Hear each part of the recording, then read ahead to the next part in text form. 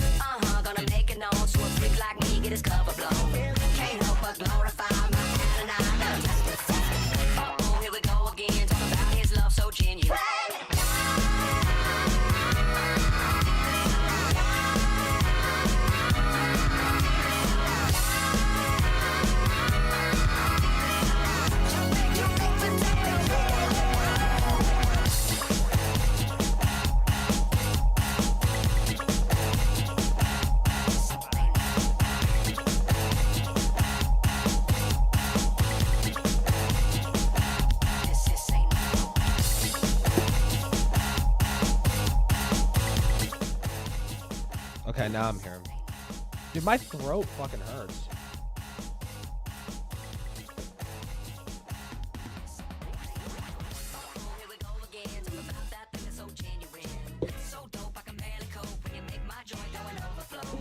I gotta finish this White Claw from last week. January. BNG to bird.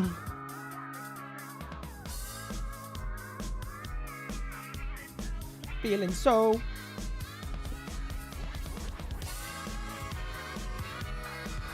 Does it work now? Blah blah blah blah blah. Blah. What's up? Nothing much.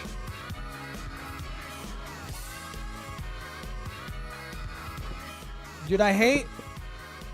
Hold on a minute. I hate like God, why is this still fucking loud, bro?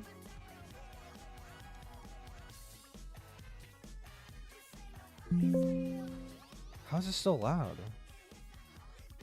Only feel.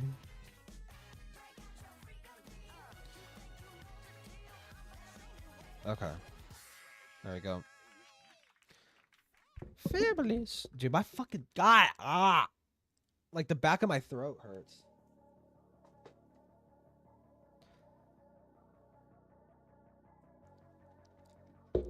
Maybe if I drink my White Claw. Yo. I hate playing catch up with all this fucking drama, dude. I hate it.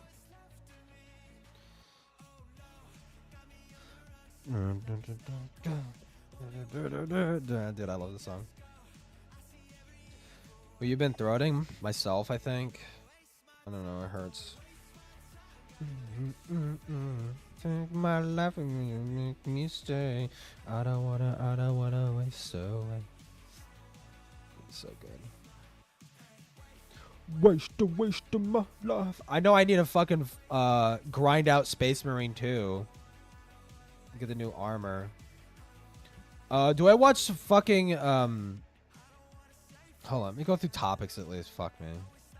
Politics, blah blah blah blah blah. Don't give a shit. Don't fucking care. TMZ laughs at Charlie Kirk's death. Yeah, everybody's gonna laugh at like a public person dying. Get fucking over it. Holy fuck.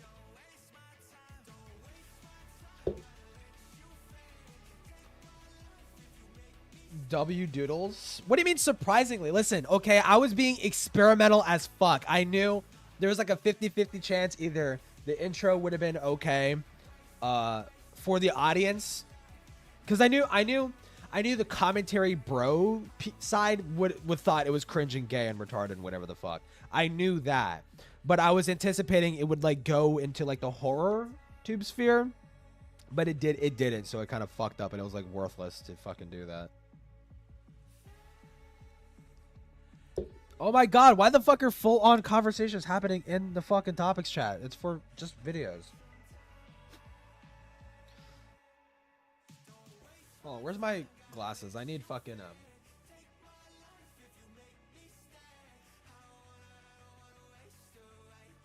don't wanna wake up. Right.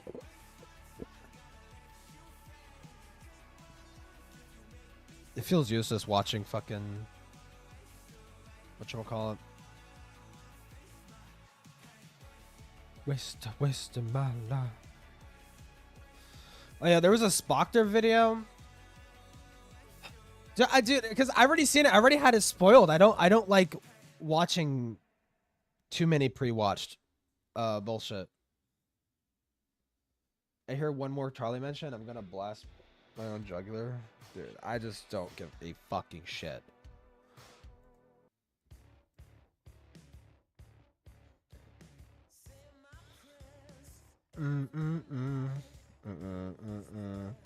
Oh yeah, Lio uploaded a video on Ponder, dude, and I got so excited. And then like when I heard it, and I'm like, oh, it's 9 minutes long, and he's just doing like a plot synopsis of what has happened over the past like month. I'm like, okay, well that's fucking boring.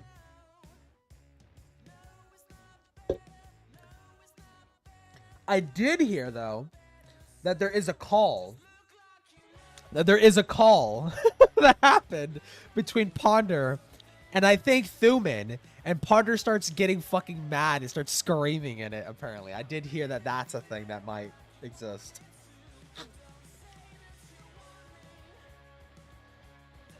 Hold on, I was watching like a. When you listen to that, no, it's not public yet. I haven't heard it, but I heard it got teased. It got teased. And I'm being a little speculative, but it is about Ponder. It is about Ponder. I was watching something Doodletent really. I mean, I might as well turn this, dude. I might as well full on like dig my fucking heels, you know. I might as well full on dig my heels, you know. Sounds funny, dude. I cannot fucking wait. I cannot fucking wait. Hold on, I was watching.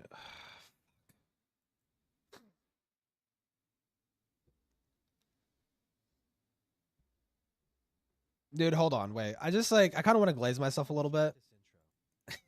Dude, this shit was so satisfying. Dude, I was worried my fucking GPU was gonna, when I shit you not, when I was editing and rendering this part of the fucking video, scrap this. I thought my GPU was gonna fucking explode. Like, I thought I was gonna fucking like, I was like, oh god, this fucking part. Like right here. Put it lightly. This is a story of a house of cards. Not this. Longer than it ever should have. This. Which, that's a fucking awesome ass effect. This is a little bit scuffed, but you know what? It worked. Is Doodletent. And then, oh, this was fine. This was like frying my GPU to like render that.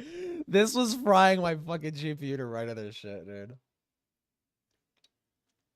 Dude, but the title, it looks so fucking good. Oh my god, it looks so good. It looks so fucking good. Worth it, dude. It looks so fucking good.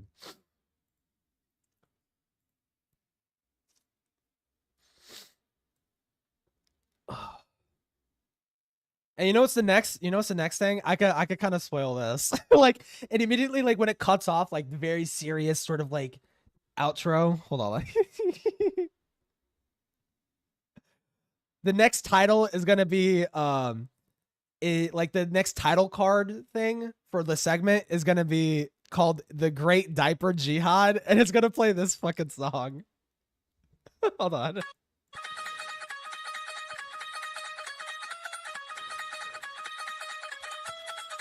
This part of it. It's gonna play that fucking. It's gonna play that like that section of the song. It's gonna say "The Great Diaper Jihad." Oh my fucking god, dude! I just got done voicing the that whole section, so I'm gonna edit it probably tomorrow. Ugh. Dude, it's gonna be so fucking good. It's gonna be so good. This video is gonna fuck. Okay, this video is gonna fuck. I'm gonna completely entirely recover from that fucking shitty Creasic Plus video. Oh, what if I type in doodle tones? No wonder your throat hurts. No, it's been kind of like sore. Like ever since I got like I did like a test for like tuberculosis for my job. Ever since I got that shot, my fucking throat's been sore. I'm like, did they just give me fucking tuberculosis? Are you fucking kidding me? But like, no, probably not. Watch it be. Where's hell no? I mean, maybe some part of it might piss some people off, like the ACC crowd specifically. Some part of it, because like the ACC crowd usually don't like it when you speculate on like people being groomed or not, even if it's against people that you don't like. And like unequivocally, Doodletones did not get fucking groomed. Unequivocally, that did not fucking happen. That unequivocally did not. So they might not like that I'm gonna say like, no, you did not get fucking groomed. They might not like that, but oh, we could watch this. Wait, no, because I already watched this though. I already watched this. Fuck. I was gonna say watch this because this is a Juniru. This is Juniru's video on Doodle, and they show that Doodletones knew that V Omega was acting inappropriately against Junie, like very very early on, even like a year prior to like the accusations coming out against V. So she knew the whole so not only did she know everyone in Cloak and Dagger, like not only did she know that Vigil was friends with V, but she was witnessing what V was doing to Junie and encouraged it. Like, dude, watch it again. Yeah, fine. If I can. It's a bit of a hard watch because of like I mean everyone in terms of editing, everyone starts somewhere. So I'm not gonna I'm not saying like it's a bad video, but it's like in terms of like presentation, like there's not much going for it. Like there's not too many things going on. Pacing is a little bit like I don't know. It feels like they just kind of hit record and like rambled or something, but I mean that doesn't ruin the video. It's just like, you know, whatever. I'm being autistic. They nail on your level. I don't know what level I'm on. Skip this community shit, I swear to God. So, okay. This title is a lot, isn't it? So, you may want to next. Oh yeah, the title is "I Was Being Groomed" and Doodletones knew about it. And I dug into. So here's the thing with Juniru and V Omega. It was only a 3-year age gap, and that I don't give a shit about. But I do think it was grooming. I do think it was grooming because in the DMs, Junie was clearly uncomfortable with V constantly making sexual things, and V was like actively trying to like normalize sexual topics and like sexual conversations with Junie. Like V was actively pushing those boundaries, and he was also being like a transphobic piece of shit too, right? But V 100% was a shit person in that interaction. He's not a pedophile. Based on the Junior, I know V was talking to like younger people too. That I would say he's a pedophile there. But in regards to Juniru, not a pedophile, but he was grooming them. He was grooming Junie. So, for those who know me and for those who don't know me, hi, my name is Joni Vu. I am a 24-year-old black trans woman and an ex-member of the slideshow commentary community. The most suppressed group of them all. One of the reasons I left the not community... a pedo, but a pedo. No, a 3-year age gap is not pedophilic, okay? No, that's like, a 3-year age gap is very, very normal. The thing is, though, is that it is grooming. And I think this might be a hot take. I think adults can get groomed, and adults get groomed all the fucking time. It's just no one gives a shit when adults get groomed because adults can handle it better than kids can. Adults usually tend to have the capabilities of producing of defending themselves. Like a guy technically trying to riz you up is like grooming. Technically. No, I'm not retarded. I'm just right. Watch, listen. Adults can get groomed, but it's not as bad when it happens to adults because adults can defend themselves, right? It's bad when adults groom children because children don't have any means of defending themselves reasonably, right? They don't possess the intelligence to make informed decisions for themselves, and they don't know, especially when it comes to adults. Children typically look up to adults, and that can be taken advantage of to exploit the child. That's why it's bad. That's why it's way worse when grooming happens to kids, but it happens to adults all the fucking time, right? And it's still shitty. It's still shitty to like sexually push people's boundaries and stuff like that. But it's not like I'm not gonna be like that person should be canceled or fucked with. Like if an adult grooms another adult, I don't think that person should be canceled or anything like that. I think it's like, yeah, you were being an asshole pushing their boundaries and shit like that. But yeah, I get groomed pretty early because I'm half retarded. But yeah, like, I don't know. I feel like pointing that out because the 3-year age gap doesn't make it pedophilic, but it is grooming, right? And it is shitty of V to like push those boundaries. And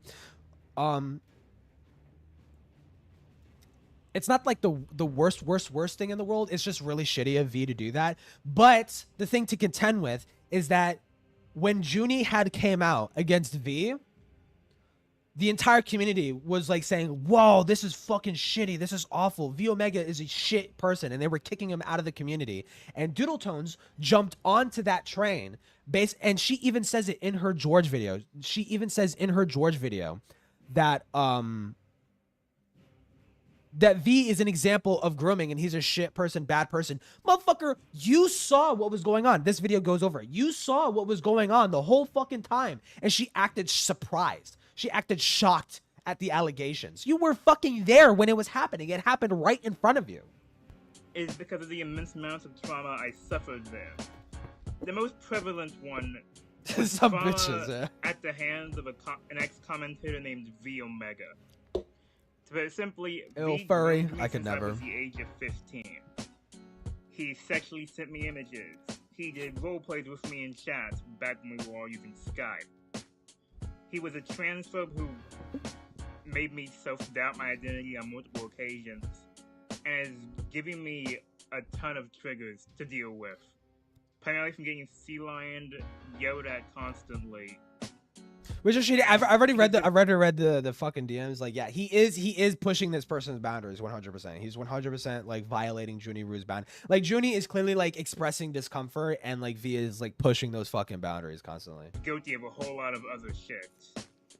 The trauma from V has haunted me, and I have got a massive 30-plus page document that's going to be in the description here to give a lot more information about everything V did to me.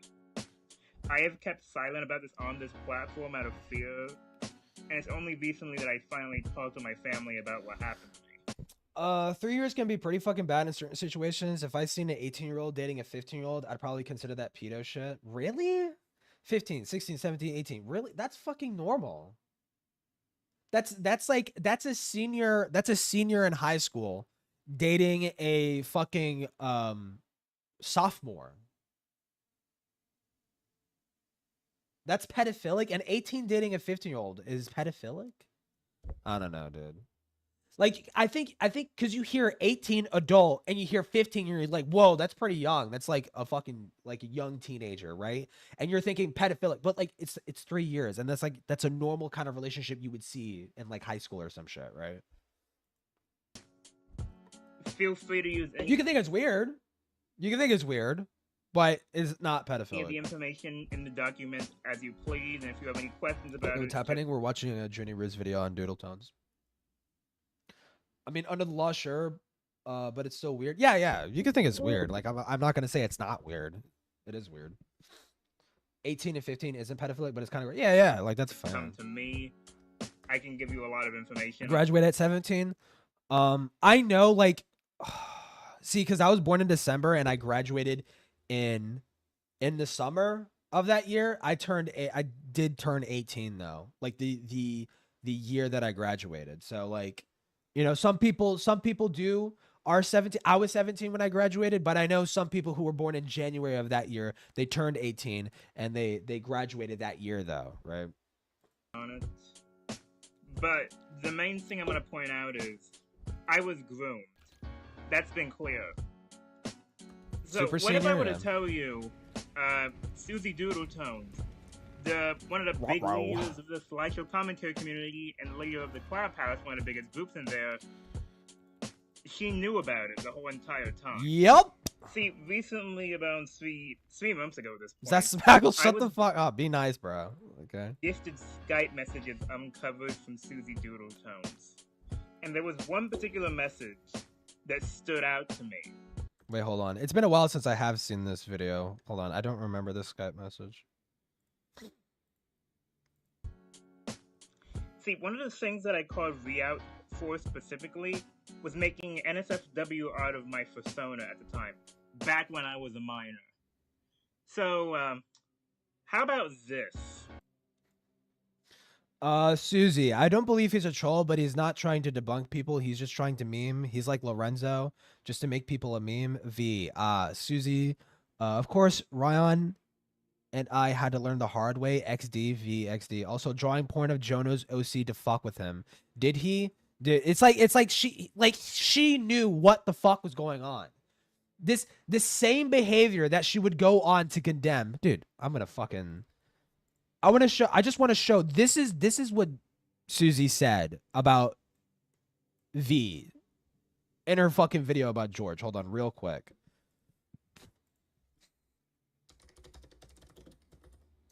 Real fucking quick. Hold on. But we don't... Dude, trust me. Dude, I hate this bitch with every fiber of my being. I think I hate Doodletones more than anybody else in this fucking community. Because I dig through it. I dig through all the bullshit, okay? And I show it. I show it, dude. Look. Hold on. It's all fucked up. Shit. Hold on. The quality doesn't matter because you just have to hear what she talks about. Hold on.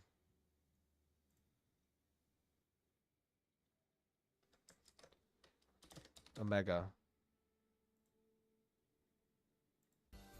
Let's talk about V Omega. V Omega was outed not even a full year after George's allegations by Joni Rune at TwitLonger. This post outlined that V was in a... What the fuck he's involved? No, Smaggle? No, it's not Smaggle. Shut the fuck up. Abusive, controlling, transphobic groomer, and I will happily... Transphobic groomer? ...to those labels.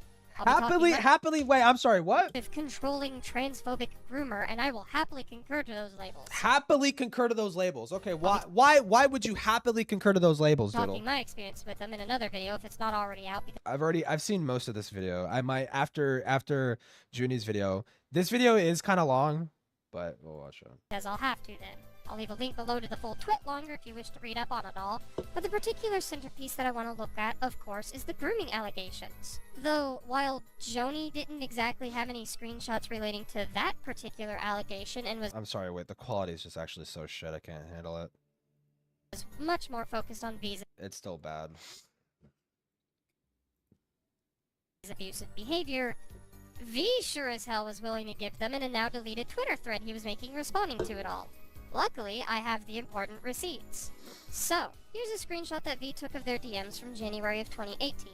You can see here that V and Joni are talking about pornography, with Joni explicitly saying that she was not one to look at pornography.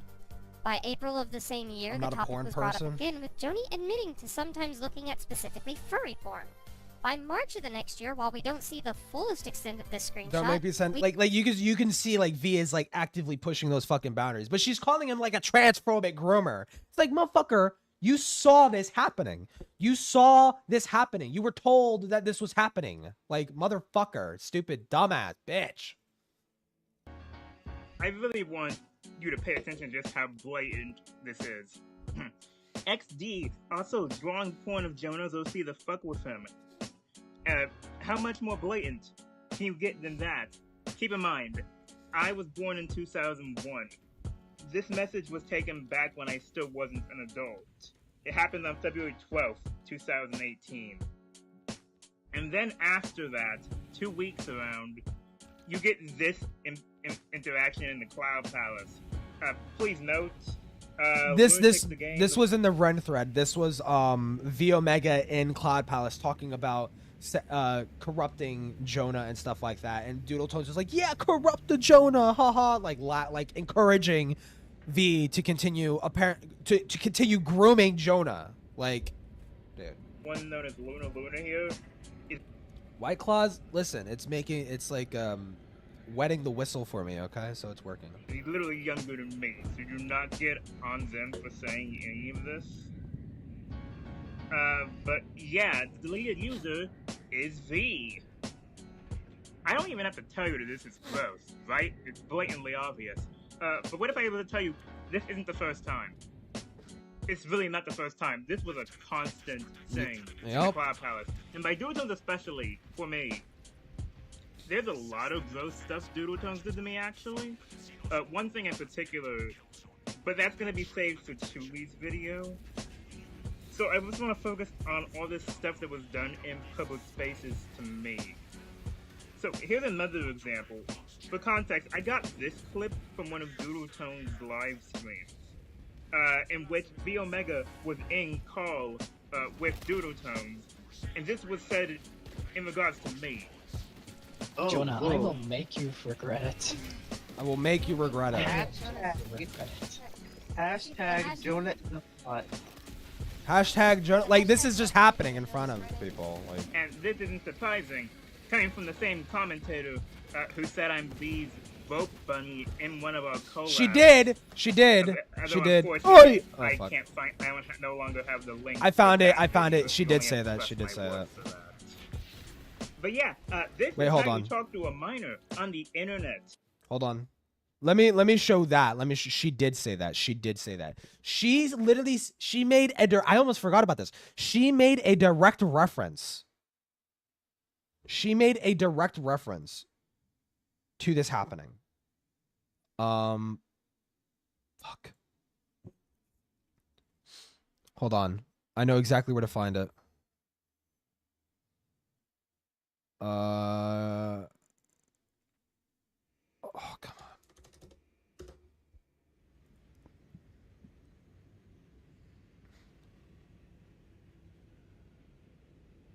on. Can I open this in browser? Also, I wouldn't be using the term degenerate. Wait, no, this is not it. Fuck. Fuck! Where is it? Dude, I found it. I know I found it. I found it. Where the fuck? 1317 here.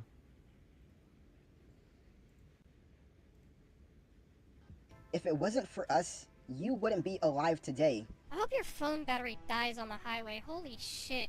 You wouldn't even be here if it weren't for us. They ended up getting that confused as a problem on your end, really, leading me to further believe this whole entire thing was unscripted. God, we're nearing 4 minutes in, we're already at 5 pages. Maybe I should pull a Sayori. I'm sure Sketch would enjoy hearing you become a rope bunny. Sketch is V, by the way. Just to be clear, Sketch is V. So, referencing the sexual interactions that would later turn out to be grooming, calling, like, literally, haha, the person that groomed you, I'm sure he would like to hear that you are now a rope bunny. Like, in the video. Like, in this video, dude. Fuck this bitch. God. Two-faced, fucking, stupid cunt bitch. And it makes no fucking sense, because she heel turned on V and threw him under the fucking bus. She heel turned on V to throw him under the fucking bus. Yet she went so hard to defend George. And I don't know why. I don't know why. I don't know why. It makes no fucking sense. Hold on. This video is almost done anyways. It's so... I didn't even think about this until it got pointed out to me just how often this was done towards me specifically, and how it was thought of as okay. This was so common for so many people in the Cloud Palace to have these comments made to them when they're minors. This was not just a solely me thing, but I'm focusing on myself for the obvious reasons. But as you may have noticed, if you've been paying attention to Doodletones as of late, Doodles has been coming under fire for a particular video made defending George Raccoon or Horace Tome, another ex-commentary member who turned out to be a groomer. And, doesn't that make that video all the more interesting? Defending somebody for being a groomer, making sexual comments about fetishes and stuff about children. Well, no, Junie literally forgets to mention, it's like, well, she condemned what V did when she fucking knew the whole time, like, what was going on. Like, openly joked about it. George must be insanely fun hanging around for her to want him to defend him so desperately, dude. They must have shared something in common, dude. Like something, like, they must have been into, like, some real fucking freak shit. And, like, that's why. But so was V. So V was a freak, too. That's the thing. Like, this guy was, like, a complete porn addict. Fucking, like, maniac. Like, everything this guy did had to have some sort of, like, sexual sort of, like, connotation to it. Like, I don't know why defend... Wait, actually, no.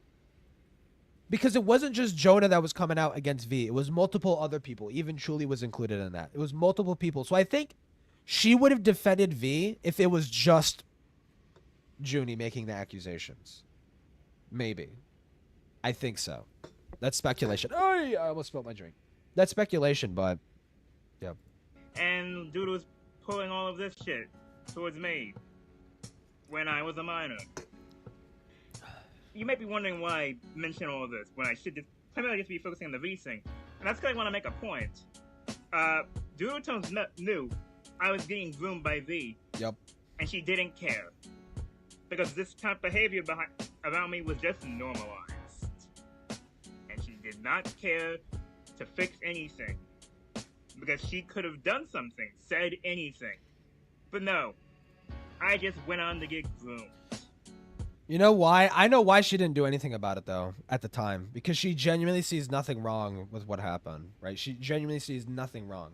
Which, again, 3-year age gap, but it's still what V was doing, like, pushing the boundaries like that, constantly fucking doing that shit. And, like, other people egging it on. Like, that is problematic. I would argue that is problematic. You know, doing that shit. Especially to someone who is technically a minor, right? Despite the age gap only being 3 years. Like the age gap between Doodletones and Junie was not 3 years. That's for sure.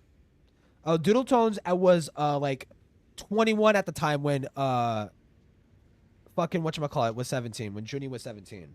So Doodletones actively encouraged that. She's almost as bad as V in that situation. She's almost as bad as V.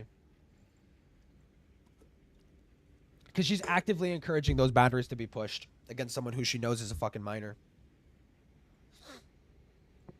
I don't know. I think an 18-year-old can still take advantage of a 15-year-old without it being pedophilic. No, yeah, 100%. Yeah. What I'm pointing out is that it's not pedophilic because people... It feels like people are going at the angle that this was like child predation or this was like pedophilic, which I mean... Technically, it is child predation because Junie was a child being preyed on, like being taken advantage of, groomed and shit like that. But like 3-year age gap, right?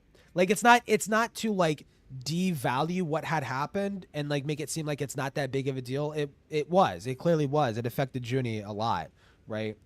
But let's be precise about what we're saying it is, and it's like it is grooming.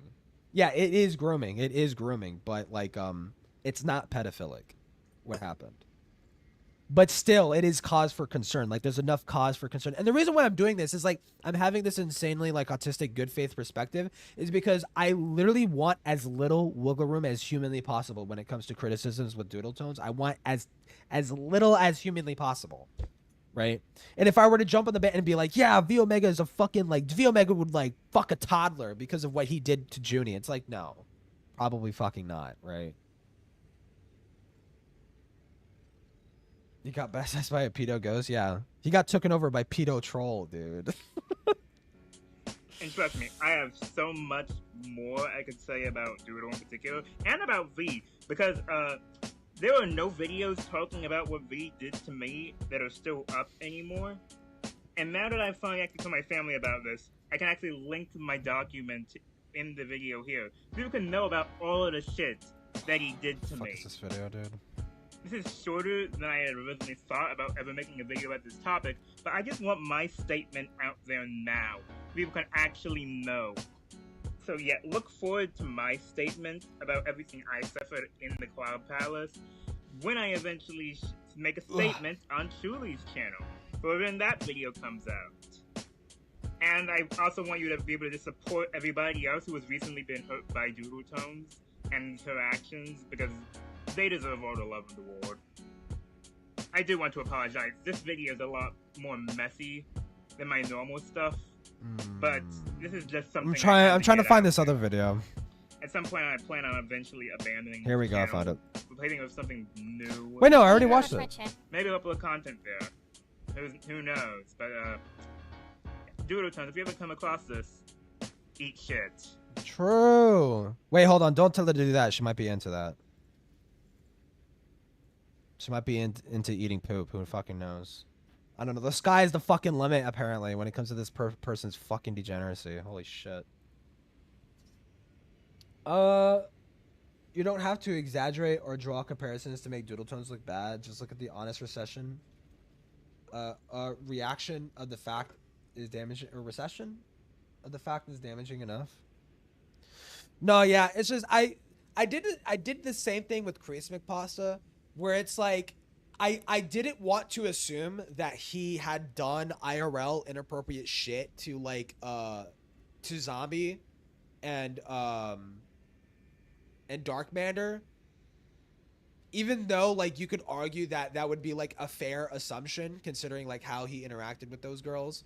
I did not want to say that because like I don't want to give wiggle room. I don't want to give wiggle room to people like that. You know, I want to point out like this is what you did. This is a matter of fact what you did, and I'm going to use precise wording when describing that.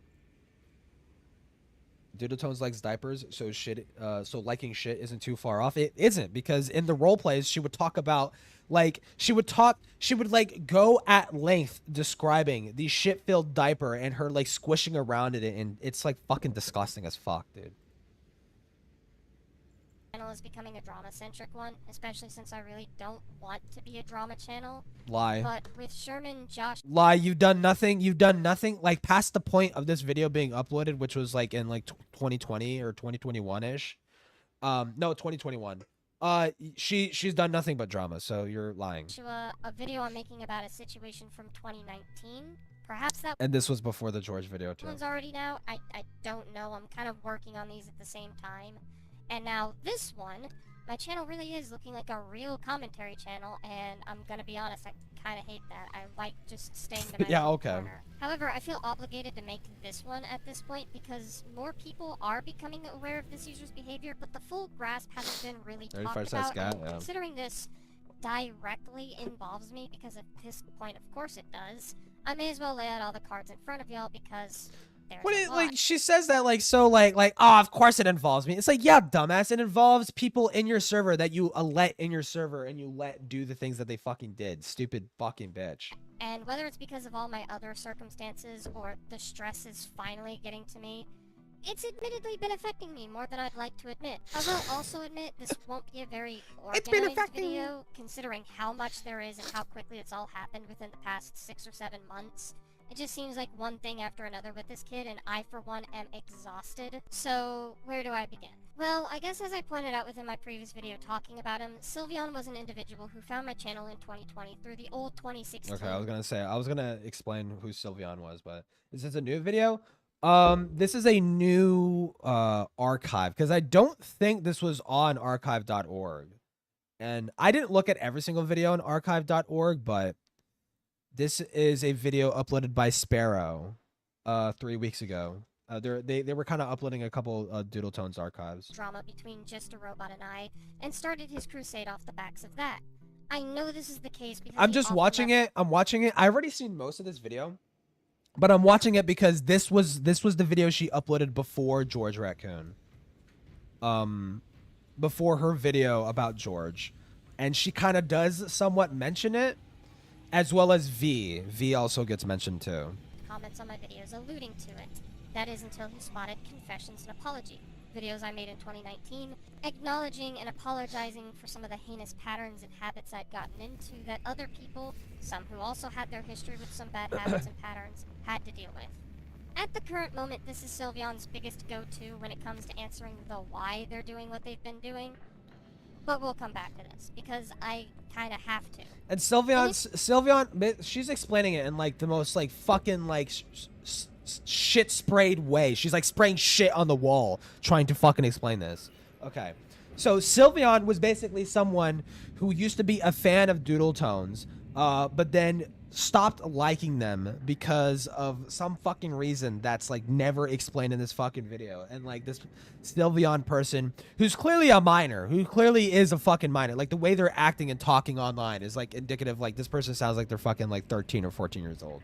And Doodletones is making this video about them because Sylveon was like A-logging them and stuff like that, and like making accounts posing as Doodletones. They went by an account called Doodle Clones and like was like kind of like parodying them. In any case, as they left more toxic and vindictive comments towards me, either on YouTube or Twitter, I blocked them because I don't really need that in my life, considering everything else, and it's not gotten them to quit. Arguably, it's made them more persistent. So, what exactly has Sylveon been doing, you might be asking? Impersonating me, cyberstalking me, art theft, transphobia, transphobia, other YouTubers. hypocrisy, and even a bit of manipulation, which surprisingly is the least of their transgressions. Doodletones would never Today do I'm any just of gonna these things, outline all though, of that. actually. So the easiest and most prevalent of everything that I'm talking about is their art thievery. Because, Non-existent life, you yeah. look at any of their videos, you'll see my old video assets.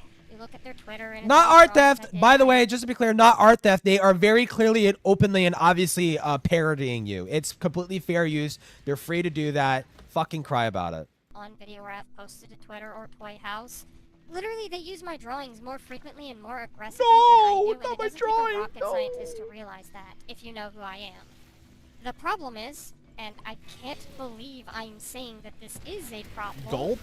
but not everyone does, and this will be important later. No, it's mine. The point is, this I is need an it. egregious problem that they wear on their fucking sleeve, willing to out themselves as an art thief, plastering my Toy House link everywhere so they don't get called an art No, thief. don't share my art That's online not that I art. posted And publicly. continuing to just throw my art around like a rainstorm drops water.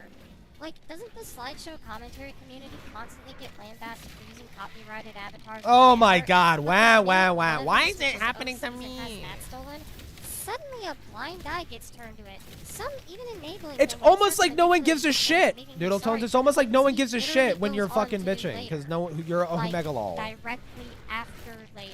Am I the only one that notices this blatant hypocrisy? What she's basically saying is let me break it down. Let me break it down. Why exactly it is retarded what she's saying.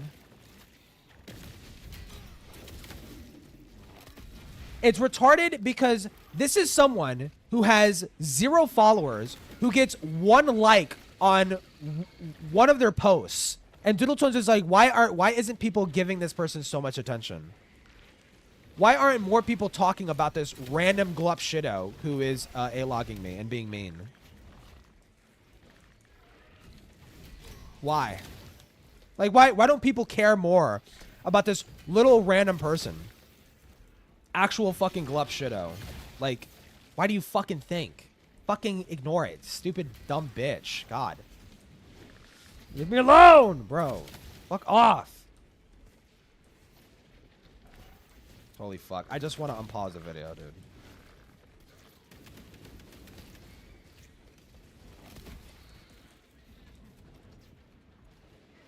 For this double standard or Copyrighted whatever you it. wanna Yeah, call she didn't at even this point. copyright it. If She was did not just copyright it. the videos, honestly, whatever. I didn't make a big deal about it in my video on Sylveon for the case of it not being that big of a deal, at least in comparison to everything else they did at the time. Harassment, in my mind, trumps merely stealing someone's Harassment. images for a video. God. However, it begins to be a bit more of a line crosser when you use those images to impersonate and pretend to be that person drawing the art. Something Sylveon It's called does a lot on parody. Twitter. They'll post an image of Stupid. Elizabeth It's called or a parody. They're giant actually mascot, fully thinking within that their right some to do will that. otherwise weaponize the images they've stolen as reaction form weapons to get a point across. It's really annoying and quite dangerous in the long run, and we will come back into why later. Another thing that becomes abundantly clear If I ignore this child, it won't be able to monetize the video shitting on them. True. I noticed that no matter what I do, Sylveon's not going to take a hint and leave me alone until I'm 100% It's offline almost like and they're a have nowhere child, else to go and you should by, just ignore them. well, basically their own admission. So much so that it has affected her ability to produce content and interact with people in general on the internet. Oh my Which is a good god! Oh thing. my god! And she sicked her orbiter. She sicked. And here's the thing: Doodletones was a complete shitter. Like the SEC was like a dead space. Like the only people that were popular was like Jar. That was the only person that was popular. But Doodletones did have orbiters, and she even sicked her fucking orbiters on this fucking child just because this child was being mean and parodying them online. Like, oh my god, dude. Really? Doodletones should not upload anything or be near anyone after all the terrible things she has done. Yeah, Doodle, why don't you lose your job and relationships with people? Your over- job! Your job! You make fucking videos online to like 1,000 viewers. Like 1,000, like her videos would barely crack past 10,000 views. Your job, you're getting paid pennies to do this shit. The fuck you mean job? Go get an actual job. Go work, go suffer, actually. Oh my god. Holy shit, dude. Your job. Being You should kind lose of your bad job friend. because you make fun of me online. Is this really what we're trying to cancel people over now? 'Cause it's No, we should dumb. cancel children You have for shown being no annoying proof that online, I have actually. been stalking Doodletones, so all of this holds no weight. Oh, Well, let me oblige then. So I had to go through Sylveon's Twitter to find evidence to give to Twitter in a report. They don't want Reported screenshots, them? Oh they my want god, direct dude. Such a little links to bitch. Twitter posts. And so I happily gave them everything I could by going into Sylveon's Twitter. I had a legitimate excuse to block evade. Because yes, Sylveon does have me mutually blocked. Sylveon, what's your excuse? I Got him! previously on YouTube. Dude, she you said a left all sorts zinger. of She must have said a content zinger that because the way she didn't want talked. to deal with you. So you moved to Twitter.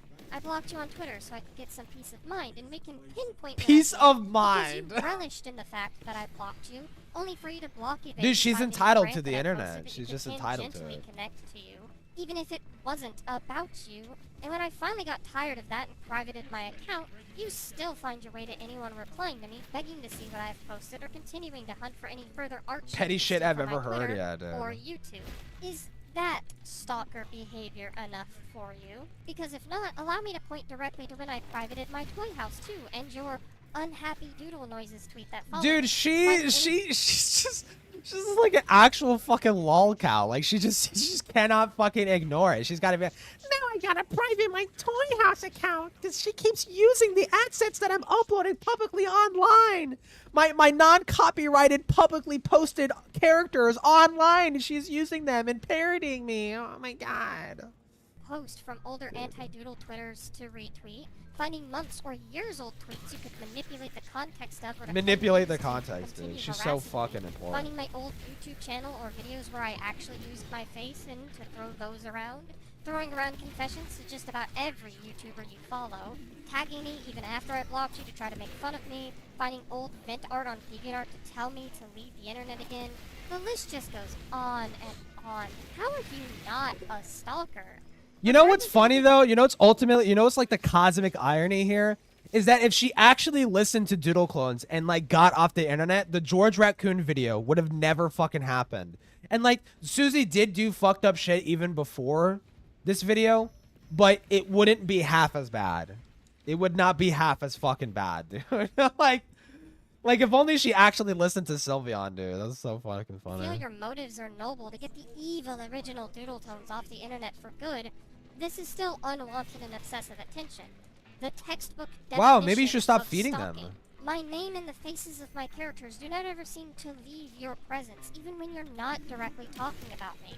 I also want to point out, this kid's got a Patreon with my This characters kid, so attached she to knows it. it's a child. She knows it's a Really out kid. here trying to get people to donate to you for stalking and harassing a D-grade YouTuber?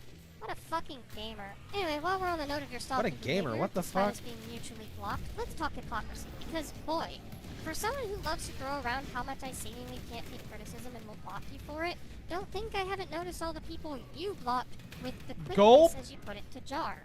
Pink Robot literally out here making a passive thread about how she reported you for your poor behavior, only to get blocked following it. Or how you'll sit there and call this Sin guy a trans vote parading Pride Month around like it's a fucking aesthetic while you misgendered dead name. At least she knows she's a D-rank YouTuber, To the dude. point I swear to God is plagiarized from Kiwi Farms. You're so insecure in your Kiwi identity that farms. you want to take estrogen/testosterone and possibly mutilate your genitals just to regret it years off your shelf later. Maybe you shouldn't call yourself What any the different fuck? gender. Hey, you know, just because I did something shitty in the past, that doesn't excuse you doing the literal same shitty thing I did years Dude, later what to the me. fuck was it? There's kind of a reason I apologize for this behavior. What the fuck was it with this fucking crowd going after children? Like how much of a pathetic fucking loser do you have to be like a grown ass fucking adult being like, this child is making fun of me on the internet, so I'm not only going to dedicate a video to them, painting them as this horrible, awful person that needs to be gone after, but also I'm going to sick my fucking orbiters on them. Like, how so cringe. It's stupid. God. Why was this shit ever tolerated in this fucking space? Get over it. Oh, wait. That apology is bullshit. Should quit while I you're can't behind, change yeah. while being online now, can I? Guess this joke where you asked if Kai Risk could finally get stabbed, or all of this shit I'm bringing up that you seemingly come to apologize for, suddenly bunk and you can't ever change while online, can you? Or how about that plagiarism? And then it turned out you called Kai you was out like in a your fucking jar video freakish that you abuser also or some claimed to shit. apologize for. I want to I make think? this I don't know, dude. 100% clear. I don't know do too much not about the Kai stand drama, by to my be fair. I first know one of video them was on abusive. Doodletones.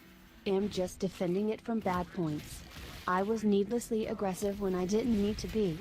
So from now I consider this video and that video non-canon to my video series on Doodletones, so my next video on Doodletones is the real beginning. Oh, Or fuck. how about that time you literally stole someone else's speed draw as they did fan art of me, No! literally claiming it as your Don't own. do that. You know, I just realized, despite me being a doodle, I haven't doodled anything.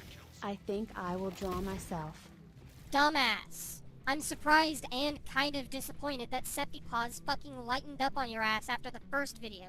You don't deserve it by your own logic. Side note, Oh, Sylvia actually got never him. apologized for doing that last thing. Anyway, all acting aside, the general gist is that Sylvian is a massive fucking hypocrite. And like, sure, humans are hypocritical But by Doodletones would nature. never. But when Doodletones you would wanna never be a moral hypocrite though. grandstand and try to run someone else off their platform because of their past mistakes and continue parading around your one vague example, justifying your behavior and explaining why I should be ran offline, cutting off my friends and losing my main source of income entirely, then being a hypocrite isn't something that can be fully justified anymore. Losing my main source of income. You could just get an actual job. You could just like go work a real life job. That would probably solve it, you know. That would hopefully quench your worries. Doodletones, maybe if you got like a real job, you wouldn't have to worry about online fucking retards going after you. Online children going after you.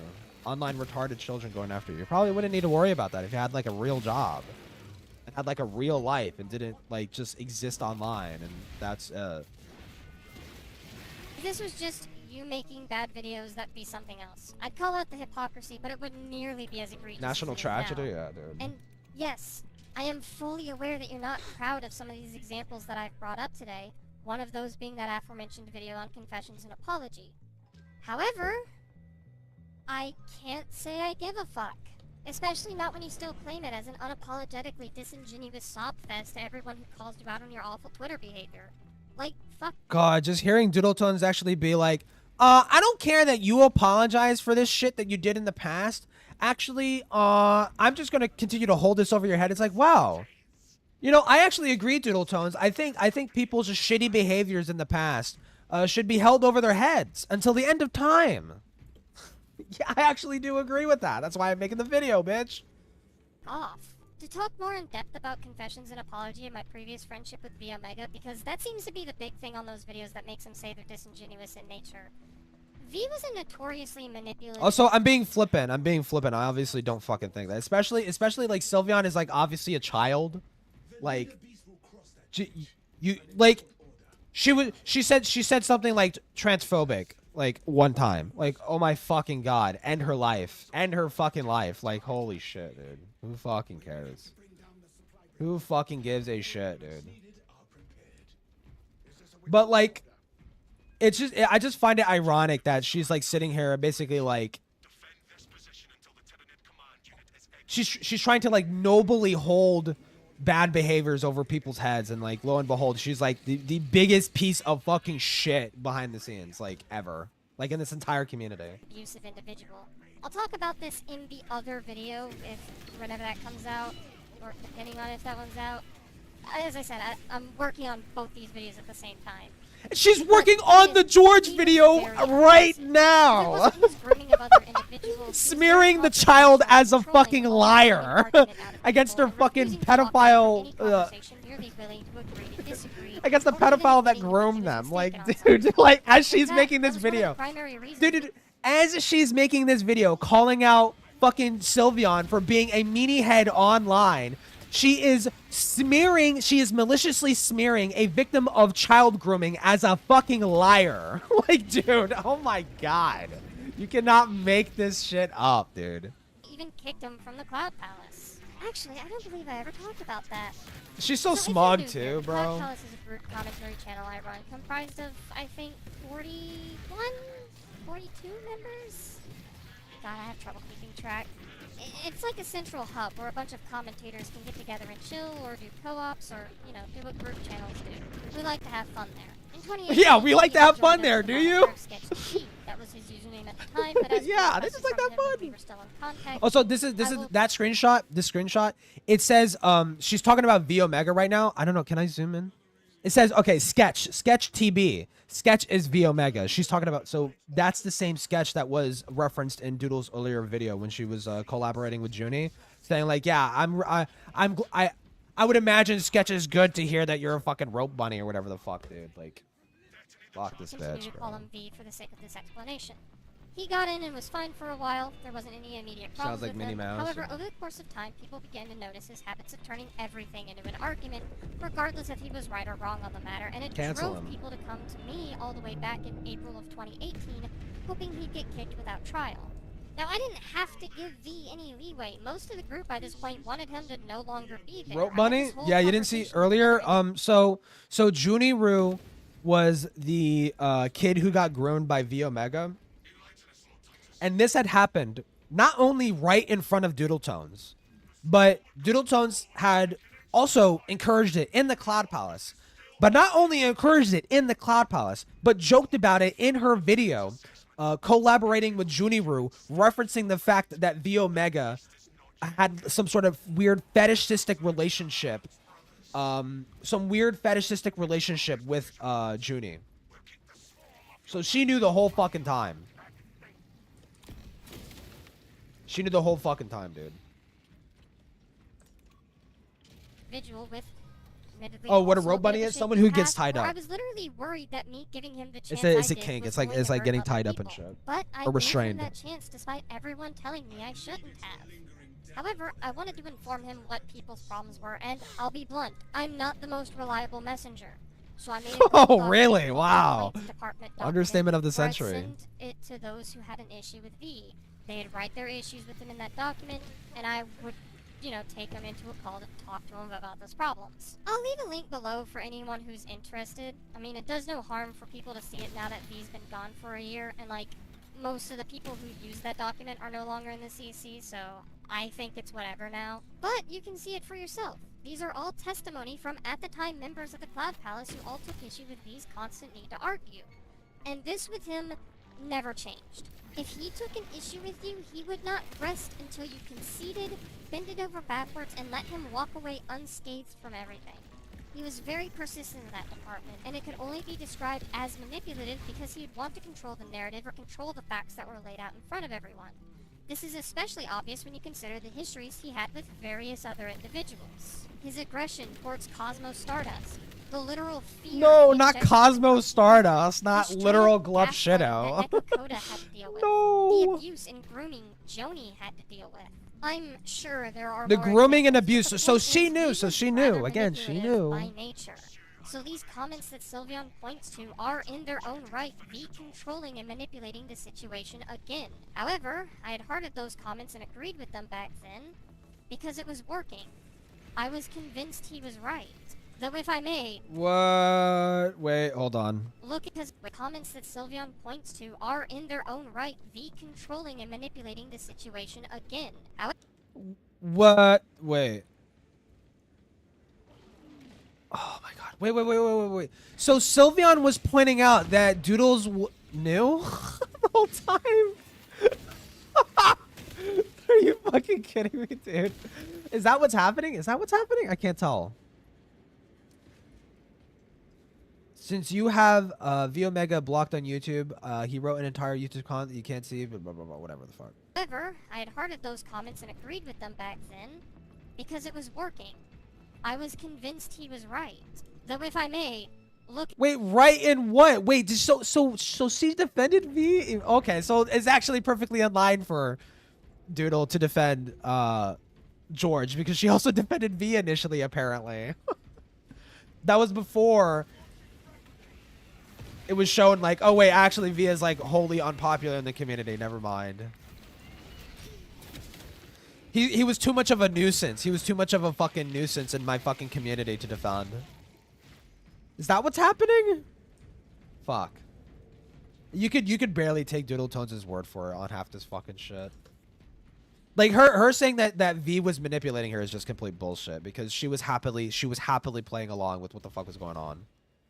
Looking back, no. Ethan's comment is emotional word salad that starts with V parading around how so many people were wrong about how vindictive he was towards me, attempting to recall a situation that he cannot remember in his own comment in order to make an extra point against me. Smooth. Getting angry that a video that was out to confess my horrible behavior spent more time confessing my horrible behavior over groveling at the feet of those I did go on to apologize to. And, by the way, he still didn't like that video because it didn't break down at a molecular level every problem I ever had, because it was never good enough for him. Then he goes on to talk about the collectathon discussion, calling it a silly and stupid reason to not talk to him. Not understanding that the problem with that big meanie head. that situation, that drama, if you may, came from how he treated New Metal Slayer and Lunatic the Game's video about it, making it seem like a scathing smear campaign against Pink Robot's reputation. This is never mind how he treated me in that situation, where he could not accept the fact that I didn't consider Sly Cooper as a collectathon, but would consider Battle Oh for my Bikini god, Bottom. bro. Like, he's not wrong. It was a silly argument. But his attitude was why that situation was so frustrating, not the discussion itself. Oh, but because of my avoidance of him, I take things too seriously. Yes, while he might have also said Wait, that that's he so took things too interesting. far, That's so fucking interesting. She had said that she didn't like how the community had just cut George off. Yet you're just cutting off V right then and there? You're not giving him a fair... Wait, what? Wait, so did she defend George or did she not? I'm just... Or not George. V. I'm so fucking confused. Grown-ass adults, bruh. Yeah, dude. had to make it also a me problem Wait, regardless. You didn't agree while with in me reality, that most Sly of it Cooper was wants a me explaining my collectathon. side, Like, which it he was just... Oh asking my for, god, and then dude. him demanding that I agree with his stance instead, while disavowing Slayer and Lunatic's honestly fun co-op on Pink Robot. You didn't even properly address the stuff that you said towards Leo when it came to that recent stream. Fix that and apologies. He was still not satisfied. Whoa, wait, Basically wait, lost Leo how you mentioned... Wait, Leo mentioned for what? based on his stance instead, while disavowing Slayer and Lunatic's honestly fun co-op on Pink Robot. You didn't even properly address the stuff that you said towards Leo when it came to that recent stream. Fix that and apologies. He was still not satisfied. You basically glossed over how you basically Wait, pulled what? Umbrus and Discount into admitting they lied about being trans. Because explaining how this behavior was much more of a recurrent issue was way more potent, I felt. But never mind that, I didn't spend 30,000 years explaining how that one moment was wrong. Never mind the hypocrisy on how he reacted when Joni came out, but that's neither here nor there. You never mentioned how you got a bad habit of just being a loose cannon with some stuff like that one time you blew up on Dulu over stuff related to Wolfie of all things. Did you listen to anything in my video? He was hurt over the fact that I didn't put his video on a best list, as if that Can is you blame something him for that not Leo listening? talking about how he didn't like me, you can get in line, brings up how I discredited him for bringing down the alt-CC single-handedly. When? Talking shit behind YouTube Dude's back for when he made his video as to why he's leaving the CC. V, I know this is a surreal concept for you, but being confrontational over a fucking video isn't always a reasonable thing to do. Then talks about how much dirt he had on me that he would never share, despite giving this supposed dirt to someone on Kiwi Farms. By the way, I read it. It's just more emotionally manipulative dreck that the Neo-Alt channel left in their comment. That comment also gets onto my case for spending more time in confessing my bad behavior instead of apologizing on a video that was out to confess my bad behavior and blatantly said that I didn't think I was Dude, in gonna this get better, video, and that my dude, this apologies video were- is lost of time. I know what video she's talking about. I cannot fucking find it. I cannot find this fucking video. It's like she made a video titled Confessions and another one called Apology, and I cannot fucking find it anywhere. Hollow. It gets onto my case for a drama that V wasn't a part of to say that that drama in particular is the reason V left. Oh, yeah. Gets onto my case for not making sure V was okay after being removed from the Cloud Palace, which blatantly not true, by the way. You can find it in my screenshot document that when it happened, I tried calming him down and making sure he was okay. So Dude, fuck there off she with that. fucking Sure, we didn't always. There she is. She's like after V gets outed as a fucking groomer. She's like there to like, oh, are you okay? V? Are you okay? Like, dude, oh my god. Really? Why did she do this, dude? Like, dude, she loves pedophiles. She loves pedophiles. I don't know why the fuck. She loves pedophiles and groomers. Dude. Talk after the fact, and maybe he needed someone then. However, Whatever, man, and it's it's not like Doodletent, V so- didn't say stuff publicly about wanting people to reach out to him. Oh yeah, on a Twitter account that I never followed. V probably didn't tell you that, though. Then gets onto my case about me saying the drama surrounding the Cloud Palace was pointless, and then does that V Omega thing where he hears an argument and stretches it to an extreme where he acts as if I disregarded every issue the Cloud Palace video on the CAN project had, instead of hearing my statement like it was said.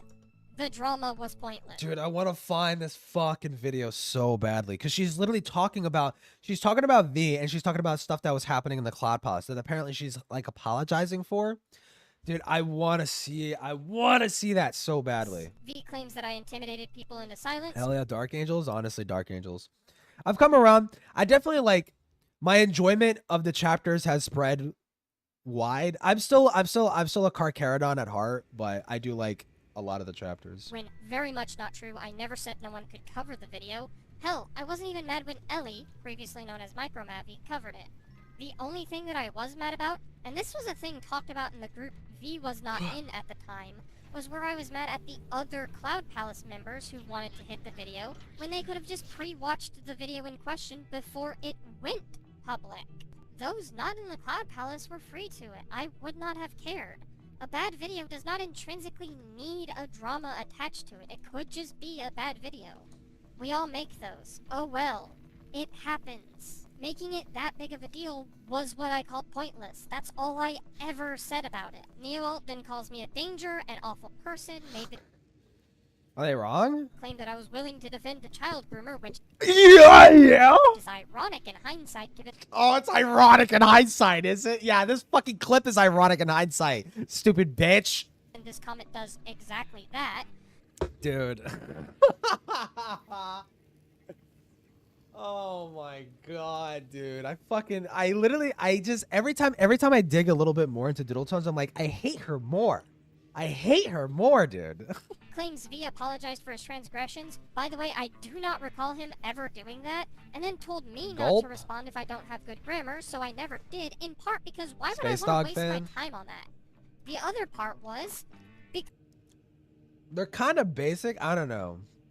I have, like, in terms of, like, barbaric sort of, like, killers, I do like the, I'm split, well, I do like the Black Templars. The Black Templars are pretty good at that. But, also, I would like the White Scars more than I do the fucking, Space Wolves. Because I believed it at the time. Because I was vulnerable. V was vulnerable? Gulp? Me, grown-ass woman, grown-ass unemployed, no GED, woman online, terminally online, bullying, harassing and hassling children, sicking my audience after children. I was going through it, dude. This is not a good combo. Sylveon here, however, wants to run me off the internet because of things my abuser thinks of me. Because someone who is willing to lie or exaggerate at every given chance to make sure he got his way. Someone who is willing to rally people against one another when they were on his shit list. Someone I would not take the word at merely at face value because it was dishonest at the nicest of times. Like, that's not to say that what I did wrong wasn't wrong. The way that I actually kicked him from the Cloud Palace was immensely tactless, and at the time I shouldn't have shown him the complaints document when everyone was under I like my space Mongolians. Perhaps I could have been a better friend in the long run or reached out to actually have conversations with them. But these aren't things that make me nearly as dangerous as the Neo-Alt account, nor Sylveon wants to make me out to be. God, that felt cathartic to get out of my system. God, that felt cathartic to... You're fucking cringe. Fucking die. That in mind, I am curious as to how either he or Ethan would feel knowing their comments defending V are being weaponized nowadays. Do they stand by him even? Whatever, getting sidetracked. The point is, dude, she's so quirky. Videos where I effectively so quirky, so heckin' quirky, bro. But realizing that in hindsight doesn't make the apology any less genuine, or that I'm any less remorseful over the actions that I actually did do wrong.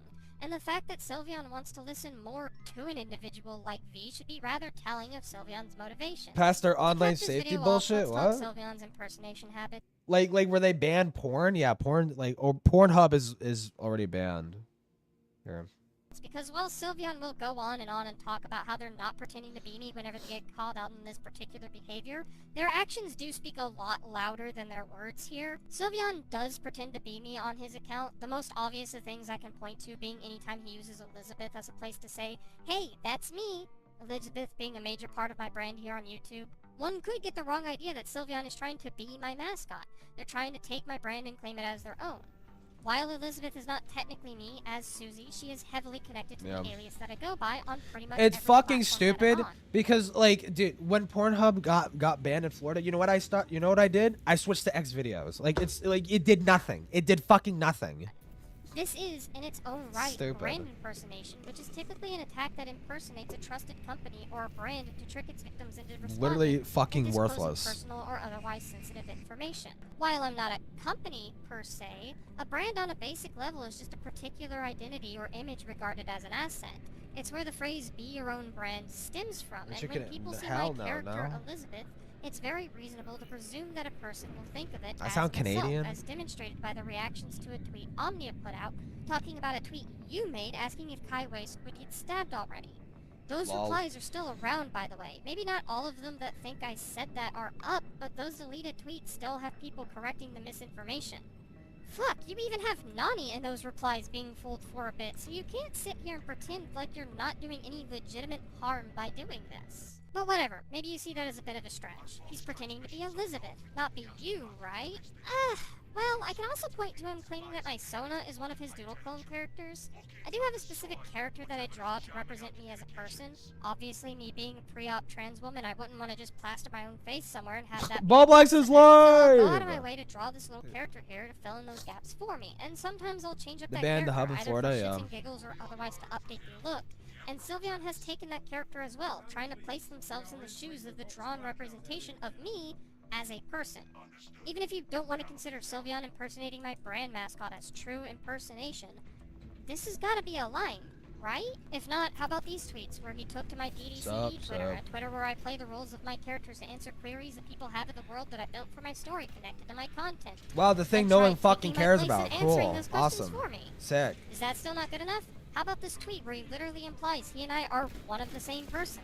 How about this tweet where he pretends Wow, it's called Elizabeth is parody, entirely you his stupid bitch fucking born witch woman in retard. my place. Wow. We're trying to get free art from, again, Nani. Dumbass How about the bitch time he discovers actually what did trick parody someone into making is. fan art of Elizabeth, thinking that Cool. the character was his. Hello? Am I the crazy one?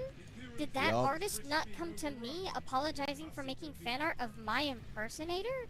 Like, bruh, you can correct people all you want when they call you out on pretending to be She me, said but when you bruh. have tweets like this, you no longer have a ground What? to stand on. By the way, side but related note, I also do not want to hear that it's original to be a clone. You're literally just Fox Goodman, my dude. There's nothing original about having your entire persona be a clone. So you don't even have that going for you. At the end of the day, do I expect Sylveon to listen to reason? No. They block anyone that calls Wow, them it's out. almost like they are a fucking that or they child, themselves and you get are like blocked by being taking a this nuisance way to too other people. personally. Do I expect this video to do anything other than get my story and voice out there? No. My Anything story! else is optimistic Jesus regardless. Christ, bro. Fuck, at this point, I don't even expect Twitter or YouTube to do anything about them, as I have tried reporting them numerous times on both platforms, and they're still But annoying. this Sylveon person, like, they get like 2 views on Twitter. Like this person gets no attention outside of Doodle Tones. Like, Twitter, you need to get rid of this person. Like, oh my god, dude, what a fucking Karen. Holy shit, dude. Jesus. With it all. Twitter in particular tried being an this? It's egregious been months, example. or- After reporting them, Twitter did deem what they were doing as against the terms of service, but as I alluded to earlier, sent me an email you rallied your supporters to mass flag them. Yep, that's what happened. asking for further elaboration. Cool, sick. I gave them a bunch of Twitter links, something that they straight up asked for in their email, and when I was given an email in return, I was met with them saying that they didn't find anything against their terms and conditions, so whatever. At the end of the day, I just fully expect to get harassed into isolation at this point. Harassed. But I didn't want to stay silent. So here's the video venting about everything. Hopefully it gets out there. Hopefully people are willing to hear me out. And maybe you guys have better ideas. I just don't know anymore. Yeah, log off and end your fucking life. Holy shit, dude.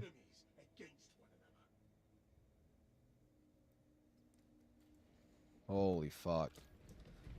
I don't know what else is there to watch. Ancient program. Sounds like a clownfish. It sounds like a fucking mosquito. Which is why I made that joke where it's like, yeah, Doodletones fly into the light. Stupid fuck.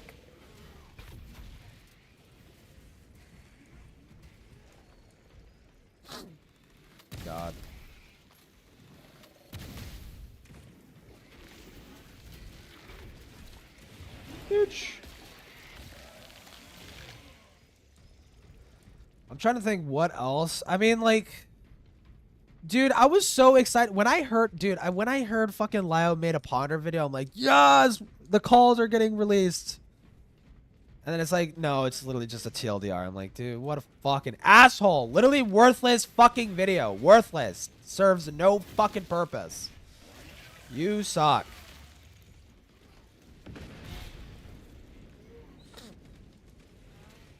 Oh, Clownfish is a program. Oh, okay.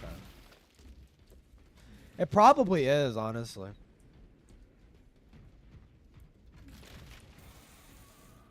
Oh, great. I mean, I'd rather fight a fucking Neurothrop than a Hellborough.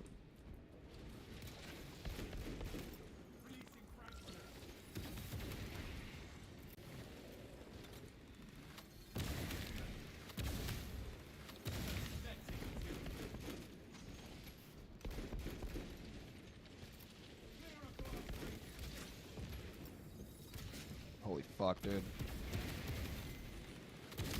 Are you for real? Sorry, Miss Jackson. Woo, I am for real.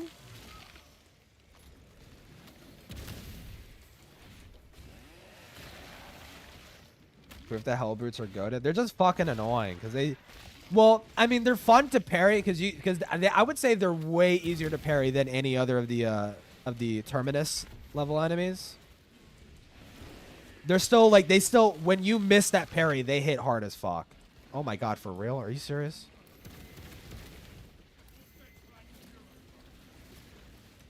Keep rolling. Keep rolling. Hey, come on.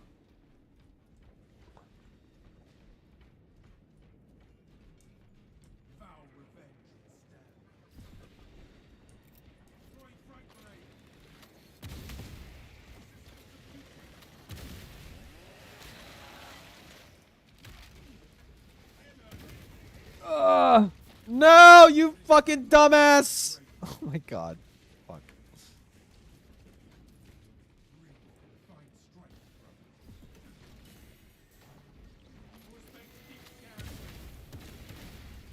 Are you for real?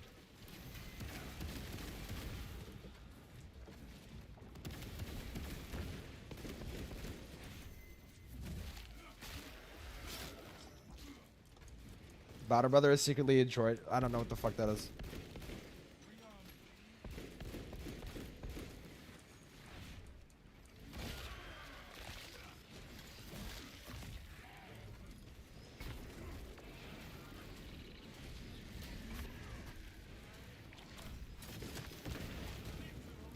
Oh my god, and a fucking Lictor too? Are you serious?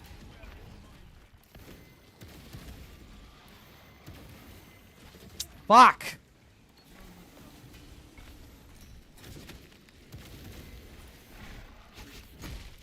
Oh, the droids from the Clone Wars?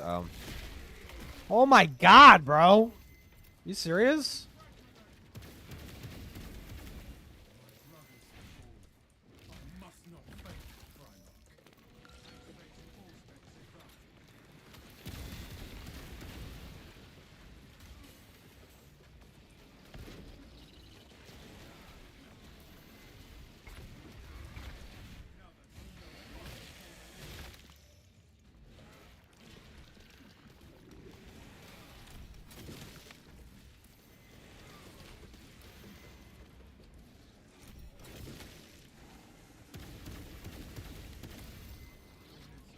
Dude, I'm gonna fucking kill myself.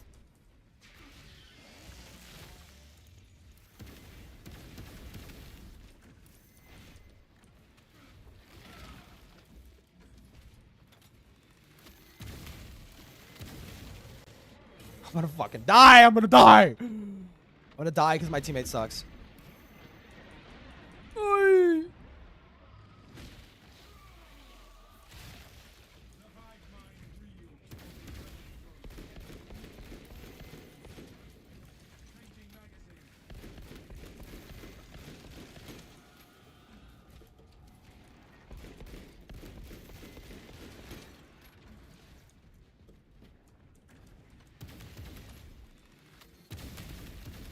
Fuck you, God. Looks like fun to draw. To be honest, I'm considering it. Yeah, if you do, you can just add me on Twitter and I'll retweet it. Bro is him. I am him. I'm a fucking Crimson Fist, bitch. God. Oh, you can't see it. My avatar is in the way. The fucking some guy in the chat says like he's him, bro. The first ever Fembro art? No, actually, someone I retweeted it on Twitter. Someone did it recently. This guy named Lord Rush. First ever. Yeah.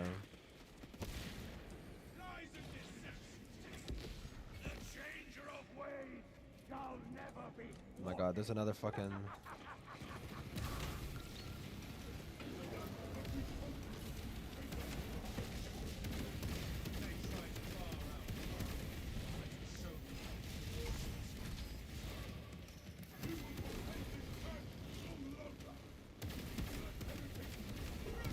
Dude, are you fucking serious? Oh my God.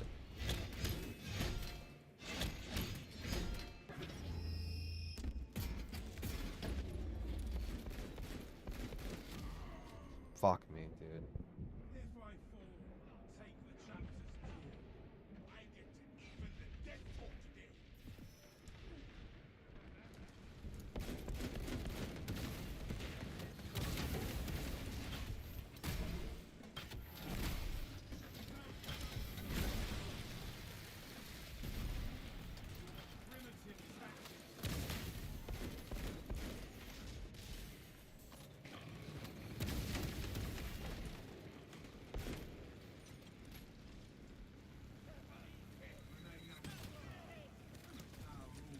Yes! Oh my God, I got it. Fuck yes. Ugh. Holy shit, dude.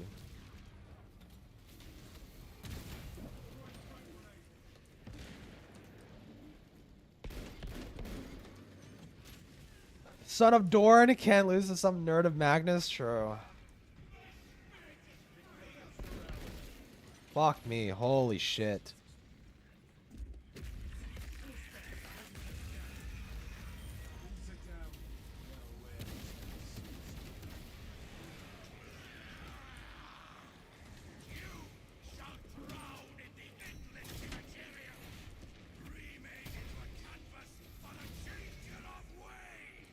Holy shit.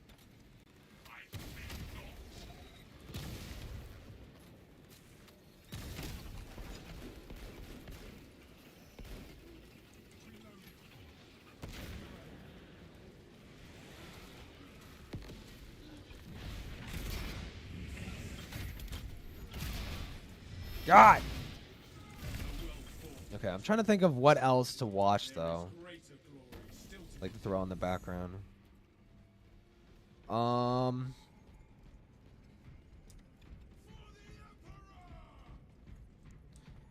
What else to put on in the background, bruh?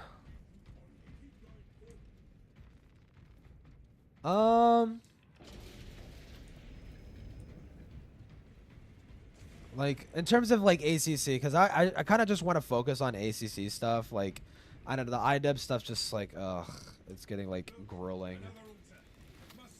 It's like, oh, IDEB's commented on fucking Charlie Kirk. Like, I don't fucking care, dude.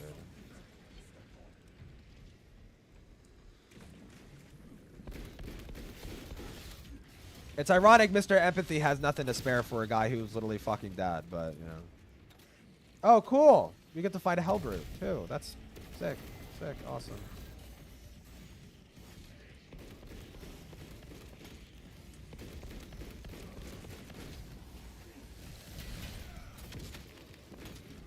These motherfuckers will not die. For nothing. For nothing. They just won't die.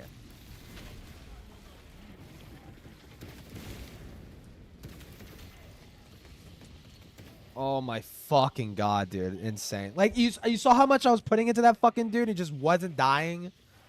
Stupid. Fucking dumbass shit. He needs to fucking support. Holy fuck. What is this? Welcome to the third installment of the Abstract Pod. Oh. Do I want to watch this?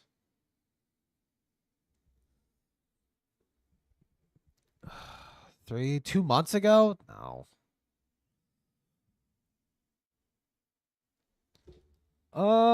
Anything Ponder Sprocket related? I know Akumu. Did Akumu release fucking a video?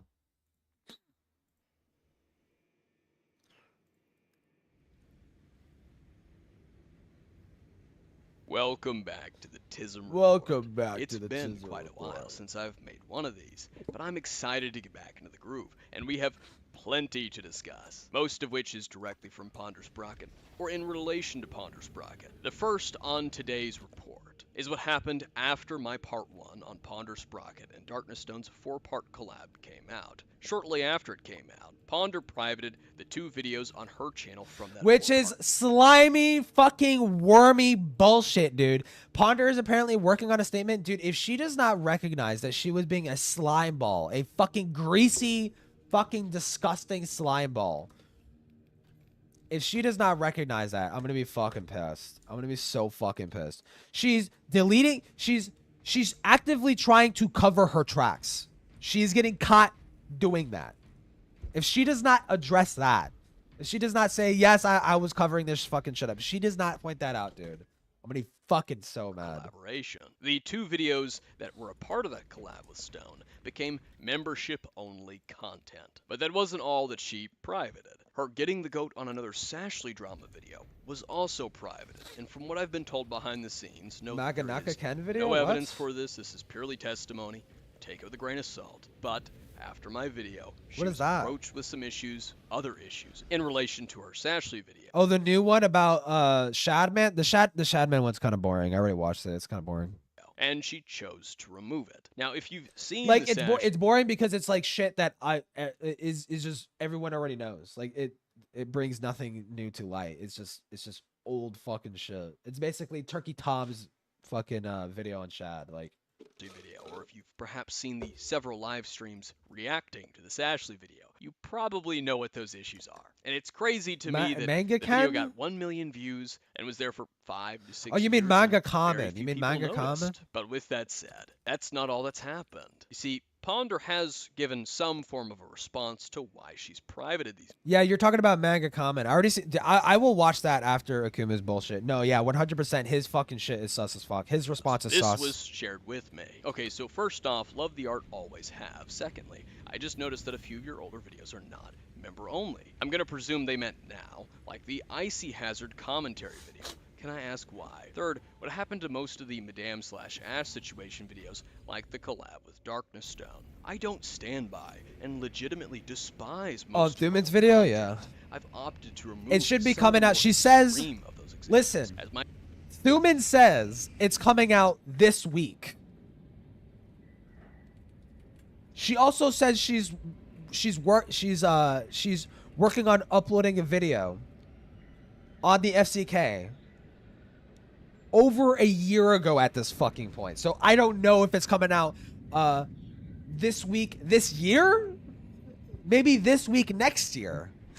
I don't know. My channel she keeps saying it's coming out. Something of the older content will be made only available to members as a kind of legacy thing. Legacy is 100% not the correct word, but I'm not sure what would be more appropriate right now. The more current content I put out, the more older stuff goes in the vault. Oh, okay. Darn, I used some of the older drama stuff. It was nice to listen to. Well, glad I got to listen to them when I did. I'm sorry, but they really aren't good videos. I hope that you're able to find better content to fill that niche. Well, there's something we can agree. So she's like actively. It's not like these videos are unlisted. They're privated. They're deleted. They're gone. She's not letting people access them for posterity. She's like hiding them.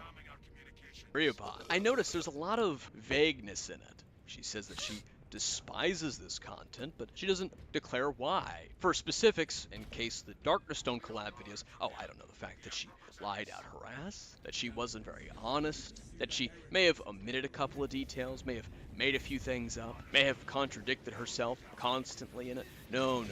Let's keep it vague so that my audience can keep making excuses for me and fill in the gaps as to why I would take down these videos and avoid directly talking about it. But that's not all that's happened. Ponder is still hiding comments. Now, the last time I spoke about this, I talked about how she was mainly doing it to me and the hypocrisy with that.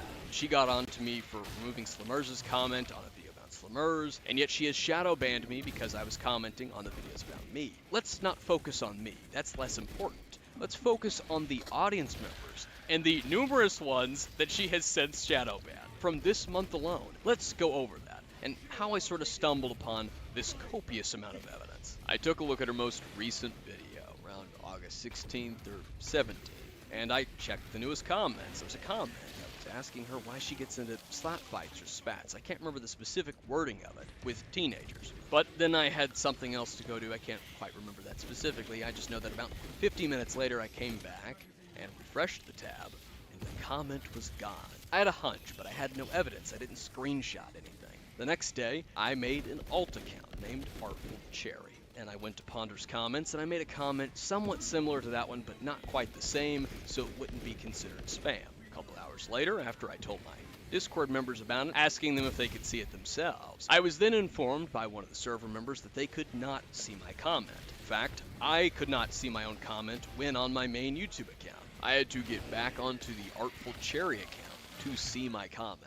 I could not see it on any other account, no one else. It could be because she's like, I don't know if it's shadow banning, but it could be that she has her comment section set up to like every comment is held for review, so she has to personally like verify every single comment, which is still fucking cringe and gay as fuck that she's doing that, right? But it's not like she's personally selecting and picking out things to hide, right? Could see the comment. But even with that, I thought, this isn't enough. I don't want to make any bad faith assumptions and jump to conclusions. I need to give Ponder the benefit of the doubt, like she gave me the benefit of the doubt. That's what her audience likes to tell themselves, especially in Cat's Lair. I needed to be fair and charitable. You see, I needed more evidence. So I asked my server members if one of them would be willing to make a comment in a similar light of criticism, just to see how long it would last, if it would even be removed.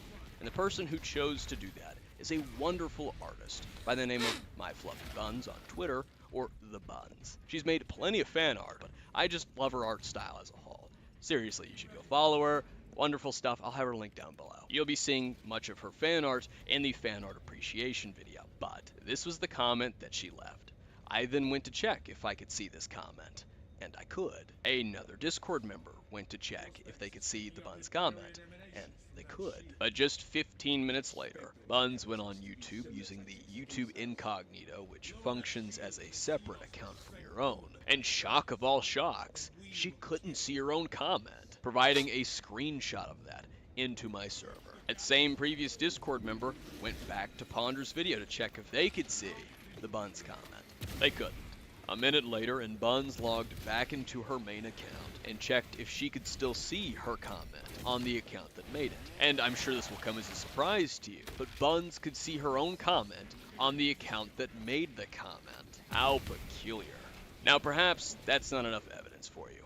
Perfect, because just a few days later, August 23rd at 6 p.m., I noticed yet another comment criticizing Ponder on the same video, and I had the exact same hunch that it would disappear into the abyss of her sensitive feelings, becoming subtle censorship. So this time, I actually screenshotted the comment below, and I shared it with my server. If you're curious about the Discord server, a link will be provided below in the description. It is an 18 and up server, and you will need to verify that you're an adult. There's nothing sketchy or weird about the server. It's not a degenerate hellhole. There's no weird chats or anything like that. We talk about more mature things and we make mature jokes, and minors just don't need to be in the mix. I then used YouTube comment finder website and linked Ponder's video so I could get another perspective of this comment that also provided the exact time and date it was made. The website can also provide you a direct link to the comment on the video. And yes, I do have a link directly to this Alejandro Jimenez comment. And yet again, that same server member that had been screenshotting these other comments went to the comments section and screenshotted Alejandro's comment. Again, thank you so much for those who have contributed with this, with the evidence. Cartoon, for example, you're wonderful. Now, the next day, that's when things changed. The Alejandro Jimenez comment mysteriously vanished overnight. Now, the number this time remained 109 because another user, Fairy Bunny, had commented on the video within the same time period that Alejandro's comment had vanished. basically replacing it for everyone else's feed. And returning to the YouTube comment finder website and linking Ponder's video yet again and typing in what Alejandra's comment said, Alejandra's comment no longer appears. And as of August 26th, when other people noticed that Ponder has been deleting comments, probably due to my community tab post trying to reach out to the aforementioned Alejandra, they went to Ponder's comments, bringing this up, only for those comments to get deleted too. And yet again, I have these comments screenshotted from the YouTube comment finder's perspective, and I have the direct links to these comments. Not that those links are of use now, because the comments can't be seen by anyone else except the people who made them. These comments were removed within 2 hours. I made another community post reaching out to these individuals to inform them that their comments could no longer be seen, and asked whether or not they could still see their own comments. One of them commented, I get it! confirming Yes, she is hiding the comments. Yes. What all of this means is Ponder is using the YouTube hide feature. She is shadow banning people. After all that lecturing, after going on about how I was supposedly deleting all comments that disagreed with me or offended me, how I had a problem with people trolling in my comments, or not describing me with the most noble of intent. Openly acknowledges that he removes comments that effectively don't agree with him or imply anything but the noblest intent. Which is hilarious considering his bias against Lemurs is very apparent from him openly harassing her and asking she's so other fucking people smart, to send bro. him for private information, thus betraying a lack of noble intent. That's what he's doing here when he says that he has been removing comments from his videos. Lemurs even commented, and that comment is no longer on the video. All that bullshit, right? And yet here Ponder is, shadow banning people from her entire channel for simply bringing up what she's done, or asking her if she's going to address it, if she's going to keep trying to dodge and avoid it, acting as though if she ignores her problems, they'll magically fade away. Unironically, It's that so is the strat. That is the strat. She thinks that she is above actually addressing criticism made against her that she has levied against other people. The exact same fucking shit. She thinks that she could just not respond. That she could just cover all this stuff up. She could ignore it and pretend like none of it ever happened, right? But that, funnily enough, I feel like if Ponder addressed it earlier, she might have actually gotten away with it. She might have actually gotten away with like a lot of the shitty things that she did, but because she sat on it and did nothing and refused to respond, refused to like apologize to Akumu and stuff like that, it caused people to continue digging into her past and finding all the fucking disgusting shit that she was fucking doing in the background. Silly, but beautifully poetic. Something to hide, maybe. It's hard not to be giddy about it. The tables have turned, and the person who was, 27, 28 lecturing me about, oh no, you shouldn't be deleting those comments, getting a dig at me for it, is now in her fucking 30s doing the same thing. But I was supposed to learn from her. So who really hasn't grown and matured if I haven't been deleting comments and now she's deleting comments? Is it fair to say that she's regressed, her maturity level even? And as of August 27th, Julie's video on Junkie premiered for everyone. The video talks about Junkie's antics in relation to the FCK and herself, but she also talked a little bit about Ponder Sprocket, specifically in relation to Spoctor Tech, and she revealed that a month after the CP drive situation became known community-wide, she had reached out to Spoctor wanting to invite him back to Ponder's server, Phoenix Cavern, and that Ponder, who was was fine with that. Those fucking glory kills are so Spoctor good. was invited back. If you have paid attention to any of Heaton Mitsuru's drama with Colin in the past, which stemmed from her drama with Joseph, then first of all, rip your sanity, and secondly, you might remember that she mentioned how Colin was confronted in Ponder's server. Now, a conversation got had in Ponder Sprocket's Discord server with him and our resident lore master, Aaron Tempest. Aaron took a lot of the same issues I did and wanted to get Spoctor's thoughts on it. Also, preemptively, I did get permission to share these screenshots from Ponder herself, so all of you who are going to try and use this as an argument, you can shut up. The same server he had left in light of the allegations, meaning he at some point was allowed to return. Now, honestly, I feel like a fucking idiot for not putting those two dots together. So I think, I don't know if I ever cleared this up on fucking stream. So I was under the impression that the Spoctor situation was really just oh, never really said Funk. Oh, not Funk. No, I know who Funk is. Yeah, no, not Funk. fucking whatchamacallit. I thought the Spockter situation was like, he had discovered like in the past that that he had nudes of someone he used to date who was 13 years old at the time, and he was like what was he, like 17 or some shit, or like 16? Pretty fucking yikesy. But he said that he realized that he still had their news and he deleted it off his computer, and that was like a huge thing. That's what I was under the impression that that's what the drama was. Toastify's video goes over the whole thing. It's way worse than that. He was still in contact with the minor after the fact, still soliciting nudes from them. So actively soliciting CP from this, and that Ponder knew the whole fucking time that this was the case and decided to defend him anyways. And actively lied about the allegations made against him, even though she knew the contrary. So, fuck that shit. The people Cullen talked to while making the video Heaton got so fucking butt mad at was me. I was freshly dealing with coming forward about Liam and getting tone policed by Heaton and her doers of crackers bidding. And Cullen asked me about what the deal with Liam was actually even about, since it was pure fucking chaos at that point. That was the only time I had spoken to him as an adult in that server, as any messages after were from when I was no longer really present because I had been successfully victim shamed for my abuse situation. So, when the fuck did he get back into the server? A month after he had admitted to having the drive with CSCM on it, and it was at my suggestion. I was a fan of his at the time, and trying pretty hard to be a good friend to him, since I naively thought at the time that he was a holy sweet guy, shit, and I had also been poisoned beyond beliefs by the adults around me, including my groomer, that the things Colin did were just stupid, easily forgivable mistakes that most make at some point in their lives. So I took it upon myself to reach out to him and see if he wanted me to get him back into the server. We had a talk that I die a little bit inside over every time I read it, and then I reached out to Ponder to ask him to let him back in. Now, I would hope that any 27-year-olds out there might hear this and think that, in her position, the correct response would be to firmly shut that request down and explain to the minor that they're talking to a dangerous individual, because that is the correct response. However, Ponder let him back into the server, and he was welcomed with open arms.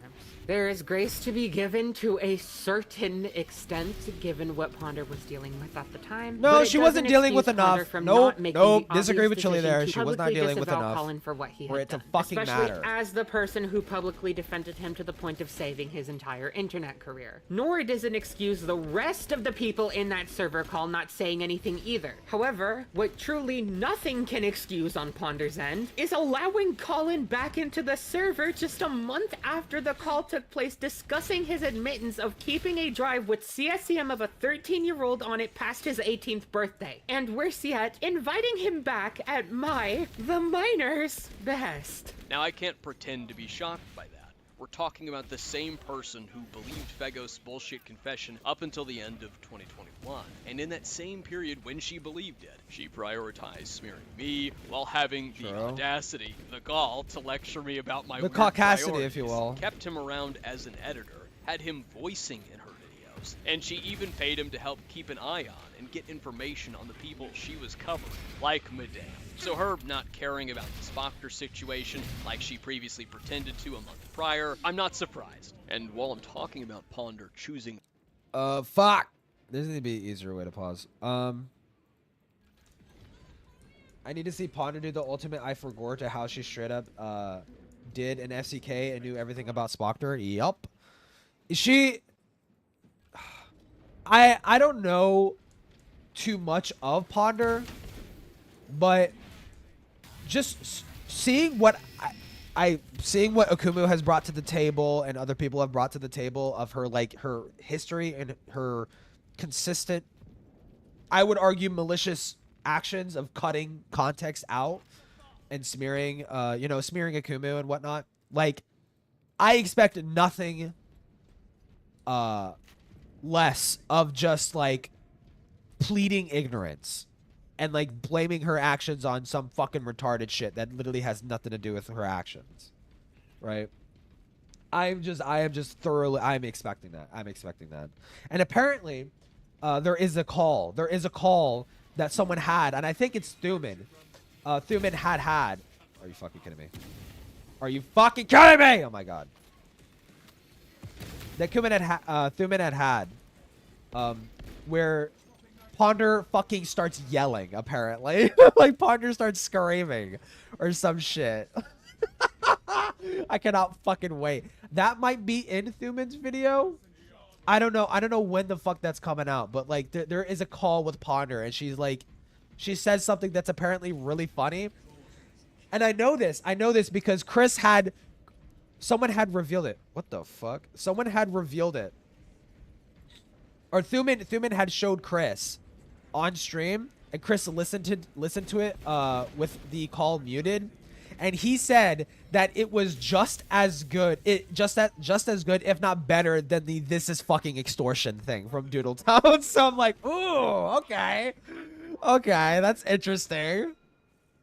Not to talk about Spoctor and that she let him back into her server after a month of seemingly being appalled and horrified at his admission to go from oh my god, fuck me, god, public statements about it, and then letting the guy back in just a month afterwards because your underage friend asked for him to be back in. But I also noticed the date of these messages, February of 2020. This means that Ponder prioritized the 5 videos on me over both Feghost and Spoctor.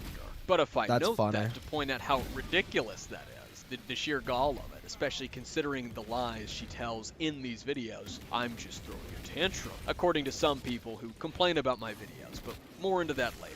Now, it was later that I can't read your comment just yet. Stream, the op block specifically, that Julie shared some screenshots from Discord showing that while she was underage, I believe she was 14 at that time and Ponder would have been 25. Julie had made artwork that was NSFW for Junkie, and he had encouraged it. Ponder also knew about it, along with some questionable messages with the two of them within that as a person who watched her way back, she openly stated that she should territory of just talking she should let someone be free from responsibility behind mental problems of life. That's fucking stupid. Just to be clear, I'm not saying it's the same thing. So like why would that not apply to Akuma? What if Akuma was going through mental problems at the time? So you mean to tell me that your whole series dedicated on smearing him as a fucking liar? Like you should have deleted those videos. If all Akuma had to say was like I was going through a mental problem at the time. Like that's all you have to do is just say I was going through something. And you could just never talk about things that people do and say. That's stupid. As the Gamer Zone chat, I'm saying it's nearing certain aspects of the Gamer Zone chat. I mean, I would say mental health. I would say mental health like does to some extent impact someone's decisions and level of blame that they might have, but I can't imagine Ponder was going through fucking anything that like totally excuses her like knowing what she knew about Spoctor and still like defending him and shit like that. Like no, I can't imagine there's fucking anything that excuses that. You could be high as fuck and that just like would not change anything. The Sandy Futa porn, you'll remember the Nazi porn and some of the other discussions. I'm not saying it's the same thing. I'm saying just the conversations, the text conversations without images of them conversing sexually and apparently with that the is minors worse than that death, were in there. yeah. It's nearing that. I am not saying it's the same thing. I'm not saying, and I'm not going to say, this is enough evidence of Ponder grooming Julie, because there needs to be something consistently happening, and there needs to be more evidence for that. But I will say, it's pretty fucking weird. Ponder has also encouraged young teens, like around 13, to research DDLG on top of defending it. So I can't be shocked by this either. The idea of her being very negligent and casually talking about sexual things with teenagers doesn't surprise me. I cannot feign and pretend to be surprised for you all, given many of the things that she said throughout her videos, such as this hilarious fucking clip that I have. Oh yeah, content-wise, they're definitely talking about masturbatory aids. Don't put strange things into your sex holes, children. Why? Dude, what the fuck is, dude, like, I don't know why. Imagine for a moment Ponder has a fucking penis between her legs.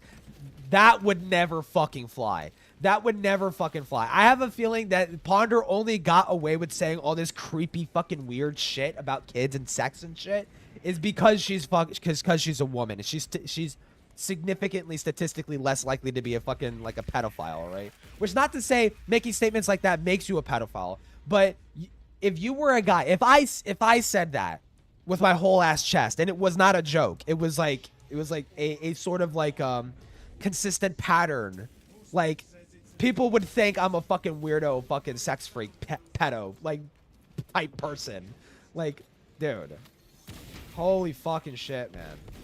Like, it's not the worst fucking thing in the world. It's just fucking gross as fuck. And I don't know why she got, like, a pass for it. Like, insane. Who are or were close to Ponder have made statements. So I thought I'd read these statements. From Kalimara. Hey, everyone. Perhaps you might or might not have seen what has come out about Ponder Sprocket very recently. If not, I implore you to go look at Chuli's latest video, Junkies Never-Ending Fuck-Ups. While I don't consider myself ACC, nor does my content align with ACC content, Ponder was my friend, as are several art channels who are part of that community.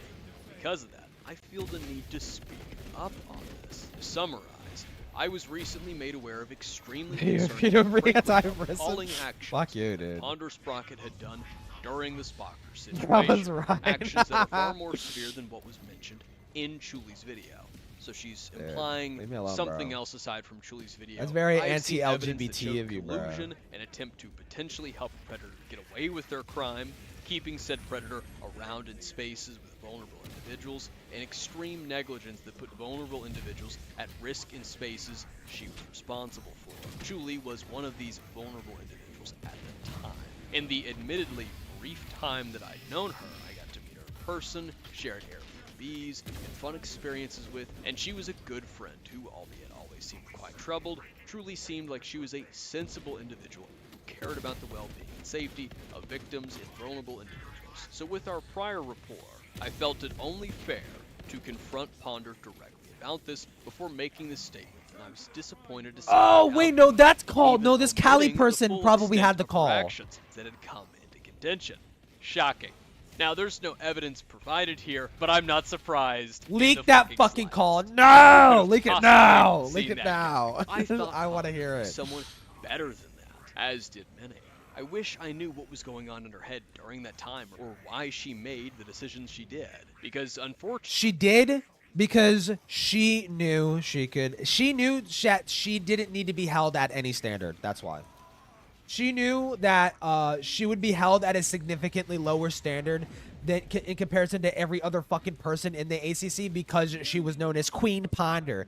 Queen Ponder Octomama. She knew that she could get away with fucking sloppy fucking work. She knew that she could get away with like not actually giving a fucking shit about the topics or covering you know, heavy topics responsibly. She knew that she could get away with that shit. She fucking knew that she could get away with shit like that, dude. That's why. Bitch. Cue the fembook saying he craves it. He craves what? She claims that not even she knew. I want to believe that she has changed since then and no longer stands. Oh, that I crave cock? Yeah. But for now, unfortunately, I cannot be completely certain. While I am aware that outside of the Spocker situation, that period of her life was a difficult one, especially for her mental health and the environment she was. Dude, I want to hear that fucking call so fucking badly. I'm almost as interested in Ponder as I am with Doodletent at this fucking point. Because, like, they both are slimy, fucking shady, shisty people. They are both the same amount of, like, dirty. And the fact that she co-signed the George Raccoon video. I'm like, oh, you dirty fuck. You dirty fucking bitch. God. And lying about it. I showed this. I know I showed this in one of my previous streams. She in the call where she is confronting Doodletent about Doodle having said that she ran the George video by Ponder. Ponder had went into that call and told Doodletent that she told her not to do that, to not victim blame, to blah, blah, blah, blah, blah, all this kind of shit. Like, Ponder did not avow what Susie was doing.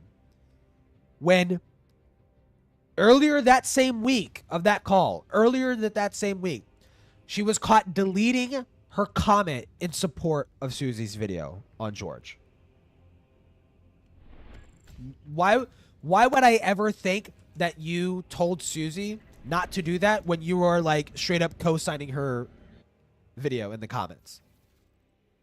It's almost like it's a lie. And even Doodletone says like, no, I do remember having this conversation. We were talking about the video and that you had approved of it. So it's like, you know, the one time where I actually believe Susie, right? Because the evidence doesn't match with Ponder's narrative at all. So nope. Fuck you. Get fucked. However, she was already at an age where she should have known better. I don't think it is enough to justify the decisions she's made, and I absolutely do not agree with nor condone her actions. The last time we spoke, she told me she is currently working on a statement to address people's concerns and is actively trying to better herself and get the help she needs. I hope— Get the help you need. Fucking retarded, stupid fucking shit, dude. All of this stuff happened in the past. What do you need to get help for? What do you need to get help for? All this shit happened in the past. Just fucking address it. What do you get help?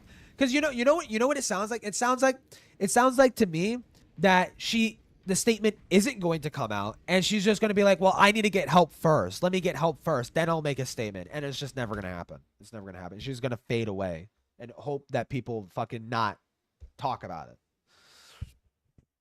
Gets it after that level of damage and lying, yeah. Hope this is true. She is someone I've come to care about, respect, and someone who's been a good friend to me and a good person for the time I've known her. But learning this has left me shocked and hurt, and it has affected our mutual friends deeply. I don't think things in our friend circle will ever be the same, and for that, I am grieving the loss of the friendship we once had. We all are. I hope the people who were directly affected by Ponder's actions back then can find peace and closure in this coming to light and finally being addressed. I will leave this statement here. Please do not take this statement as an invitation to contact me about Ponder. I do not want to speak over the voices of the actual victims hurt by Ponder's actions. While this statement is a little much for what little it conveys, suppose—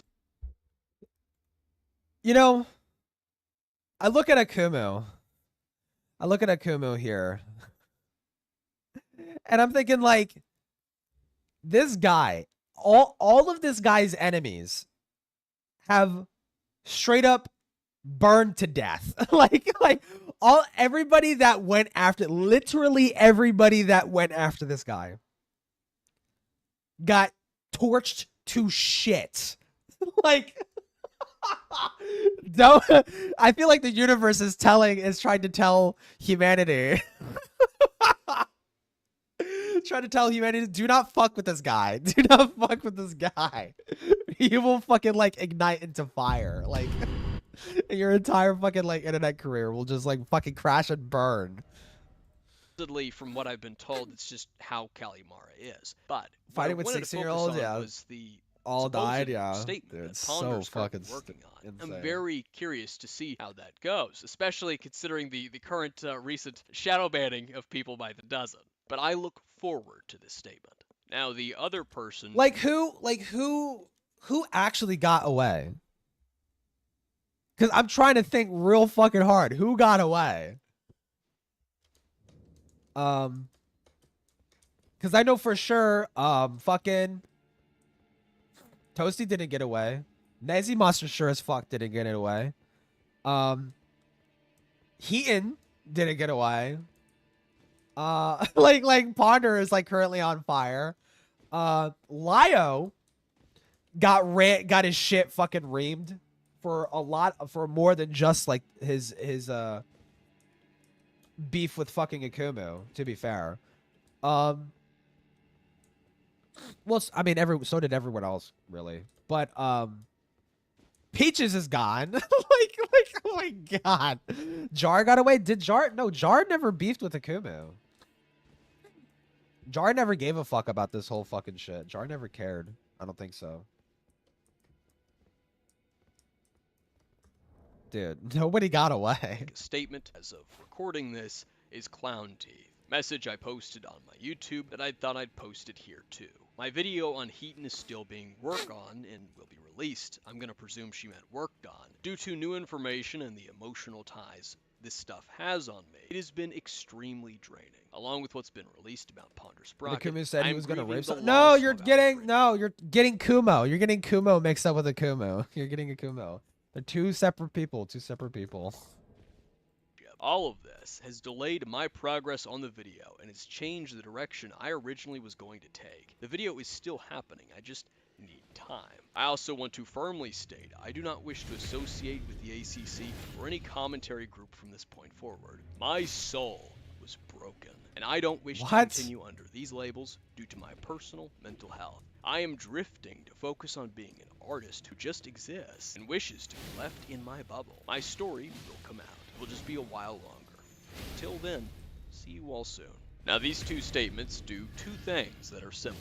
Both of these statements acknowledge what's come out about Ponder, their disappointment with it, and that more will be coming out. I actually wanted that. Sprocket. And secondly, they make it clear and known that they don't want to be dragged in or roped in. They don't want people approaching them about what Ponder's done.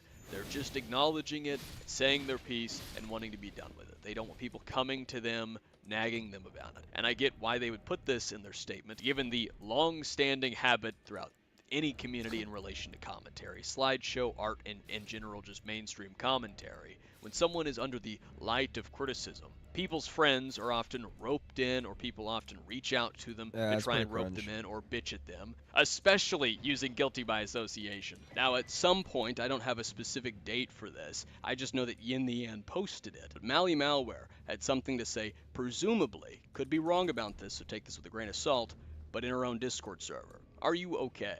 I'm pissed and Mally's fucking response is actually just so nasty. Like I feel it's like I understand Ponder Sprocket is a complete piece of fucking shit, but actually I'm still friends with her. Here's the thing, right? She can still be friends with Ponder. She can still be friends with Ponder, but to act like, I don't know. I feel like her response came off as very hand wavy and I'm not going to acknowledge that my friend fucked up, really. This is more or less just I want people to stop asking me about it. And I'm still going to be really, really good friends with this person, even though she had such a huge, massive hate boner for all the dumb ass shit Lio did. And she even got in a call with Lio, is finger wagging and chastising him for shit that he was fucking doing. And you're still gonna be friends with fucking Ponder? You wanted Lio kicked out of the fucking community. You wanted him chased out of the fucking community for what he was doing, but not Ponder? Really? Anyone worry about me? Not at all. I'll be just fine. None of this is really about me, after all, and others are dealing with much more than I am. Thanks for checking in, though. That's nice of you to ask. And because I know people are curious about where people are at right now, I'll say this. Please let everyone figure their feelings out at their own pace. If audience members choose to stop supporting, watching, or if friends choose to let some friendships end during all this, then that's their right. For me personally, I have no intentions of cutting contact/friendships over the recent public happenings, which includes Ponder. If that's a hard line for people in my audience that like to leave, then no hard feelings. Always curate your online experience, and thanks for hanging out around my content. Always curate, it just feels so hand wavy and hypocritical. No, I don't like this fucking response, right? I don't like this fucking response.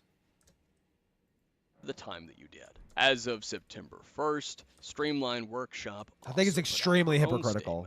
If you want more information about the situation, here's the video Truly posted that makes a brief mention of it. I've been told more information will be released at a later date, but for now, here's my statement regarding Ponder Sprocket. As we've very publicly been friends, I was made aware of the information regarding Ponder's involvement in the Spoctor situation a little over a week ago. That being that she stayed silent about after being told by Spoctor directly he acquired CSEM after he turned 18. As I only have a very basic understanding of the situation, like that he acquired it, that he was still soliciting the minor, actively still soliciting the fucking kid. Dude. Surrounding it, I won't try to elaborate on any claims brought up. Come can only on. say that the evidence I've been provided does back up what's being said. I ended our friendship a week ago, and am only keeping minimal contact to relay what people want answers for. I don't have much to add to the situation other than the sentiment that I am disappointed in her actions and grieving the loss of our friendship. Although I've known Ponder for a long time, I have not been close with her for as long as people like Julie or Clown Teeth, so I encourage you to give them your support. While I have been critical of some of her actions and discussed these thoughts with her behind the scenes, I haven't addressed any of this on any of my platforms. I'm sorry if my silence has contributed in any way to downplaying Your silence or means something, delegitimizing any of the valid criticisms that have been brought up over the past year. Please do not contact any of our mutual friends who have not yet made statements, as they are grappling with this new information as much as the public is. Ponder has never spoken with us, at least not to my knowledge, about many of the things being discussed right now, and a lot of our friends weren't even in the community to witness what happened. With that said, everything that's really come out about Ponder, whether it be from me, or from Chuli, or even Goatcato, who has had a few things to say, and whatever else that comes out next, it's really unfortunate that it's taken years for people to assess something critically of Ponder. There's a couple of factors that culminate into that. Either A, the community doesn't like the people that criticize and bring these things up, or B, they like Ponder, they put her in such high regard, that they've refused to hear anything out that is negative or critical of Ponder. And this concoction has resulted in a variety of things being missed throughout the years, in favor of keeping the gears in these social circles and groups greased and running smoothly. Now I'd like to wrap this up by talking about the response to my part 1 on Ponder Sprocket and Darkness Stone's 4-part collaboration. The criticisms, complaints, and statements made in regards to the video and in regards to me for making them, because there have been some pretty funny and pretty interesting ones. One of the more sillier ones that I was shown was someone in some random Discord server, I don't know which one, complaining about the silhouette of me hanging and trying to push the idea that I was somehow trying to be manipulative or emotionally Trying to be manipulative. You're fucking stupid. What it is. It can't simply be that I think it's funny. No. It has to be me trying to manipulate the audience. But then again, this same person went on to complain and lament about how their community is falling apart, that they're the same age range as me, and that they're desperately clinging to the hope that this is all a massive misunderstanding, and that this person that they grew up watching, that they idolized, isn't a horrible person like most of the other creators turned out to be. Better luck next time, buddy.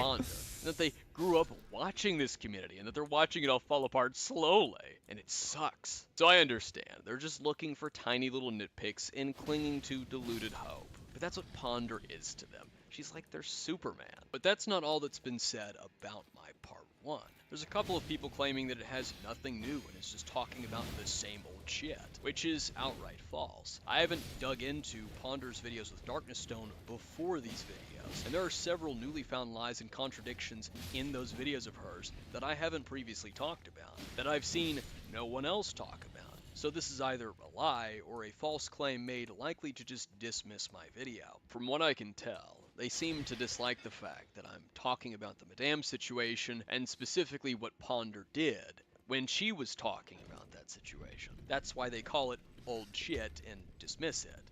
It doesn't matter that I'm showing new information about it, because they'd like to believe Ponder did a good job in those videos. Me showing that she lied during it pops that delusional bubble, and likely irritates them. Another response that I've seen is the classic bringing up of the age of the topic, as if that somehow changes what Ponder did. It does work as a good distraction or sidestep, rather than discuss Ponder's recently found out deceit and the links of said deceit. They complain that I'm talking about years-old drama or years-old videos, that I'm whining about old shit or milking old shit, that I'm saying Ponder is a bad person because of things that happened years ago, that I'm shitting my pants over it. I believe that one was from Lolcow. How dare I say it's bad of Ponder to lie about me when she herself has criticized others for lying and criticized others for lying about minors? To them, it doesn't matter that these were known until now. It happened in the past, and therefore it's silly of me to criticize her for it, which is interesting because these same people have no problem criticizing others for things just as old, especially Lolcow. I'm throwing a tantrum for talking about it. The last 2 to 3 weeks now, they've been repeating this framing, that I'm whining about Ponder, that I'm throwing a tantrum, or that I can't move on, despite the fact I'm not talking about her collab with Nezzy anymore. It's come up a little bit, but solely as a point of reference to prove contradictions and deceit. I'm now talking about her collab with Stone. I literally have moved forward with my series as I said I would. You'd think these people would have an explanation for how I supposedly haven't, or how my video is me throwing a tantrum, but no. They don't address what I said about her in my video, nor the evidence against her. They don't disprove a single thing either. They have just been regurgitating the same cover with each other every time I come up. It comes off far more as them whining and throwing a tantrum about me talking about Ponder, given their lack of substance and the repetition, than me simply discussing new lies that I've found from Ponder. It's blatantly obvious that several within the audience use lolcow just to huff copium. No matter how you people try and frame it, the same problem that you're trying to avoid. He's talking about the still forum, by the way, This not excuse is pretending as the though I'm podcast. bringing up old information that everyone already knows, that's already been held against Ponder, and that I'm dredging it back up again out of some desperation to get a dig at her. That's not what's happening. This is me sorting through and finding new information and insight about Ponder's older videos and what she did to make those videos. That is what is being held against her. The age of the situation that she lied about doesn't change the fact that she lied and that it was peddled, believed, cited, and unchecked for years up until now. They were not known to be falsehoods until my retrospective videos. If you believe otherwise, provide an example of other people Holy discussing fuck, there's Ponder 10 more lying minutes about left. me, such as her lying about me attempting to dox Lemurs, before my videos on her came out and revealed that. You can't because next to no one questioned her videos, let alone watched my original video on her. My original response to Ponder doesn't even talk about a quarter of the information that my new ones do. I also never talked about Ponder's collab with Darkness Stone until now. So the issues with those videos have sat there for years, leading people to repeating the same misinformation from those videos, and repeating it while complaining about me talking about these videos. That's the best part. Some of the people taking issue with my videos on Ponder are also repeating the false claims Ponder made, showing exactly why my videos needed to be made. The falsehoods are still prevalent, and people tried this same trick to sweep Frenzy Monster's many lies, whether about me or the FCK server, especially from Senate. And considering that lolcow is one of the sites I've seen this on, it's pretty ironic that they're doing the same thing Senate was previously doing. You see, the best of examples being from the VC text chat during the call with Nezzy Monster in 2023. When I was bringing up the lies Nezzy told throughout the years and the misinformation she's peddled, Senate tards, Lio's precious peanuts, including Heaton, cared not for the inconsistencies, lies, or the false accusations from Nezzy, but instead were going on about how it's never stopped being brought up, that I held on to it for 3 years, that I returned with old shit and couldn't let go of the past, that I needed to just take the L, completely ignoring the fact that the sole reason it's being talked about years after is because the misinformation was never corrected, and Nezzy continued to lie about the past every single time it was brought up. The whole timeline of that is in the FCK Maxim. Now this same thing is being used by the people who like Ponder or find her preferable. The second most common response that I've seen is the claim that I'm obsessed with Ponder, and that all I've done is constantly talk about her. This isn't new either. They said it in 2023, 2024, and it's made a comeback now that my series is once more talking about her. This trick has been tried before with me and Doodletones. I had said 2 things about Doodletones in 2020, and the SCC, who had been non-stop running their mouths about me since 2019 across several sites, said I was being obsessive over doodles. They also tried this with Nezzy Monster, but let's put this into perspective, specifically with Ponder in mind. She made 5 to 6 videos on me in 1 year. First the collab with Nezzy Monster in March of 2020, and then her collab with Stone in October, making that a full year later, and the videos total just about 7 hours. Which, by the way, like these were scripted, prepared videos. As someone who's done this, dude, that's fucking insane.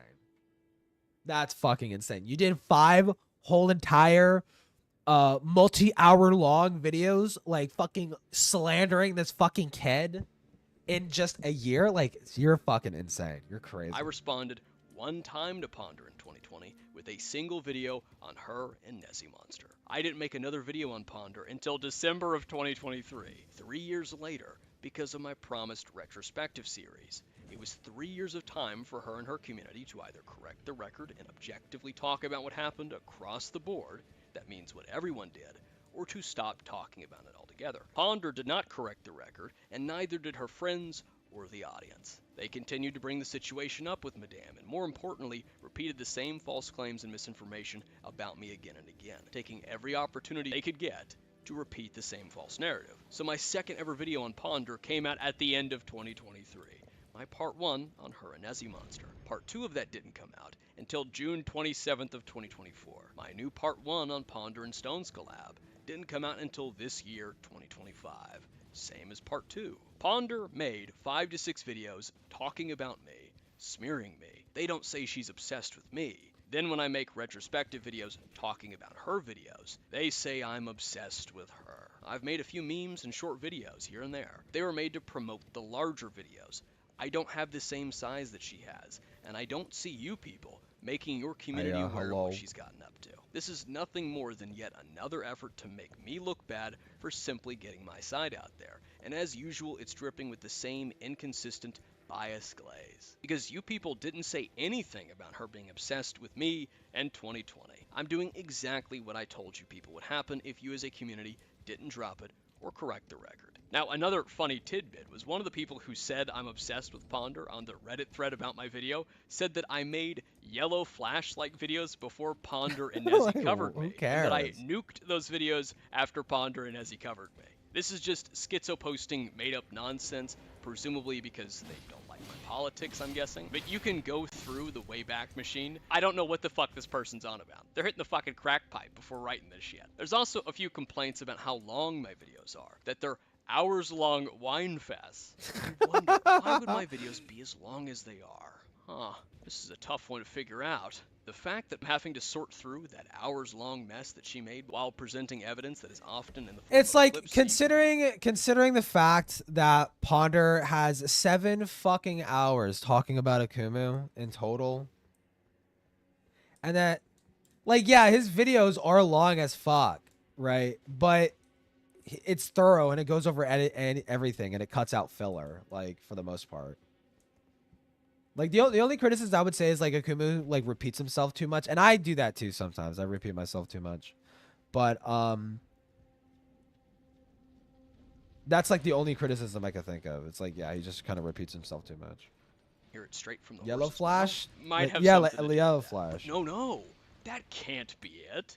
That's a reasonable answer that provides context, and they're not looking for reasonable context. They're looking to bitch. Such as that I'm whining that Ponder is Hitler just for hurting my feelings. That one is admittedly amusing, but it's dishonestly reductive. This has nothing to do with my precious little feelings, and everything to do with Ponder being a fraud. That she, just like so many others in the art commentary community, built her entire channel off of bullshit, off of feeding her audience of thousands with bullshit, off of making videos that got thousands, if not millions of views, spouting beliefs and standards that she didn't stand by, whether it be in those same videos she's contradicting them, or after the videos were made, tossing them out the window because she only wanted to use them to get some gotcha points. That's why we're here. At least that's why I'm here. That's one of the main reasons I'm talking about this, aside from the fact that I'm one of the people she's lied about. And if she's willing to lie about me, a complete fucking nobody that's not important at all, she's more than likely lied about other people and other situations. Another common excuse they've like Go Kato is that Ponder no longer makes these videos,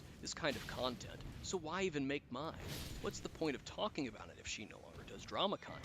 First, because many of her misdeeds were not known about for years, and you people keep trying to skirt around that with shit excuses. Secondly, that didn't stop Ponder. Even after something was over or resolved by the parties involved. Ever heard of him? He's like a chud, like a chud tuber or whatever the fuck. Criticized others for running and hiding from what they've done, for refusing to say anything about it. I think she said he was racist, therefore she wasn't going to apologize. Which, god damn it, nobody ever learns. By that logic, Penegrin, I don't have to apologize to or feel bad for you because you tried to ruin a teenage boy's life for petty reasons. I actually also... Are you... Come on. Come on. Wasn't this like literal like a week before? February 29th at 28:19? Dude, this was like before her videos on fucking Akumu. Are you fucking serious? Spoke with Penegrin on Twitter and admittedly am a tad disappointed. We had an overall cordial discussion, but I gave her warnings about what would happen if she was trying to come back. People were mad at and were clearly still mad at her for vanishing like she did and refusing to say anything about the matter until now. Considering Stories is the biggest culprit here and she's still hiding in the shadows like a cowardly little monster, Penegrin would then become the new focus for everyone's anger because they can't focus it on Stories herself. The same thing happened to Atari when Penegrin and Stories first ditched. I warned her that this would happen, and also that my video was coming out soon so that she didn't get blindsided by it, and yet she still left. right. God, you tell a person the best way to get people to not be mad is to take the distrust in stride, apologize, and show progression with your actions. And she immediately sinks back into the same thing she did before. Don't even know anymore. People have a right to be mad. And yet, look at her now. Yeah, She's exactly. using as Look her at her now, horrible dude. anxiety. But she's told others that they need to listen to when people tell them that they fucked up big time. That they may need to accept that they're going to have to do that, regardless of their mental state. Please remember that Ponder Sprocket commentaries are intended as entertaining deconstructions of situations. Whether I succeed in that regard is up to the audience, but the tone that I use for the sake of comedy within these videos should not be used as fuel to harass anyone I talk about, and for here, that's Chimera. Unless it's a She made a camo. mistake, she knows she made a mistake, and she wants to distance herself from it and progress into future endeavors. Obviously, you guys in the comments might not immediately be aware of that, but that's sort of why I'm making note of it here. Now, yes, I agree that it would be inappropriate for her to just, you know, ditch, as we've seen other users do in the past, but I think the important thing to note here is the potential for the want to learn and improve. Chimerama had issues looking at the situation objectively because of emotional investment, which initially I don't really want to blame her for. But it should also be noted that people did try to tell Chimerama about these issues, and allegedly, because she wasn't in a mental space to deal with it, she ended up being dismissive of these complaints and left the audience confused because of how much context was left out of her video. So, obviously, listening when people tell you that you screwed up big time is something that Chimerama might have to accept she's going to have to do, regardless of her mental state. But my favorite so far is this new excuse that's being brewed up by her audience. This attempt to excuse Ponder by blaming Nezimonster for it. That I'm focusing on the wrong person, and that Ponder trusted her friend and got It's all the bad info Nezimonster's from fault. her, which is very fucking silly. Out of these two collabs, Ponder is the common denominator, not Nezimonster. Ponder was the one who reached out to Darkness Stone to do the 4-part collab. They admitted this in the videos. Can I use you as an example, Ponder? Sure. Before this collab, I was a huge fan of Ponder. Hell, I still am. She then messaged me when she found I had information on the situation through a friend of ours. But these people complain that I hardly talk about Nezimonster in my part 1 on Ponder Sprocket and Darkness Stone. It's almost as if she's not in the fucking And to be fair, it's not Ponder blame. It's not Ponder blaming Nezi, but it's funny that her audience is like, it's actually Nezimonster's fault. Like, okay, dude. Yeah, overall, seeing Ponder and some of her audience swoop in for damage control, seeing some of the folks on Reddit, and especially lolcows, seethe and squeal like they are because Ponder is getting less than a quarter of the flack she's given others for the shit she has gotten up to that went under the radar, has been a hilarious 3 weeks, and I'm willing to bet it's going to get better. It's one thing to disagree with a criticism. It's one thing to find wait, this scales. I just realized. ridiculous and silly and outlandish, and it's another to keep clutching to any and every excuse you can come up with to avoid the objective fact that Ponder has been just as dishonest, inconsistent, and hypocritical as other people you all don't like. But these people draw the line at Ponder, presumably because they've propped her up for so long as someone more reasonable in the art community. Take, for example, lolcow's disdain for hopeful speeches, because she— Dude, I don't know why Akuma gives a fuck what the lolcow forums think. I don't know. She was two-faced and dishonest, because she enabled Lio. But when it turns out Ponder isn't all that different, suddenly they don't want to have that conversation. Lolcow watched on and were very entertained and amused by so many in the art and slideshow community getting exposed for their rampant lies and hypocrisy throughout these years. They engaged in it. They loved it. They had no problem and were more than happy with a past situation being discussed to prove someone else had lied about it. But now all of a sudden that it's ended up on their precious Ponder's doorstep, now that Ponder's participation in the same community trend is being discussed and acknowledged, it's me having a tantrum and throwing a fit.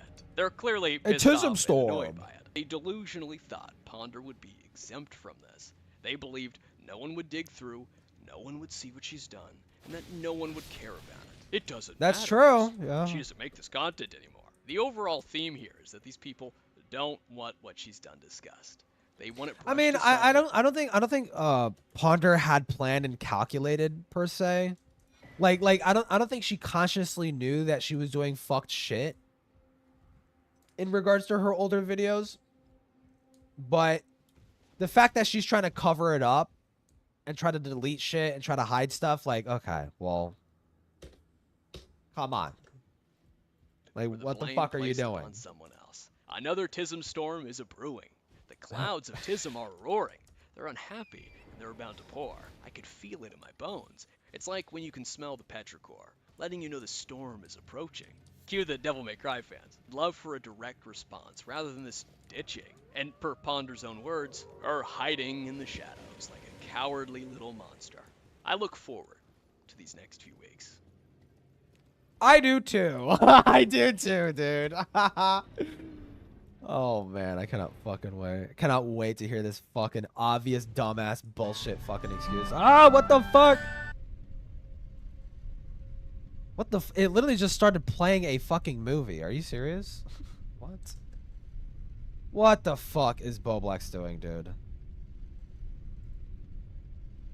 Stuff where it's like exclusively kind of fucked only like to him. This is like something everybody's doing.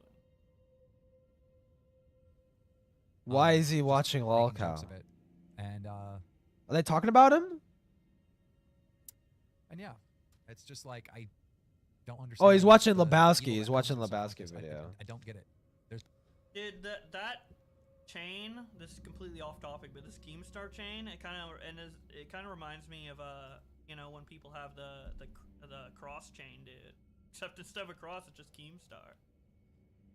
been a lot of Good commentary. celebrating Thank you, on Bubbles. Twitter and social media, and they're rewarded by getting like 20,000 retweets and stuff. A lot of crazy shit's being said. I mean, like I said, Destiny I'll is put the it scum right of the here. earth, but I didn't see Keemstar displaying the same energy when he brought him. Do you mess with Keem or not? I guess not, but honestly, like,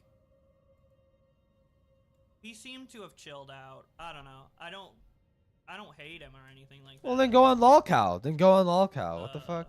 Yeah, I don't even know if I even dislike him. I'm kind of just like, he's goofy a lot of the time, and wrong and cringe. Wow, so sounds like you'd get along. It sounds like you'd get along, Boblex. Not a perfect person, but Come on. Come on now, dude. yeah, I don't know. I don't really hate him. Came to the show to cancel Boogie. You're bringing coffee in. You're not gonna like this. I'm bringing a friend in. Of course you are. I'm bringing a buddy onto the show. You are not gonna fucking like this. Yeah, I didn't think ladies and Tommy is on Lolcow Live again, bro. gentlemen, Oh, I'm looking for something else. a popular streamer by the This name is of just filler. Destiny. There you go. Oh my God, Ron. The evil gnome seemed really happy to have the guy. Oh no, that's an old video, and he had Destiny on. Oh. No self-awareness, literally zero, dude. On the show back then, and his Keemstar really the one. He was on Cutcast last night, like literally, like basically, like basically lamenting about like how like, oh, I don't like how people secretly record stuff. Like I think that's like really messed up that people do that. Like I'm like, dude, do you have like amnesia? And here's yet another way the guys at Local Cow Live decided to show respect to a dead man. 120 super chatted $50. I have to defend Keem a little bit on the can't wait to report your death, because I think he was like, so basically Total Biscuit had cancer, right? Rest in peace, great guy. And he was like, Keemstar was being super sensitive. It was an over-the-top reaction for sure. He was being super sensitive because I believe Total Biscuit said, "Oh, you're not real news" to Drama Alert. Why talk about drama now? It doesn't make Keem any was like, fucking "That's so sense. disrespectful. That's like if I said, "Can't wait to report your death," Like, so it was. I think it was more. Oh yeah, there was the manga comment video. Yeah. Hello, I am Manga Common, and this is not an easy video to make. Before I say anything else, I want to make it clear that I am discussing two situations I need to talk about. The Spoctor Ponder situation and the Fruitcake Club server. To start off, I want to apologize to the victims I don't know why this guy is talking about the FCK, his involvement with the FCK now. Like, why now? It's like very late to be talking about this. to both the Spoctor Ponder situation and the Fruitcake Club server. I intend on going more in depth with these situations, giving proper context for each individual situation, but this needs to be stated first at the beginning of the video since I know most people will probably not watch the full thing. I will be giving proper context for each situation when I get to those sections. People were hurt, and that pain is real. I regret not recognizing what was happening at the time, and I wish I had acted differently. With the Spoctor Ponder situation, I failed to act when vital information was released that proved the creator Spoctor Tech's guilt to be true, as well as other heinous information that was recently brought to my attention. I stayed quiet when I should have taken responsibility, spoken up when I received the information, and supported those who were affected.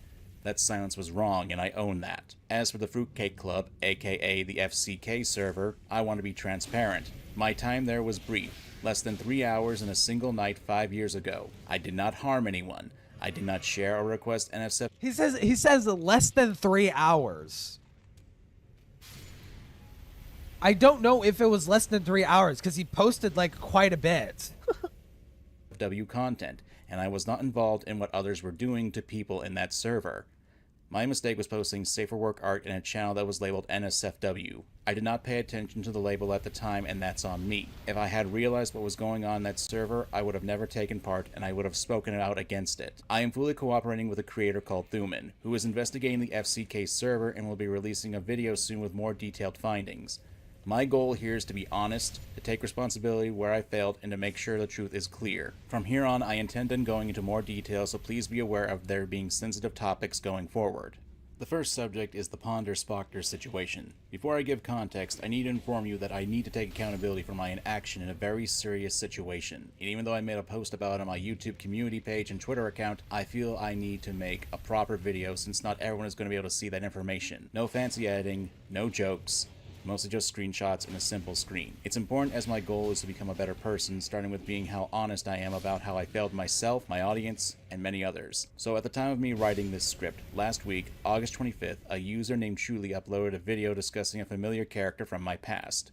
The name's Junkie. It's a rabbit hole I don't intend on getting into in this video, but if you want more information about that situation, I will provide a link to their video in the description and pinned comment. After Chuli's video, speaking to them and a few others, this is something I cannot ignore. 5 years is not a situation I was a part of or my inaction at the time. Back in 2018, I publicly defended a former creator called Spoctor Tech in collaboration with Just a Robot, after another user called Pondersprocket had broken the story with her video at the time. At the time, based on the information available, I and many others thought that Spoctor Tech was being falsely accused. Cut to 2020, during a call in Pondersprocket's Discord server, I learned that Spoctor admitted to possessing illegal content on a hard drive, which he asked Ponder to defend him on. As you can see on the on-screen image, I had said the situation information needed to be discussed publicly because this could not be defended if true. I knew the seriousness of the situation and I still chose not to update my audience or correct my earlier defense. There's also the matter of Ponder letting Spoctor back into her server at the time, though I wasn't a part of that decision, and later down the line I was removed from the Discord server. I am still culpable for not speaking up against letting him back in, even though I do not recall that event happening, but my memory is not an excuse. And to be clear, the illegal material was CSEM, which pertains to illicit material of minors. Yes, Spoctor admitted to Pondersprocket to having illicit materials of minors on a hard drive. The clear issue here is my silence and inaction of this information. Back when I was in the ACC content sphere, people trusted me because I spoke out publicly before, and I failed to be transparent with this information when the truth came out, or even updating my viewers in that regard, or voicing any complaints about Spoctor being allowed back into Ponder's Discord server, though I cannot confirm if I had a reaction at the time since I was removed from the server at one point or another. I can point out reasons like thinking Ponder would have been the one to break that information to the public since she was the one who got the information, or the uncertainty about what my responsibility would be. But those are excuses that I do not accept nor should be acceptable in this situation. The fact is, I had the info, I had the platform, and I didn't act. That was severe negligence on my part, and I apologize for that, especially when it was appearing that no one else was going to do anything with that information. This wasn't the only time I've mishandled serious topics. Roughly around the same time period, I also botched the Toby drama. Like at least I will say I do appreciate him being like transparent at least, because he didn't need to bring up the Toby stuff, like him botching that. But the thing is, when it comes to his involvement with the FCK, his excuses are so fucking sauce, dude. Like, again, not something I'm going to get into for this video, but it was a mess as well. To be clear, since this isn't the time to talk about this, 2020 was a huge shit show filled with a lot of stressful times with me making mistakes. I'm not trying to make excuses for my inaction. I made big mistakes, and I need to take accountability for them. Looking back at these events, it made it clear I wasn't capable of responsibly handling ACC-related content or these types of situations, especially with such heavy topics. So I made an active push to step away from it, doing less and less videos related to the ACC until 2021, which I made the last video I considered ACC-related to in June of that year.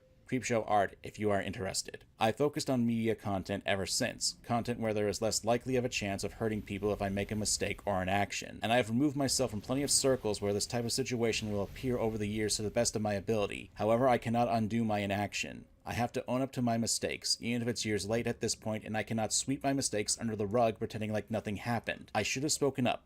I did not. And people were misled and hurt because of that. While I don't expect these types of situations to appear in my path going forward, if I ever end up in a situation where serious allegations are raised, I will do my best to handle it transparently or step aside for someone who is better equipped for this, helping them as best I can in the process. I have made many mistakes.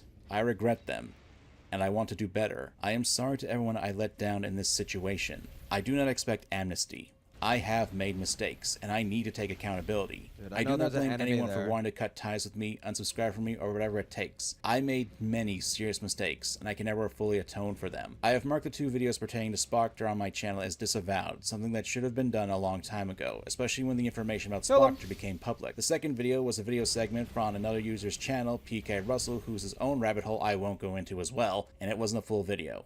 While I do have plans on privating those videos along with our ACC content on my channel, I don't intend on doing that right away. So if anyone wishes to download those or any other ACC content that I have on the channel for archival purposes, I will start privating them around the 14th of September. All I ask is if you upload again, please mark them as me disavowing this type of content. Of course, I cannot force you to do that. It is only a request I do not expect to be fulfilled. One final note for this section, and that is me taking so long to make a proper video about this. I informed Chuli privately on Twitter that I intended on making a response, but there was no guarantee that I'd be able to post something until early September. I was out of town during the time, only having a crappy laptop, no microphone, or editing software. I received their approval of that. However, I made a post on Twitter and on my YouTube community page to make an immediate response. But as you can plainly hear and see, I've made a proper video response and apology, giving more details and more context. And I've made an active choice not to post anything until this video is uploaded. I intend on posting regular content again. However, I do not know when I will return for a while, but I will return. I'll repeat what I said. I screwed up with this situation. I clearly do not have the stomach or such to handle these types of topics. My inaction has caused harm, and I have made an active push to stay out of these situations if I can help it. Elect and have other people who have more experience Doesn't in he them go take into? the reins, Okay, no, yeah, he does. He does. while providing as much help as I can if I'm involved in any sort of way. But from the bottom of my heart, I apologize for my mistakes in this situation. But I don't blame anyone for not accepting my words at this point. If you're not familiar with the Fruitcake Club situation, otherwise known as the FCK, the cliff notes of it is that it is a server where a number of former commentators such as Miss ZZ and Hopeless Peaches were a part of, as well as there being a number of minors in there as well, of which there was sharing of NSFW imagery and grooming going on. Take note of the timeline I'm about to give. It is based upon screenshots that I had and what I have received from others, mostly Thuman, and as such, I am going off of the posts and times are given. In addition to preface, I live in the Central Time Zone for the past 12 years.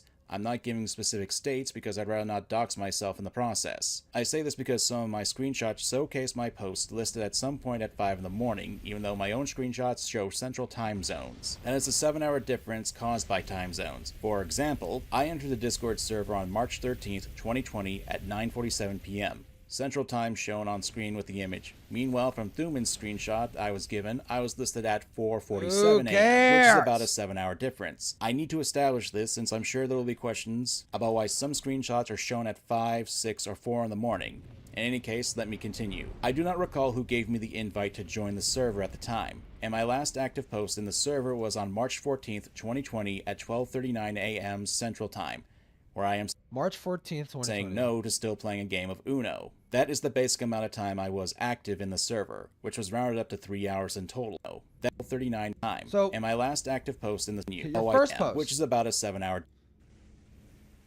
Okay, so he was there at 3:14. I need to establish this since I'm sure there will be questions about why some screenshots are. But then he the thing that makes it suspicious is that he was posting in the Summers NSFW chat. He was posting safer work art, but he was posting in Slimmers' chat and didn't think anything of that. Shown at 5, 6, or 4 in the morning. In any case, let me continue. I do not recall who gave me the invite to join the server at the. Oh wait, you can't fucking see shit.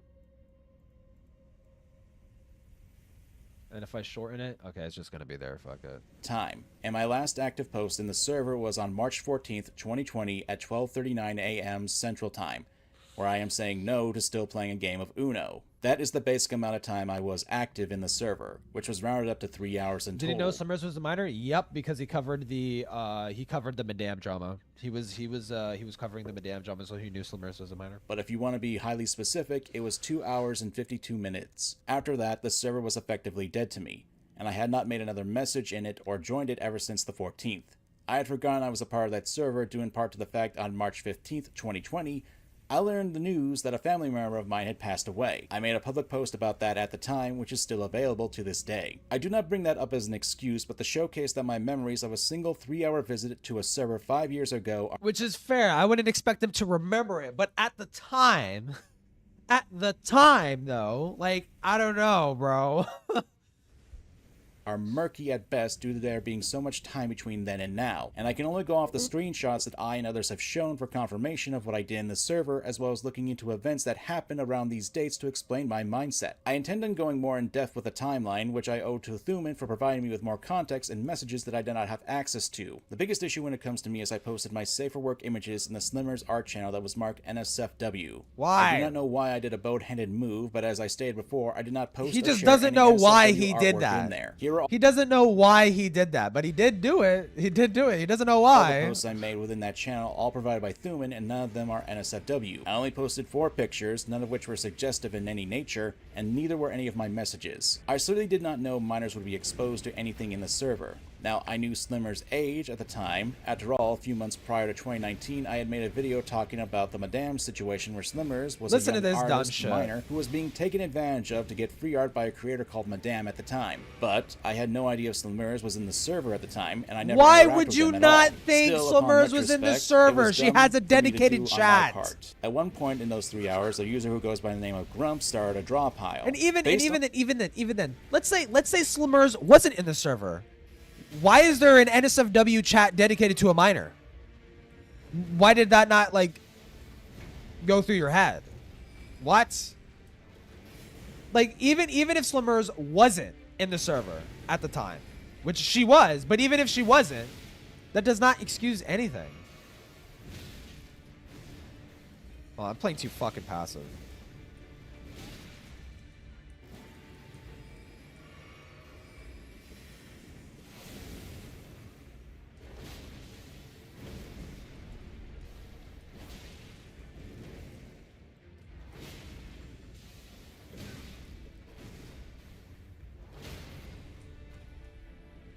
Fuck you, bitch. Okay. On the time, and considering time zones, that was started for me at 10:18 p.m. However, I do not He was believe trying I to distance joined himself, immediately yeah, since I was 100%. still talking in the art channel until 10:27 p.m. But at one point, I did join. Honestly, I'm surprised he made a video because he could have just ignored it. He was thoroughly dug into that. He was just going to ignore it, but then fucking Chuli called him out. Chuli called him out for the Spockter stuff, so he's like, "Well, I might as well address the FCK now." And it's like, okay, cool. I'm glad you're finally addressing it now when you could have addressed it like literally a fucking year ago when this whole fucking shit was coming out. But okay, cool. But I cannot provide an exact time of when I did, nor do I know how long I was a part of it. I had drawn my skull avatar at the top of the draw pile screen. At some point, after others had drawn stuff, someone drew dicks on the following: Sonic the Hedgehog, what I believe is Hopeless Peaches' avatar, and Butch Hartman. I do not intend on showing that picture since I would have to censor the dicks, but I believe that it will be addressed in Thuman's full video. I did not draw those, nor did I know when those were drawn or by whom. I used blue ink for my own character, and everything else was drawn in black, save for another message. I had forgotten that I had taken part in that draw pile since at one point I spent over an hour playing Uno, which is important for future reference. I do need to address the previous screenshot I showed on screen, since I was told that I should have seen what was posted in my time there, which if we follow... It is so fucking weird. Why would you join this server, only exist in it for 3 hours, just to post in the Slimmers NSFW chat and play Uno with a bunch of people? Like, I don't know. That sounds like a lot. Like, I have a feeling that he's probably more connected to these people than he's letting on. That's how it fucking feels. Because I don't know. When I usually join a server, I just sit in there and I do and say nothing for the first few days, right? Like, because typically, like I don't know. I don't like heavily. I mean, it's just like a personal preference thing. I don't like heavily inserting myself into a community. I like trying to like feel the room a little bit and see like, you know, what the fuck is going on before I like say or do anything. But him just like, yeah, immediately joined the server, started interacting inside the NSFW chat room of dedicated to a minor, and then like played Uno for a few hours. Like, I don't know. That feels bizarre. The time codes, that NSFW image was posted at 11:12 p.m., 45 minutes after I made my last post in the NSFW. And not last post as in that was my latest, that was the last post I made in that channel. However, around 11:04 p.m. I had joined an online Uno game, sharing my Uplay user account at that time. Although I don't know exactly when we stopped playing based on when I returned to making posts in the VC text chat, I had stopped roughly around 12:18 a.m. playing for over an hour, and I did not return to the NSFW art channel. I say that based on the fact that when I returned to share art posts at the time demonstrated in these screenshots, which you can follow via the timestamps and images continued in them, of which my last post that I made on record was at 12:39 a.m. saying no to still playing the game of Uno. Following this timeline, it is possible that I missed the NSFW image since I had last chatted in the VC text chat, and after the Who game, cares? that You was where I posted in the until I was Slumers done in the NSFW. server. That is the And most Boomin damning confirmed with part. me that my That last is the most message damning ever part. in the NSFW art server was this one, where I said, I don't want to go insane. After that, I did not post again. Like here's the thing. Like it feels like he's trying to fucking distract me from the fact that wait, you posted in the Slummers NSFW chat and you didn't think anything of it, and his defense is like, I didn't think Slummers was in the server at the time. Why wouldn't you? Why wouldn't you? And again, like I said, even if she wasn't, it's a NSFW chat dedicated to someone who you knew was a minor. Why did that not tick anything off? Why did that not feel weird enough to comment about it anywhere? Why? Like, it's fucking weird. Does the channel state that it was for that minor? Yeah, it was literally like Slummers' Art Shack NSFW. Like that's what it was titled as. It was Slummers' Art Shack NSFW. That's what it was called. Right? I think it says it right here, right? Yeah, Slummers Art Shack archived. It said NSFW on it. It said NSFW on it. And even then, when you click on the fucking chat, apparently there was so much porn spammed in that fucking channel that it would have been like, okay, why the fuck is this happening? In that channel, and my next post would be in the VC text chat. The posts from the NSFW channel were all archived, which no one provided for me and I showcased earlier, but they were archived by the previous owners of the server during the time I had spent my 3 hours, and then... Hold on, I need to use the fucking shitter. Give me 1 second. Music. Oh my god, I'm getting cramps, actually. Here, fuck it.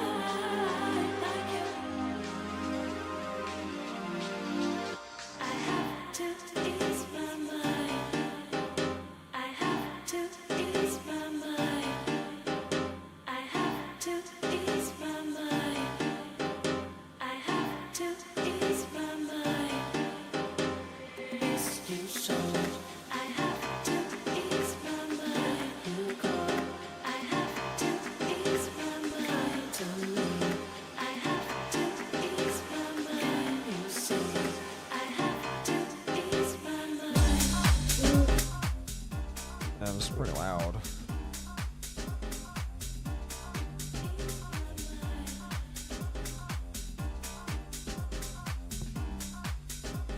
Okay. Bruh. I just happened to be in the Caribbean island, drank some margaritas, and didn't think much of it. Kinda. That's kind of his defense. 3 years later, when Leo Convoy contacted me about the server. As such, I had no access to those posts. One quick interruption here. Upon looking into some legal stuff, I cannot be sure if I have the right to show the full screenshots of a private conversation between myself and Leo Convoy. While I will describe the conversation and I certainly do have screenshots to prove it did happen, I do not have the express permission to show the full screenshots from Leo Convoy. So I will err on the side of caution and talk about the conversation, but I will not be expressly showcasing. Or you could just ask him. You could ask. You could ask to show it. Leo's private messages, especially since this can be on the side of intellectual property rights and for the sake of privacy. If Leo Convoy sees this, if you wish to confirm or deny the following information that I will claim, that will be up to you. This feels like overcompensation. This feels like you're overcompensating. Like, I don't know. This makes you more suspicious.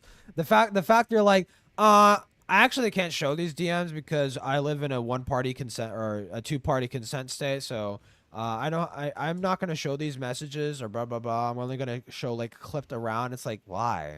I don't know. It feels so fucking weird. I'll be showing portions of Leo Convoy's half of our conversation, but I can show mine. My apologies on that. I did get permission from Thuman to share bits of our own personal conversation though. We now cut to that point where Leo Convoy contacted me. November 25th, 2023, Thanksgiving Day weekend. At 1:51 p.m. Central is when Leo contacted me about getting access to the server. Immediately, as you can see on screen, I didn't hesitate to give him an invite. I asked him if something was wrong, but all Leo told me was that a user named Akumu was being a piece of garbage. Again, I was also apparently made into a mod sometime. Thuman informed me when some members leave that the roles get dumped down onto other members. It's how one person became the server owner at one point. At this time, I had no idea what was going down with the server. And at the time, I did not have access to the Archive Slimmer's art shack. It didn't even show up for me when I had the channel listings, even though I had been given the mod status. Thuman told me that only the owner of the server could open hidden channels. The next time the FCK would be brought to my attention would be the 28th of February 2024, when the initial leaks of the FCK would be exposed to the world by the now deleted Fruitcake Leaks Twitter account. I responded to the information at 11:05 p.m. on the 28th. Other creators such as Ellis Mark, Just a Robot, and Dumbsbill were tagged in the initial thread at the time, and my name came up as well. I do not know who informed me of that, but after I read the thread, I went to check to see if I still had access to the Discord server, and I did. Note, one more thing. Even though the screenshot says 12:05 a.m., I was still in another time zone as well. It's the same situation with the Leo screenshots. I took screenshots of my available posts at the time. I left the Discord server and replied to the thread, which is still available to this day, and you can find it if you search my handle along with mentioning Fruitcake Leaks in the Twitter search system, as shown here. When I admitted to being in the server I had limited time in, initially I said it was active for 2 days, but looking at the time codes, while you can say it was only a grand total of 3 hours that crossed over into the next day. However, I should have made a more public post than this at the time, but I suppose I thought that responding to the initial leaks with my involvement at the time would be sufficient. I had no idea that the account that made the initial leaks would be deleted later. I honestly feel sick to my stomach learning what had happened in that server, and if I had known what was happening, I would have spoken out. There are a few things You knew, but you did know. But you did know. Like, at the very least, Slimmers' existence honestly fucks over so many of these fucking people and it just any plausible deniability just goes out the fucking window. Any plausible deniability just goes out the fucking window. Because it's like they know she's a fucking minor and she's like being encouraged to post sexual art towards adults and shit. Like I don't like, how does that not raise any red flags? That makes no fucking sense.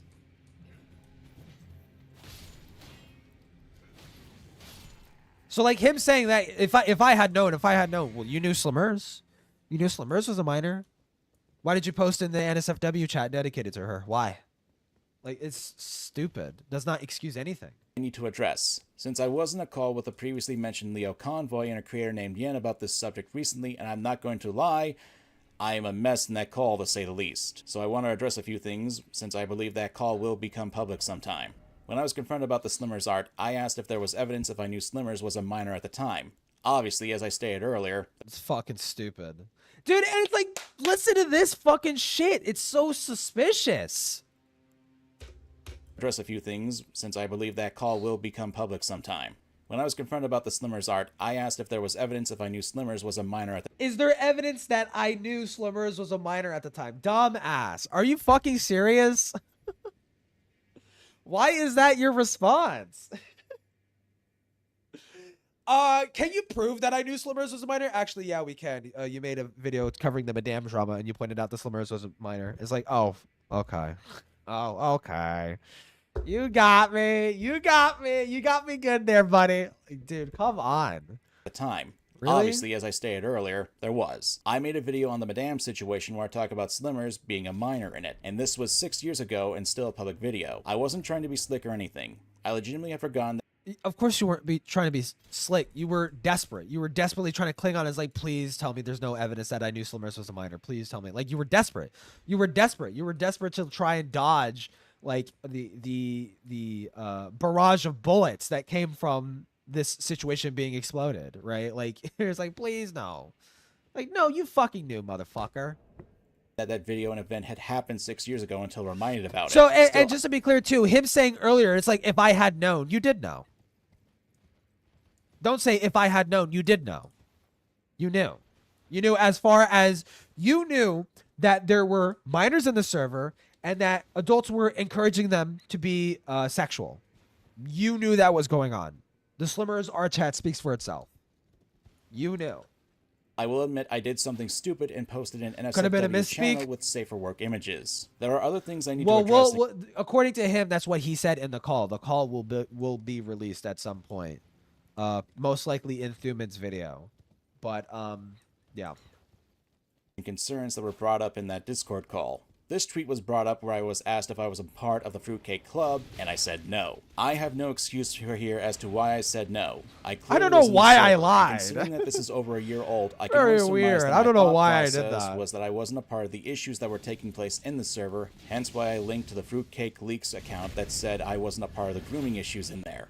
That link led to the now deleted Fruitcake Leaks account, where I did respond with effectively saying, yes, I wasn't there, but I didn't do anything wrong, as shown earlier with a screenshot of what I said. I will fully admit I should not have said no to that, and that was careless of me. That was I'll also probably admit a that I should mistake. have That made was a more probably public a statement about the situation when the leaks happened. Then I should have been a lot clearer and upfront about this situation. Another tweet I need to discuss. But it's like I don't know. It feels like his knee jerk is to like try and like pull himself out of the situation. Like he's trying to like escape from being caught in the crossfire. It's like, no, you deserve to have some shots fired at you. You deserve that.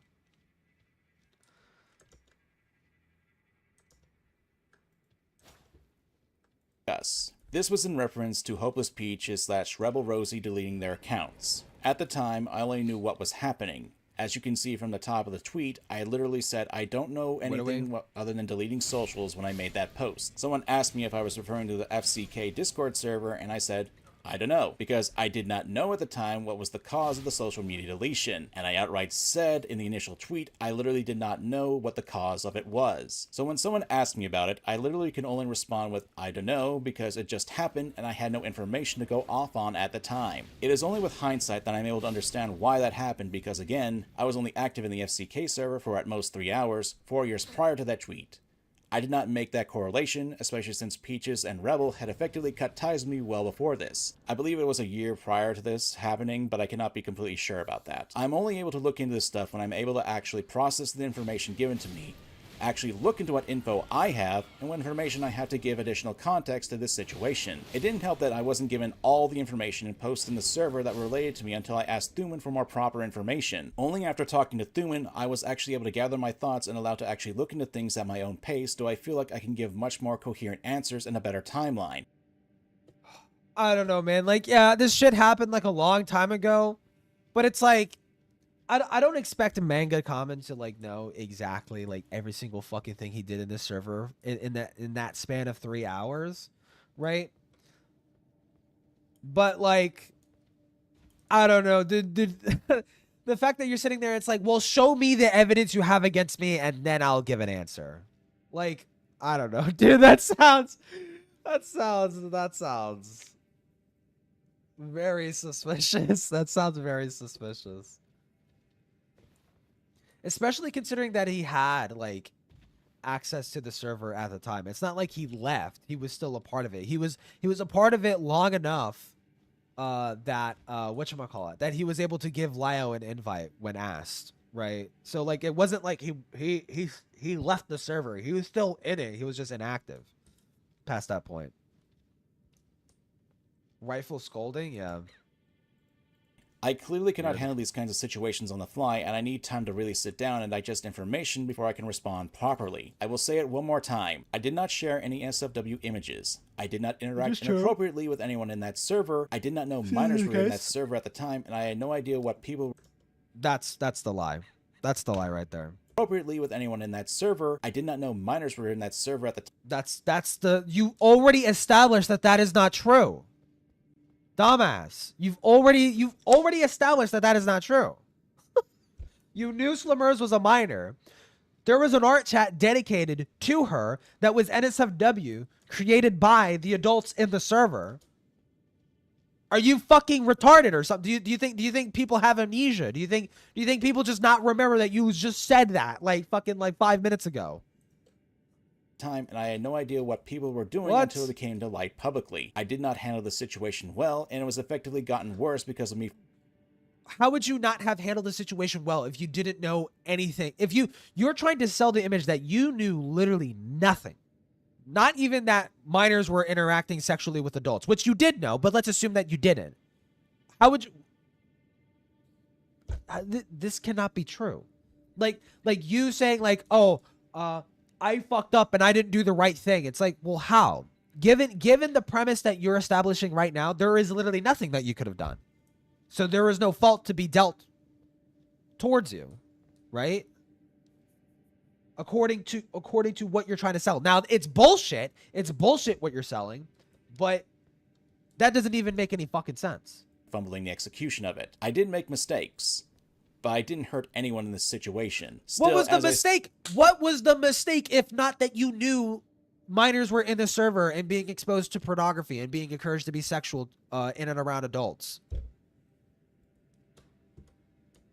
What's the fucking mistake? I just don't get it. I am giving my full cooperation to Thuman about this situation, and I am willing to help as much as I can. Even though I didn't cause any harm to the victims in this case, I still feel horrible what happened to them. I do wish I can help in any way. And when Thuman's video comes out talking about this situation, I intend on sharing it on my channel and my socials. Helping spread the word and giving my cooperation are the least I can do in this situation. I do not intend on running away from any consequences that come from this, and I'm answering these issues to the best of my abilities and information that I have at my fingertips. While I do plan on taking a break from the internet, YouTube, and social media for a while, as I stated in the previous section, I will return eventually. I have made a lot of mistakes, and one of them is not addressing them in immediate fashion, but I hope if given a chance, I'd like to be a better person. But I broke trust, and that needs to be earned back. Before I get into my final words for this video, I want to preface that everything I said here is based on the information that I have available to me at now and how it is presented to me. If new information is presented, I may include updates to the description or the pinned comment, and I will address it to the best of my ability. I have... If I get caught lying, it actually isn't a lie in that I was just only acting off of the information that I currently had, so... Made mistakes. And nothing I can do can ever hope to take away the pain that others have felt because of that, either from my negligence or how I didn't see the pain that was happening. My time in the ACC was probably one of the worst experiences I ever had, and clearly that community was filled with the brim with horrible people, and unfortunately, because of my negligence, I became one of those horrible people. I know with this video, I'm more than likely going to lose tons of followers. It doesn't make any fucking sense. If you're saying that you didn't know that this stuff was happening, then why use all these like negative adjectives to describe yourself? It doesn't make any fucking sense. Like what?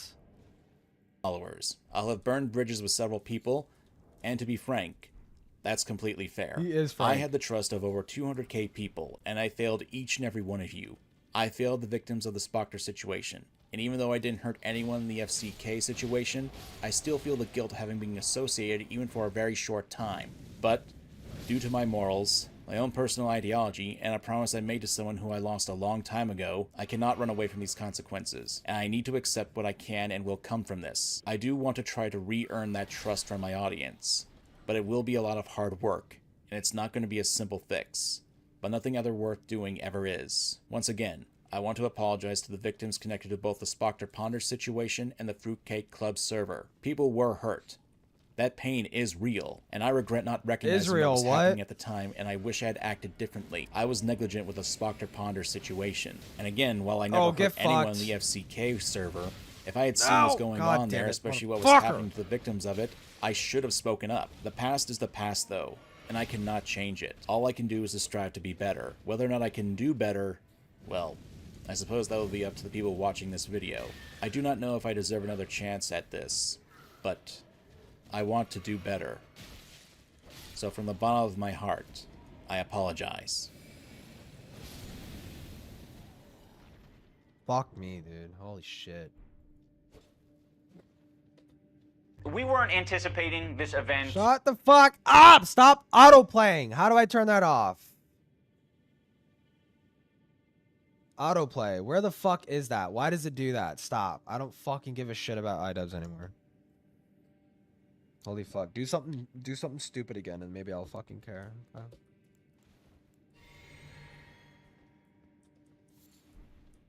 Getting better takes effort.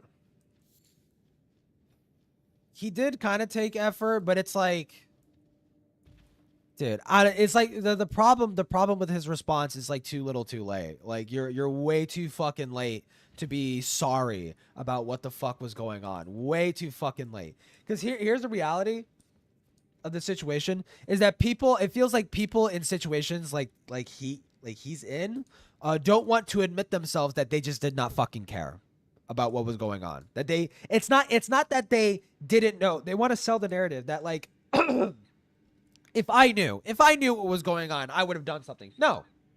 You did know. You did know. You didn't do anything because you didn't care. Right? That's the thing.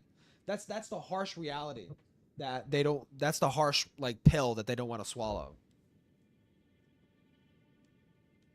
Is that they did know, they just didn't give a shit. Right?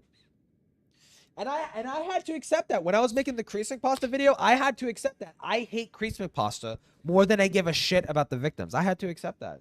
I do give some amount of a shit about the victims, but like I give less of a shit. I give less of a shit about them versus like my hatred for him as an individual.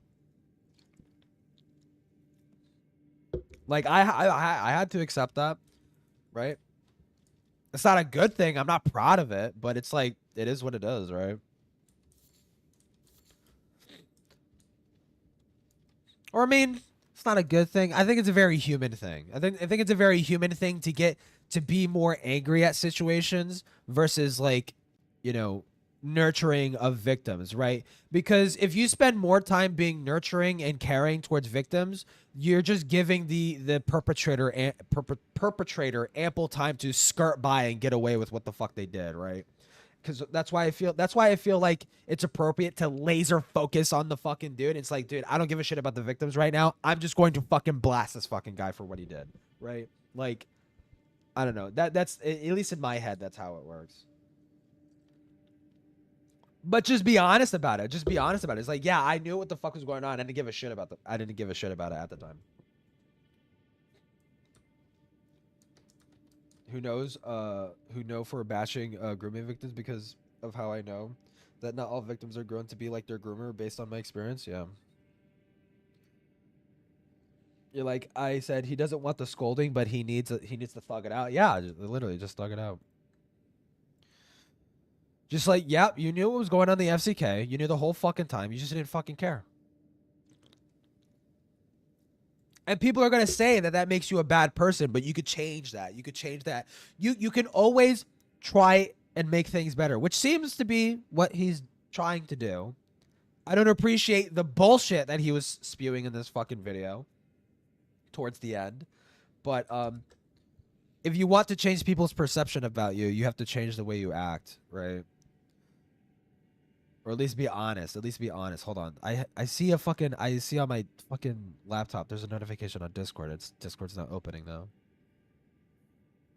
The fuck? Oh, it's probably Diesel stream.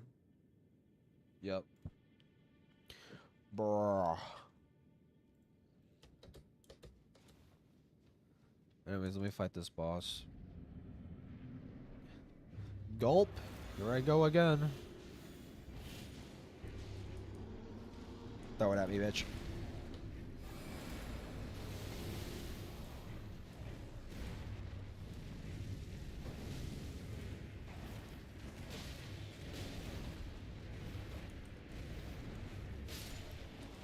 That ass, god damn. This is like literally one of the most powerful weapons in the entire game. The only problem is that in order to make it work, you need to be like a glass cannon. Like that is like the whole fucking thing. Like you cannot put as much health points. You like you need to put so much points into like faith and intelligence, like to the point where you're like neglecting your fucking health and endurance. Like it's ridiculous.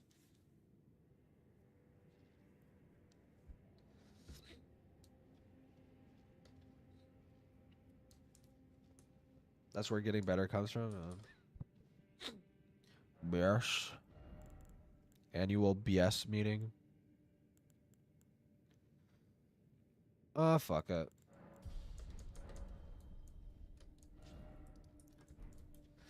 I don't know what to anything else. I mean, again, Lyle's video on Ponder is just so fucking useless. Like, actually, it's just fucking useless. Like, I see no point in it.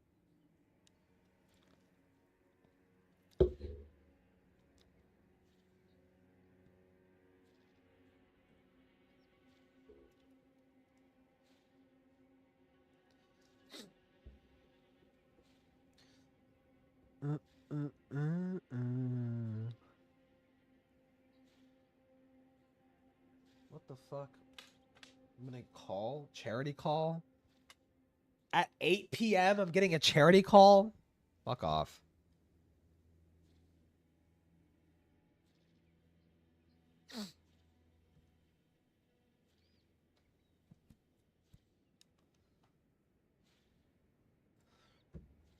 Is there another Doodle video that I could watch? Oh my god, yeah, no, this is what I was watching. Decade ago. I was watching this 3-hour-long Doodletones video about like the fucking Lyle convoy stuff. And then like halfway through she starts pivoting, talking about her own personal fucking drama. Like this video is supposed to be about Lyle, you stupid fuck. Like what are you doing? Stupid. Fuck man. Nah, there's literally nothing. Literally nothing going on. There's no more ACC shit to scoop up from the bottom of the barrel.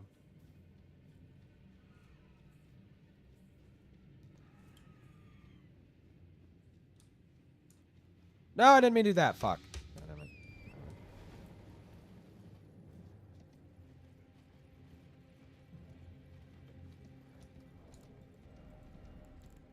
Okay, this fucking boss is like really annoying.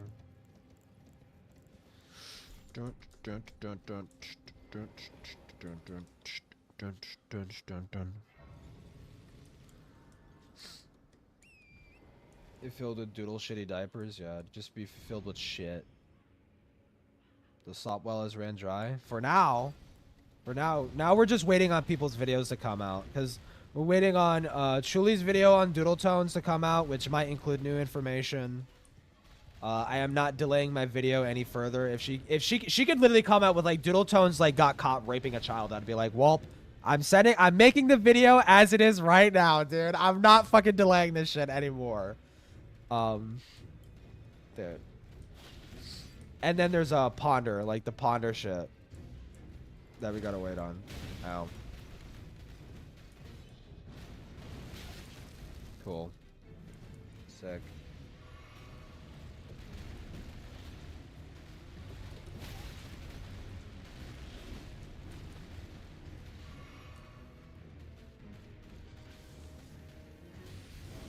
Why did I get stuck right as, like, he fucking does the thing? God.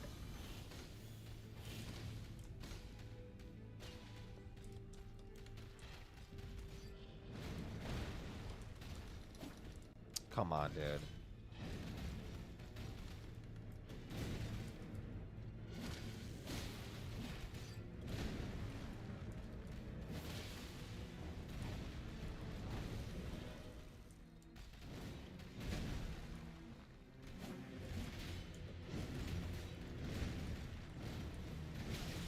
Fuck.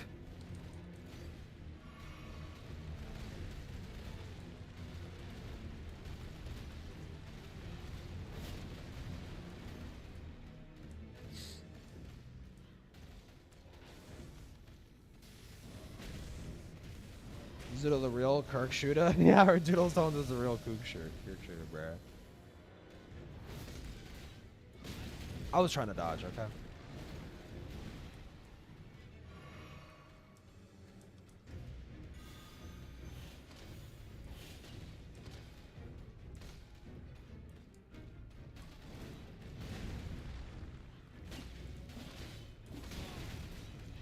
I can't see.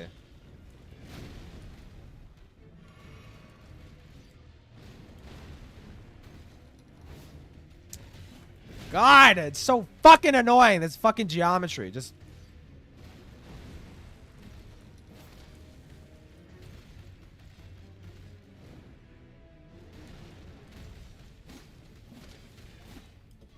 I'm doing like no damage.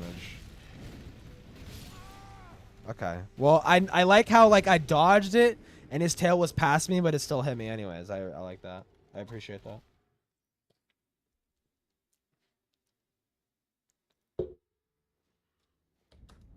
Fucking stupid. Fucking retarded boss.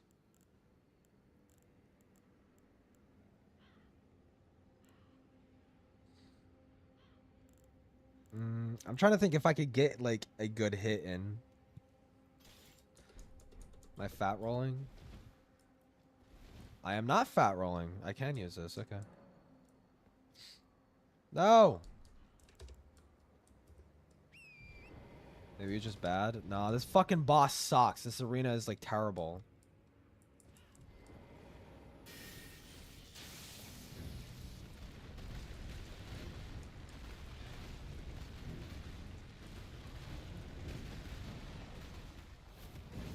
What? Do you see what I fucking mean, dude? God.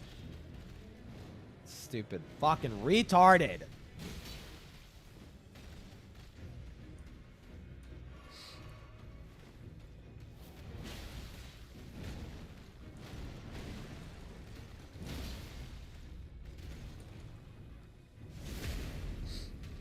The new Mars news? Is it confirmed now that it was actually like aliens?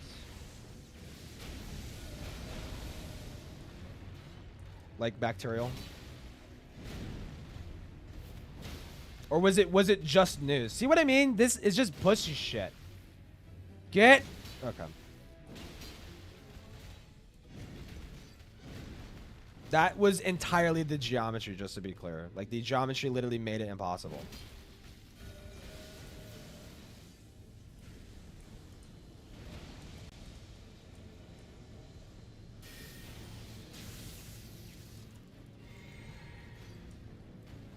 Wait, hold on. Retard mode? Yes!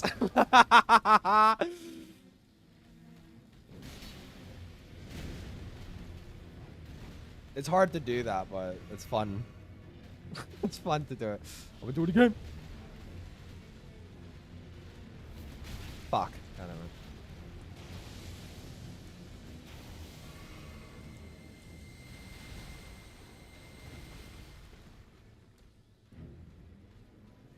Come on, you stupid bitch.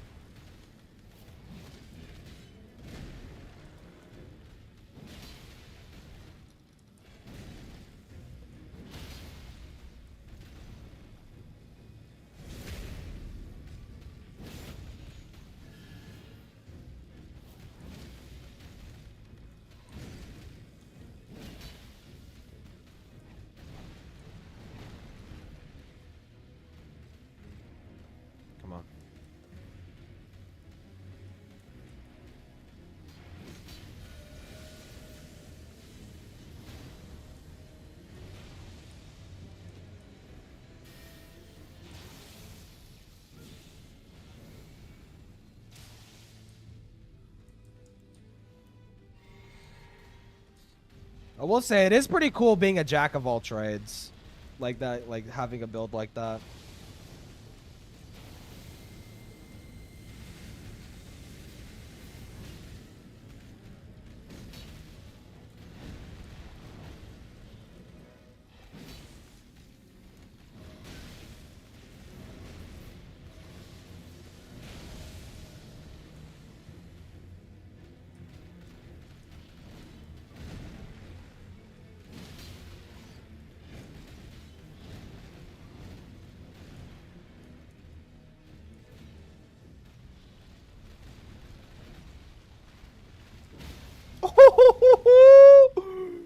Get fucked, bitch.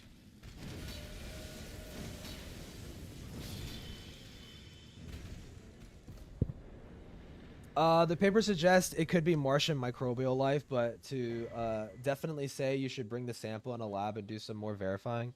Yeah. I mean, I would not be shocked if there is microbial life on Mars. Given the presence of water and like river streams, like we could see like archaeological evidence that there was like river streams on Mars.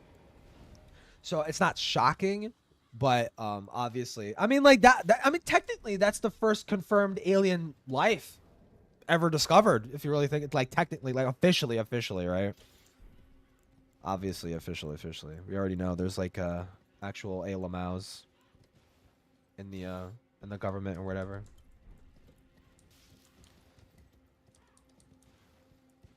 It's not microbial right now. It's a previous microbial life. What do you mean previous? What?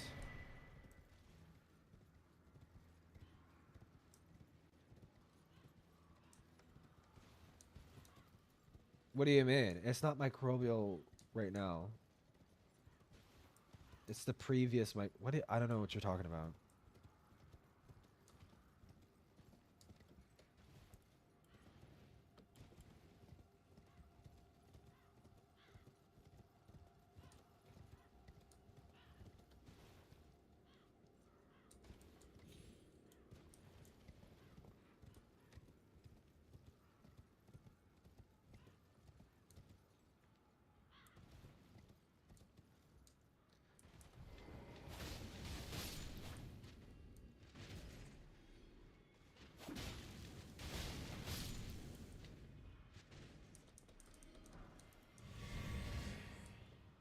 Like evidence that once there was microbial. Wait, what?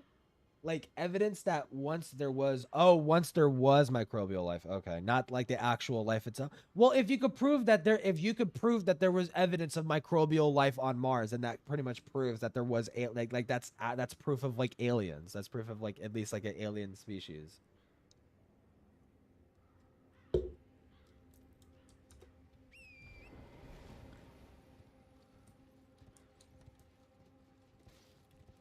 Imagine it as you find the turd of a human. Wait, I don't get it. Like the life, like the microbial life that we're talking about that exists on that theoretically it might exist on Mars is like microbial life that only exists with like other multicellular organisms.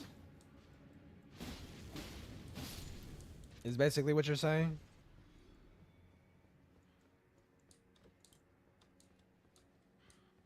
Because that would be crazy.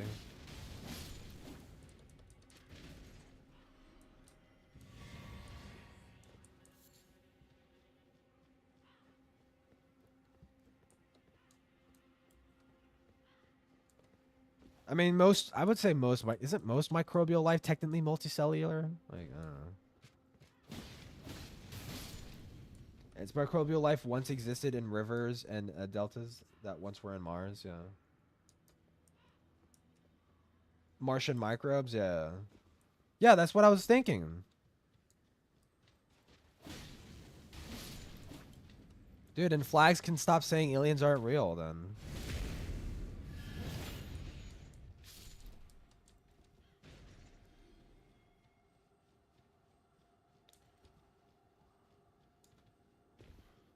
Dude, but genuinely though, I cannot wait until we can officially like prove that like an intelligent alien species exists, I cannot fucking wait for that. It's like unequivocally, it's just like now it's public. Now all that information's public. I cannot fucking wait. Cannot wait. It's not gonna happen anytime soon because like I really thought like a lot of stuff would get declassified, but like the fact that the CIA is like very, very like fucking like Hitler-esque with like allowing the public access to that information and still keeping everything tightly lock and key and only showing us recordings of low quality footage. Like it's not the raw footage, it's literally like someone pointing a camera at the fucking screen and recording the already present footage. It's stupid. Fuck me. What the fuck is this thing doing? Fucking them would probably kill you? Yeah. Well, you know what? It's worth a shot. What about Pitchford? Bro, Randy Pitchford gonna die in a hole somewhere? How the fuck does this guy still have a job? Dude, yeah, Randy Pitchford is like actually just a piece of shit. Like completely fucking ruined all like those fucking old boomer shooters and shit like that.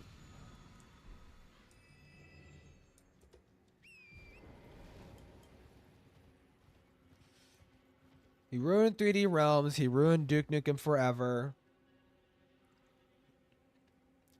And now he's dead set on fucking apparently driving Borderlands into fucking shit. Didn't he salt it? I would not put it past Randy Pitchford to do that. I don't know for sure, but that sounds like him. Also, he apparently had he apparently like dropped like a thumb drive at like a medieval times, and that thumb drive like and there's something about, dude, hold on. Let me see if I can find this. Randy Pitchford. It's on his Wikipedia. Where is it? It's fuck.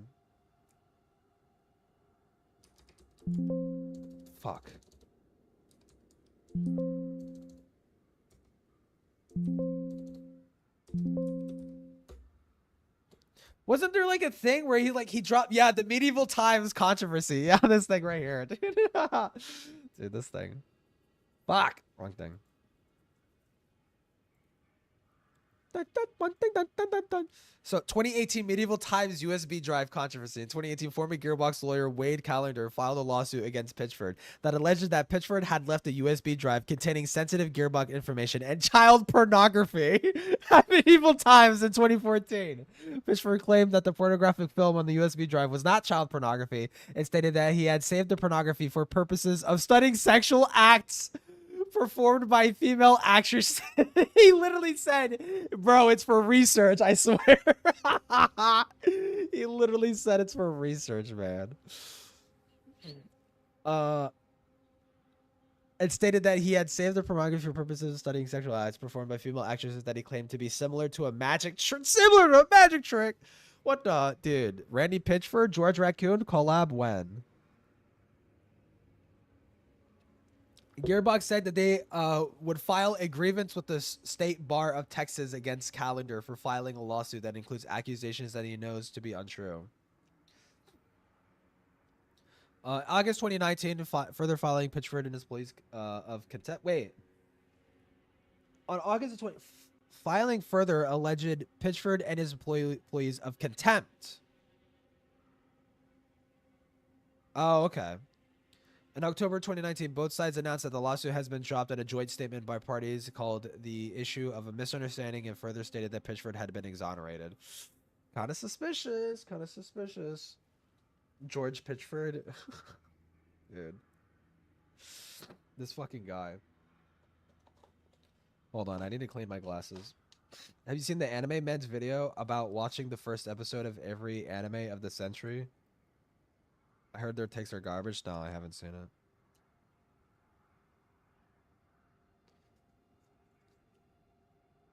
Oh, you know, science is gay shit. I think there's more likely more life out there. But if we want to state it as a fact, we need proof it's gay, but it's a proper thing to do. Yeah.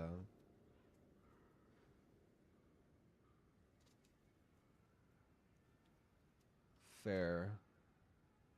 Although there are sometimes circumstantial evidence is enough to, for most people to come to a reasonable conclusion. That is also a scientific thing.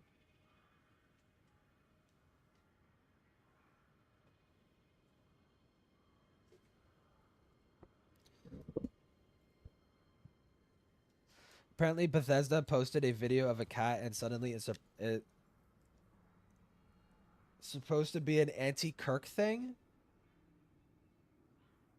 What? That's fucking retarded. What? How?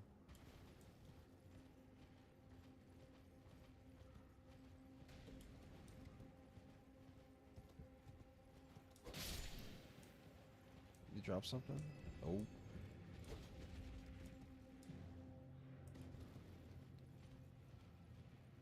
The fingers.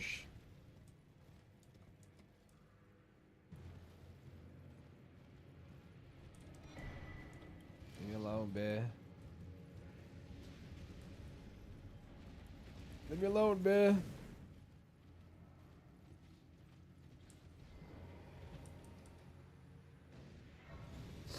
Time to open Twitter? For real?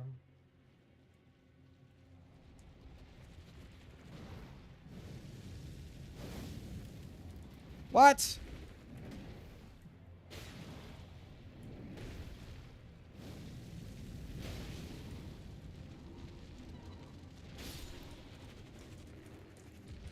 Okay. There's just one thing you don't.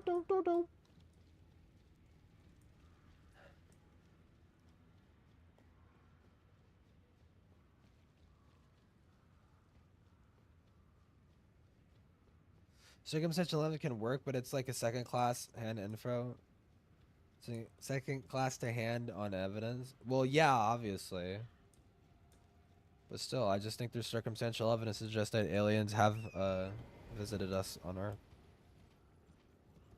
And you deny it. Wasn't there like a boss? There's like a guy. You fight like a guy here.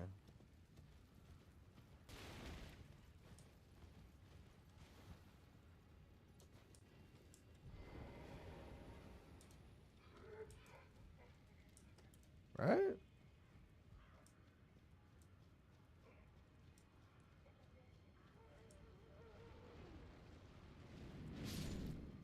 Me when I'm Arabic or something.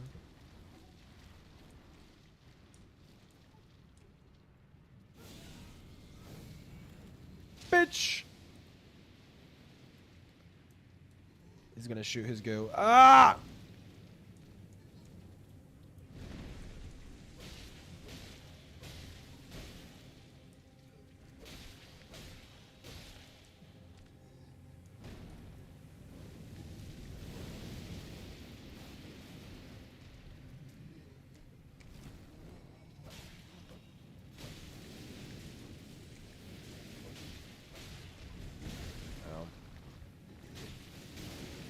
No, don't death blight me. I'm gonna fucking kill you. Fuck. God damn it, dude. He left like a tiny like little fucking dot like on the fucking ground. God damn it.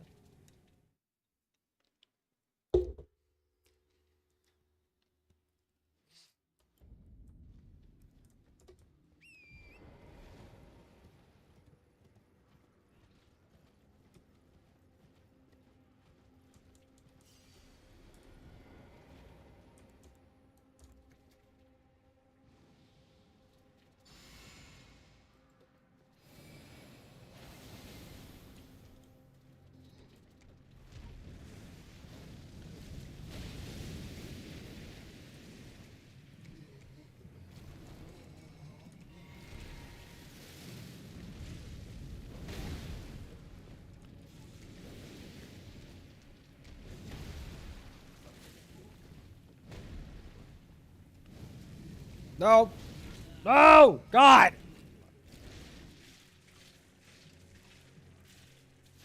I'm getting bored.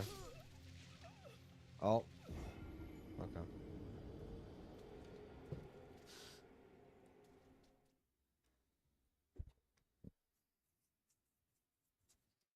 Dude, I miss strength builds because you could just like stagger the ever-loving fuck out of enemies and just like not give a shit.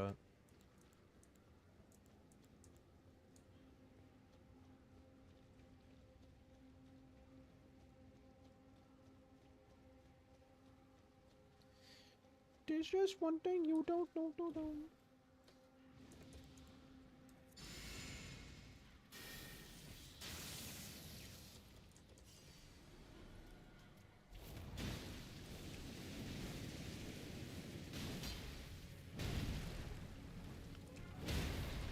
See? It's broken.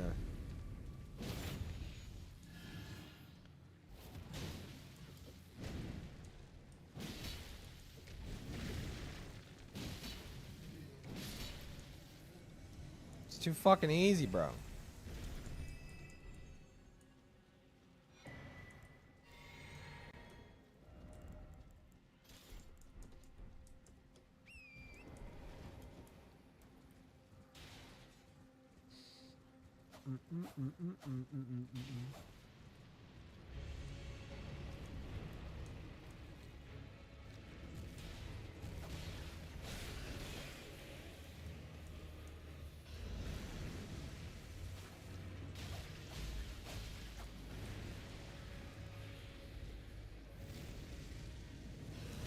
Oh fuck. I thought he would have done it at an angle.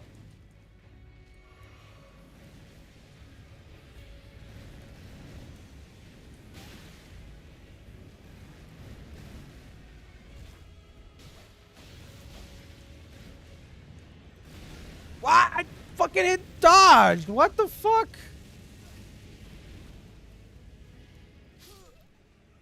Dude, I just have like the worst fucking luck when it comes to like doing anything outside of a strength build. Like, I'm just way too used to that.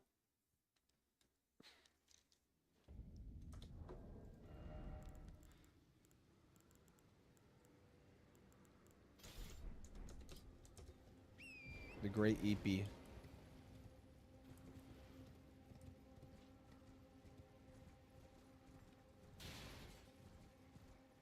Actually, the Nakiba might be good for this. What the fuck?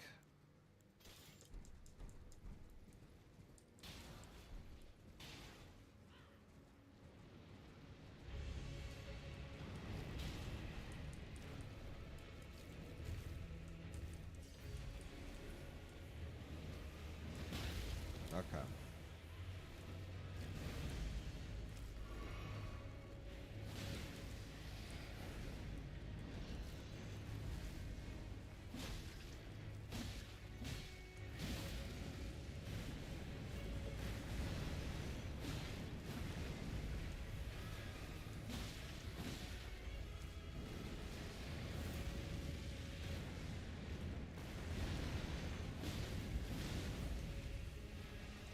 My god, what the fuck?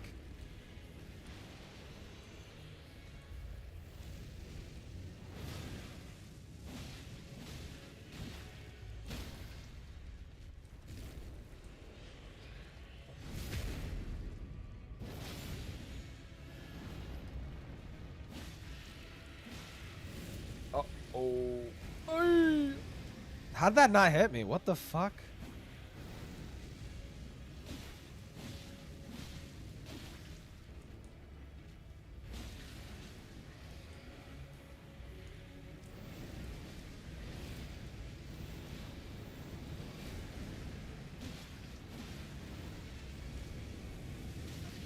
Okay, dude, yeah.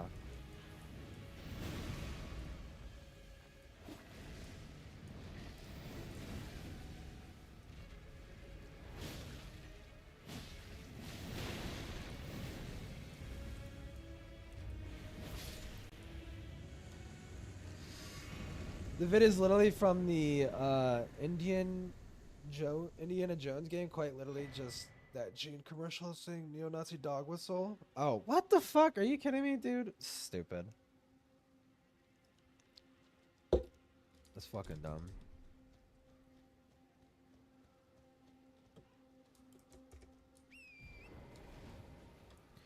Also, who fucking cares if it is? Even if it is, dude.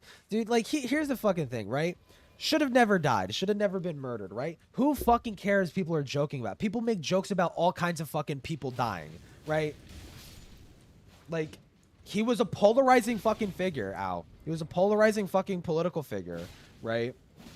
People are going to joke about his fucking deaths. I don't know why the fuck people are getting so like, we need to ruin people's lives. We need to start doxing people and ruining their lives. I'm like, you're fucking psychotic. You are fucking psychotic. Holy shit. Like, you don't need to be okay with people joking about it, but like going as far as to like ruin people's lives over it is insane. That is fucking crazy.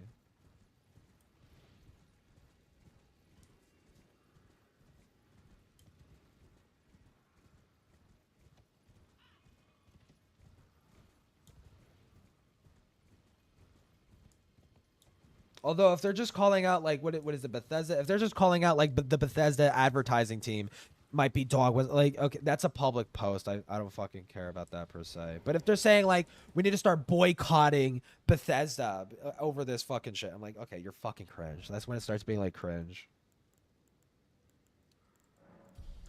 Like, of all things to boycott Bethesda over, really that? Now you're gonna start boycotting Bethesda now over that? Like, come on, dude. It's obviously performative nonsense.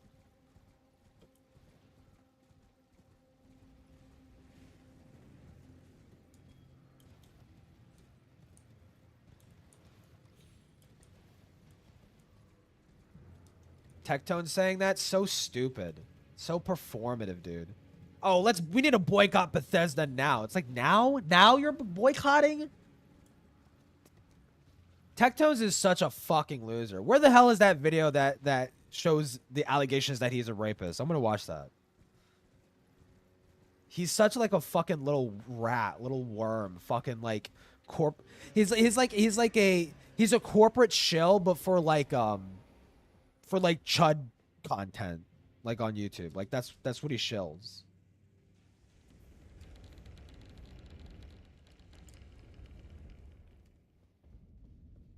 Stupid fucking dumbass. Where is it? Where is that video?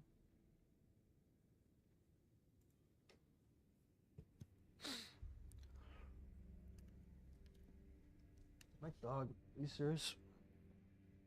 Whatever.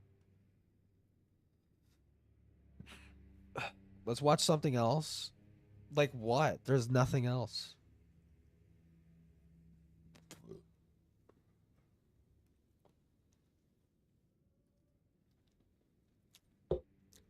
Unless you want to pour through, like, Doodletone's archives, just random videos that she's made.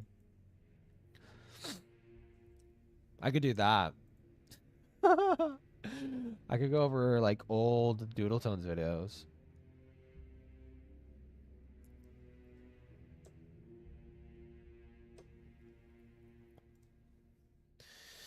Let me see.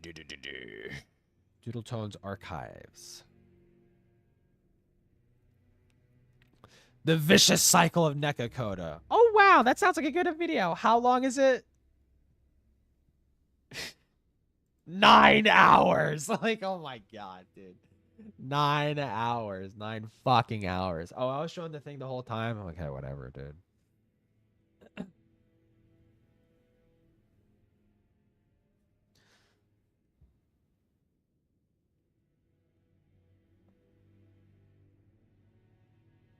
God, what a fucking boring video title. John enters cavalcade of comedy complaints.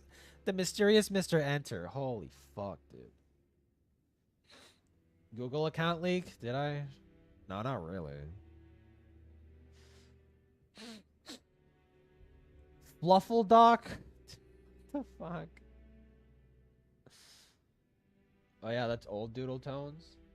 Addressing that we'll play one last time. I feel like I never watched this full thing on stream.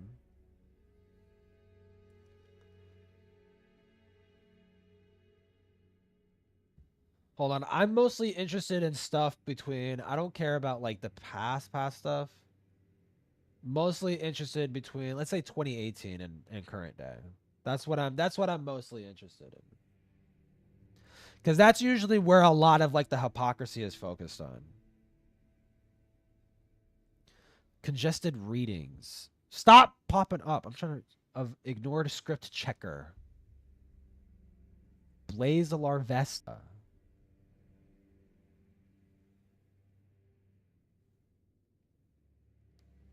The SEC's communication problem. What the fuck is this about?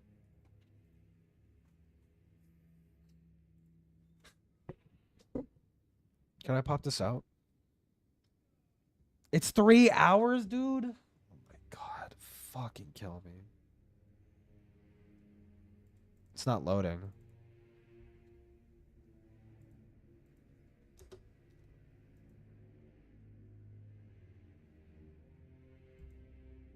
Load. What the fuck? This video talks about some controversial and potentially triggering topics. Viewer discretion is advised.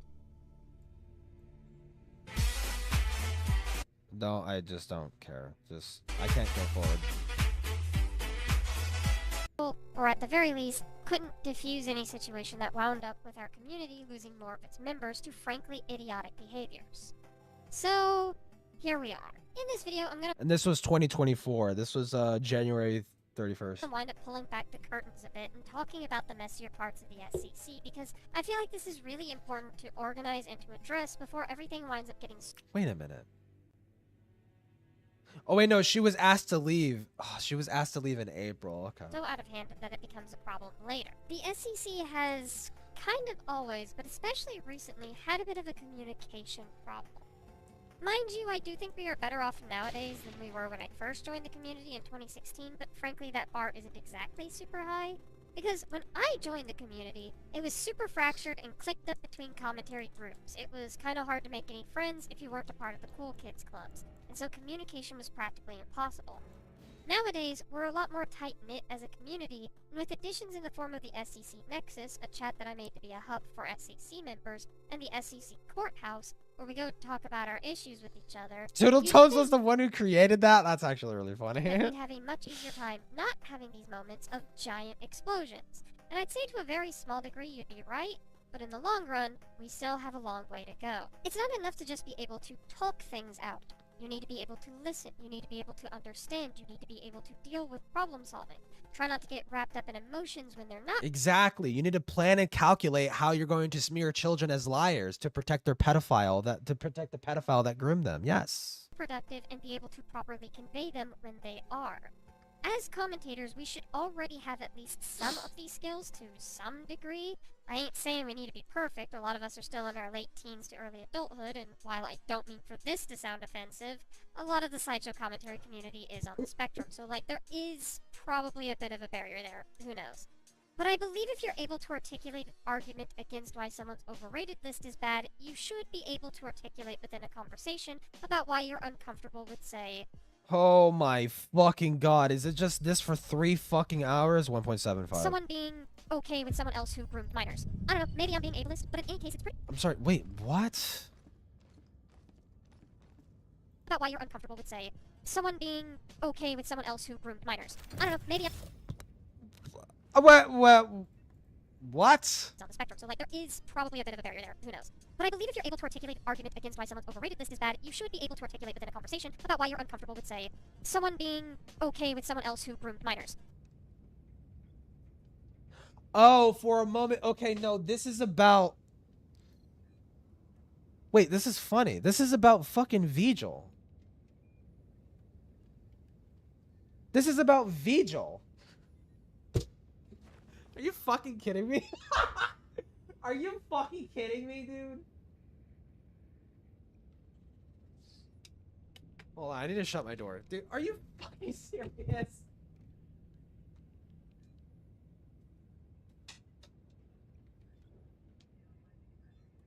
You have to be fucking joking me. This is about fucking Vigil. Hold on. When did this shit come out? Hold on.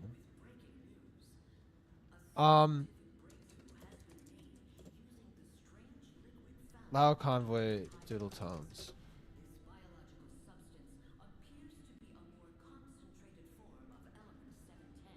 understanding, Key. Oh wait, was this 2023? This was 2023. Okay, I got it fucking mixed up. Okay. No, this was after Cloak and Dagger. I was gonna say, if this video was before Cloak and Dagger, I'm like, dude, what? Okay, no, but no. I don't know, maybe I'm being ableist, but in any case, it's pretty important to acknowledge that there's importance to communication, and even if you yourself have problems going to someone about your problems, it's still vital that you try to talk to someone. You're foreshadowing? No, yeah, for a minute, I thought she was talking about, like, she was talking about her relationship with fucking George. I'm like, wait, no, she wouldn't, like, refer to him as a predator, because she literally thinks that George is, like, an innocent little baby, little babby who did nothing wrong. Soundproof breath. Dude, my door has no locking mechanism. It doesn't work. My dogs can just nudge the door open. It's stupid. This brings me to my newest position in the SEC, being the head of Courthouse and Nexus. I wound up gathering the role of problem solver, which I suppose I don't mind to an extent. I have a couple of other commentators who are problem solver. Yeah, if you ever need something, if you ever need a dirty little fucking secret to get covered up, call up Doodletent. She knows exactly how to do it. Also able to help me with that role if need be. And we have been the problem solvers for a handful of situations within the community that frankly don't really need to be elaborated on just at this moment. There'll probably be stories for much further in the future. Wait, what are you fucking referring to? Hold on, it's going too fast actually. Well, it's not that it's going too fast. Is that she speaks in such like a muffled retard voice that it's like it's hard to discern. Have been the problem solvers for a handful of situations within the community that frankly don't really need to be elaborated on just at this moment. There'll probably be stories for much further in the future. The point is, I have been able to handle this position. Problem is, during these weeks, my mods and I were all MIA for a bit. What I'm going to detail in the bulk of this video are events that happened in late November of 2023 going into early to mid-December 2023. A time where I had the aforementioned events talked about at the beginning of the segment, as well as another one of my courthouse mods, Jace, was dealing with a home emergency. And Stag, my other courthouse mod, was in the middle of a mental health break that he was taking for a handful of months by that point. So, during this time, if there was a problem in the SEC, they needed to deal with it on their own. And as you can guess, given I am making this video, I wasn't the most impressed with the state that I was left with coming back. I want specifically those within the community to hear this video. This is directed specifically at you because you are the people who need to hear these messages the most. I know I'll be naming names some of y'all don't want to hear, but I need to stress the importance of this, and censoring names like calling Keyblade Evil 911 or whatever honestly garbage nicknames you've come up with isn't going to get the point across nearly as well. I would seriously much rather Locker Boy instead. Anyway, I mean, Evil 911, what the hell? That's like the worst goddamn nickname. So I'll put up the content warnings for you guys, but genuinely we do need to talk about this. So please, if you'll indulge me, let's begin. And the rest of y'all are also free to take notes if you want. A door stopper? Sure.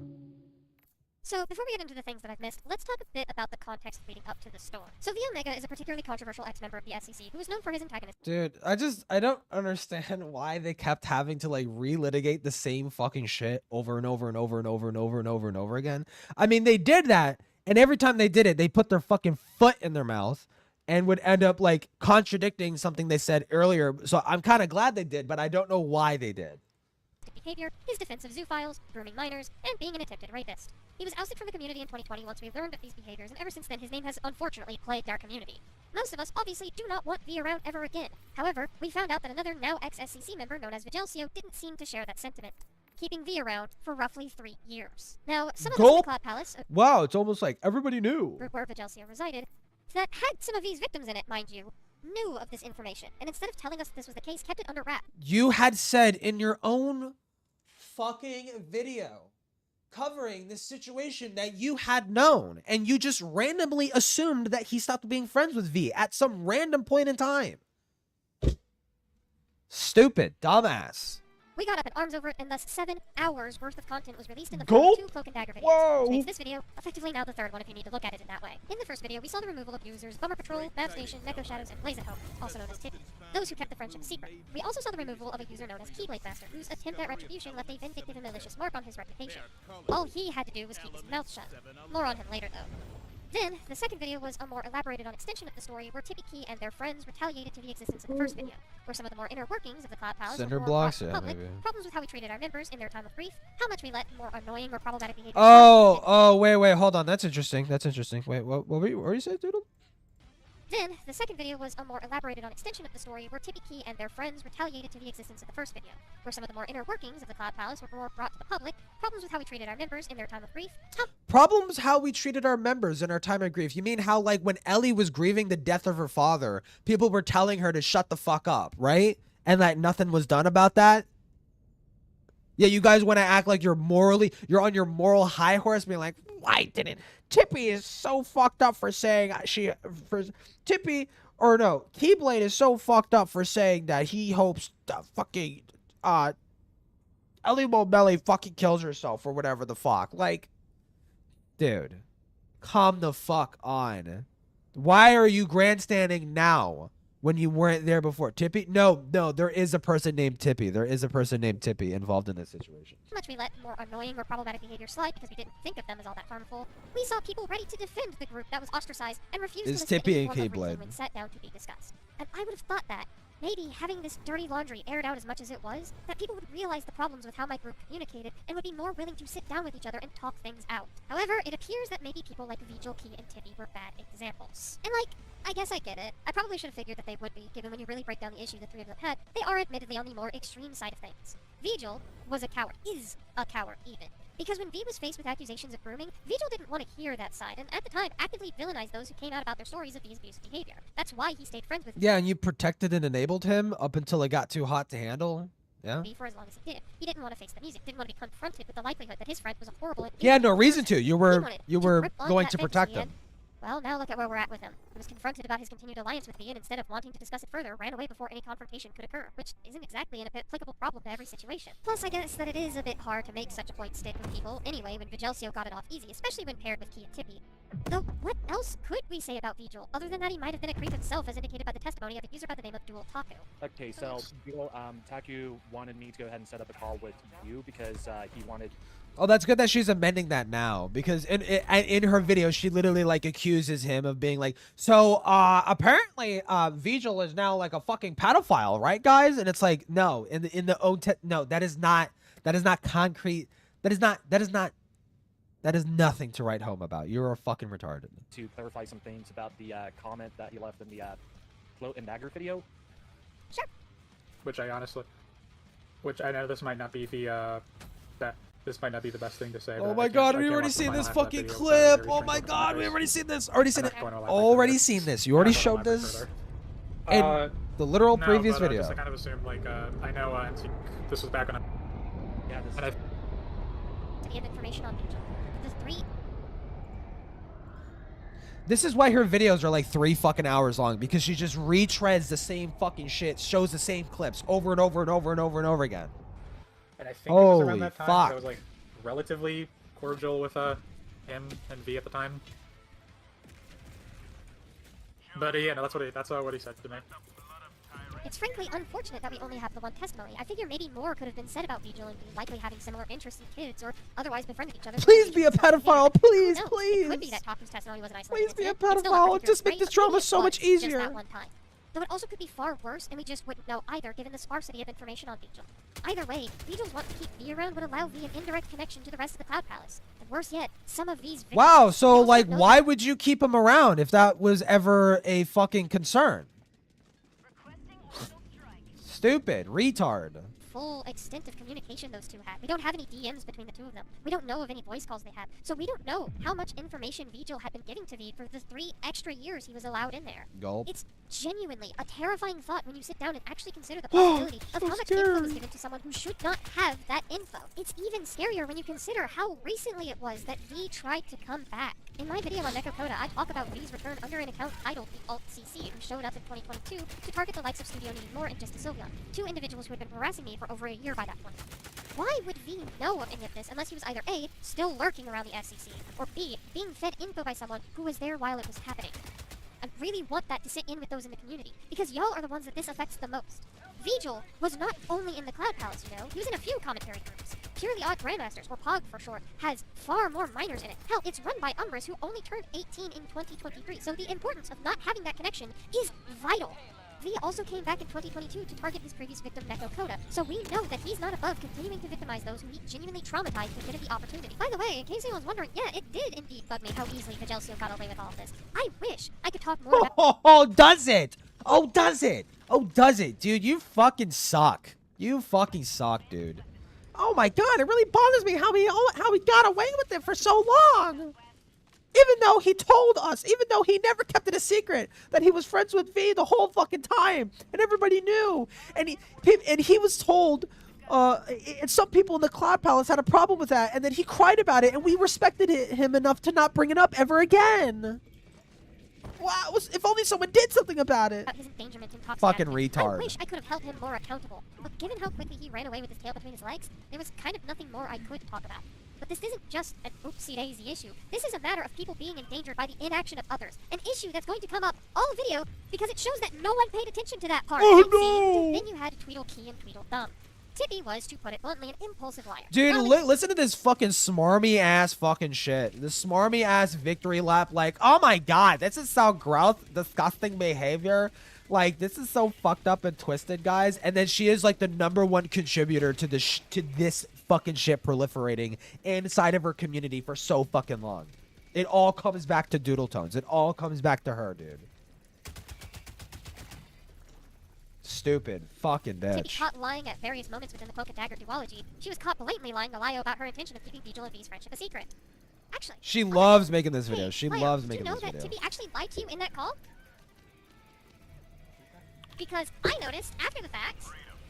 So, Tippy, you claimed that you wanted to help Vigil cut ties with V. Yes. But in the Cloud Palace, you claimed that you didn't know the extent of your of Vigil's friendship with V. So which one is it? I don't care to hear your fucking performative reeing. Stupid bitch. Fucking move along. Move along. Move along. I don't, dude. Why can't I rewind 10 seconds, but I can't fast forward 10 seconds? Why? She was caught lying about not knowing of Keyblade Master's behavior before going into the Senate call. By the way, to the surprise of fucking nobody, Tippy straight up lied about not knowing about Key's behavior prior to the actual screen name to some... Fucking whatever, dude. Her eyes out for literal hours on end. Emotional manipulation at its finest. Acting as if she was the victim, and most importantly, essentially saying that she was being harassed. Isn't it funny how they all use the same tactic? Like, all of these fucking shitty people use the same fucking tactic every single fucking time. When it's their time to burn at the stake, every single fucking time, it's the same tactic. It's the same tactic. I'm a victim. Wah. People are harassing me. People are fucking with me. Wah. And like none of that is happening in reality. It's the same shit. Was before Doodle's video clarifying the situation came out, so like the fool I was, I genuinely thought that she was being harassed. Though she eventually said in the Senate call that nothing like that actually happened. You made me feel bad over nothing. You had me stressed for nothing. I genuinely thought that he harassed you or something, but she didn't. No one did. I felt bad for you then. I don't feel bad for you now. Me. God damn it. Trusted and furthered that behavior even after her removal of the SCC, where we noticed an alt Twitter account at first changed the tag to fit her old Blaze and Z account and changed the actual screen name to some Spanish that was translated by the actual Spanish speakers of our community to something along the lines of trans outcast of a toxic and indifferent community. Something like that. Which, couple things. One, I'm unsure about the framing of trans outcast. Like, are you trying to insinuate that we ostracize trans members of the community when one of its biggest members is a trans woman?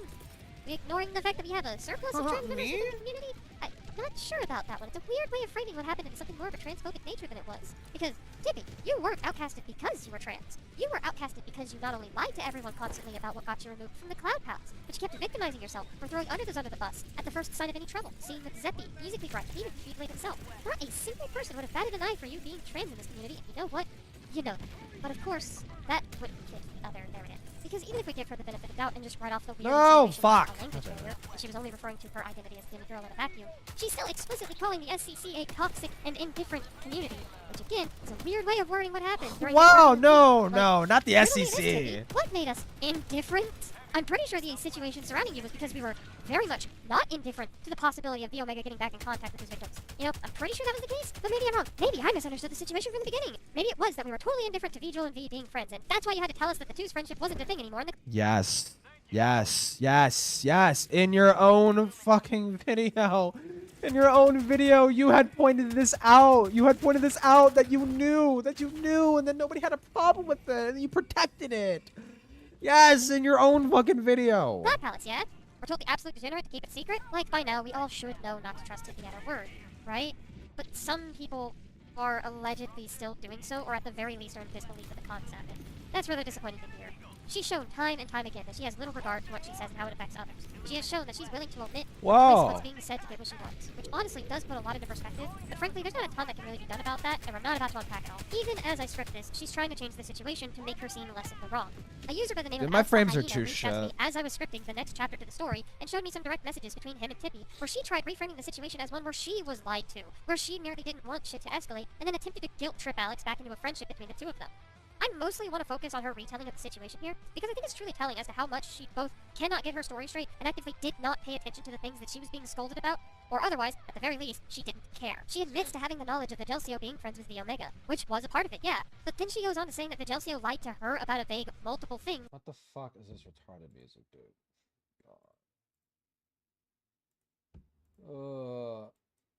Including hiding his friendship with V, which was what made her think that them being friends was okay to begin with?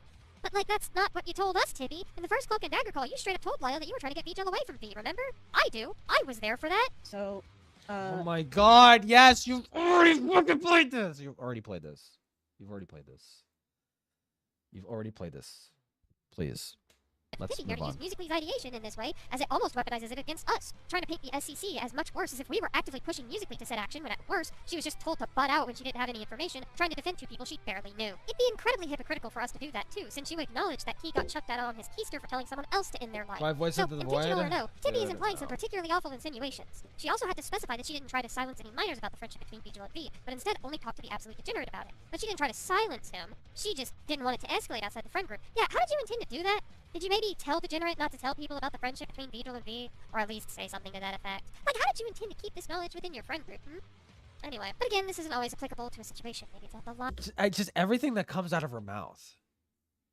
Everything that comes out of her mouth can just be thrown back into her fucking face. Or the manipulation of the issue.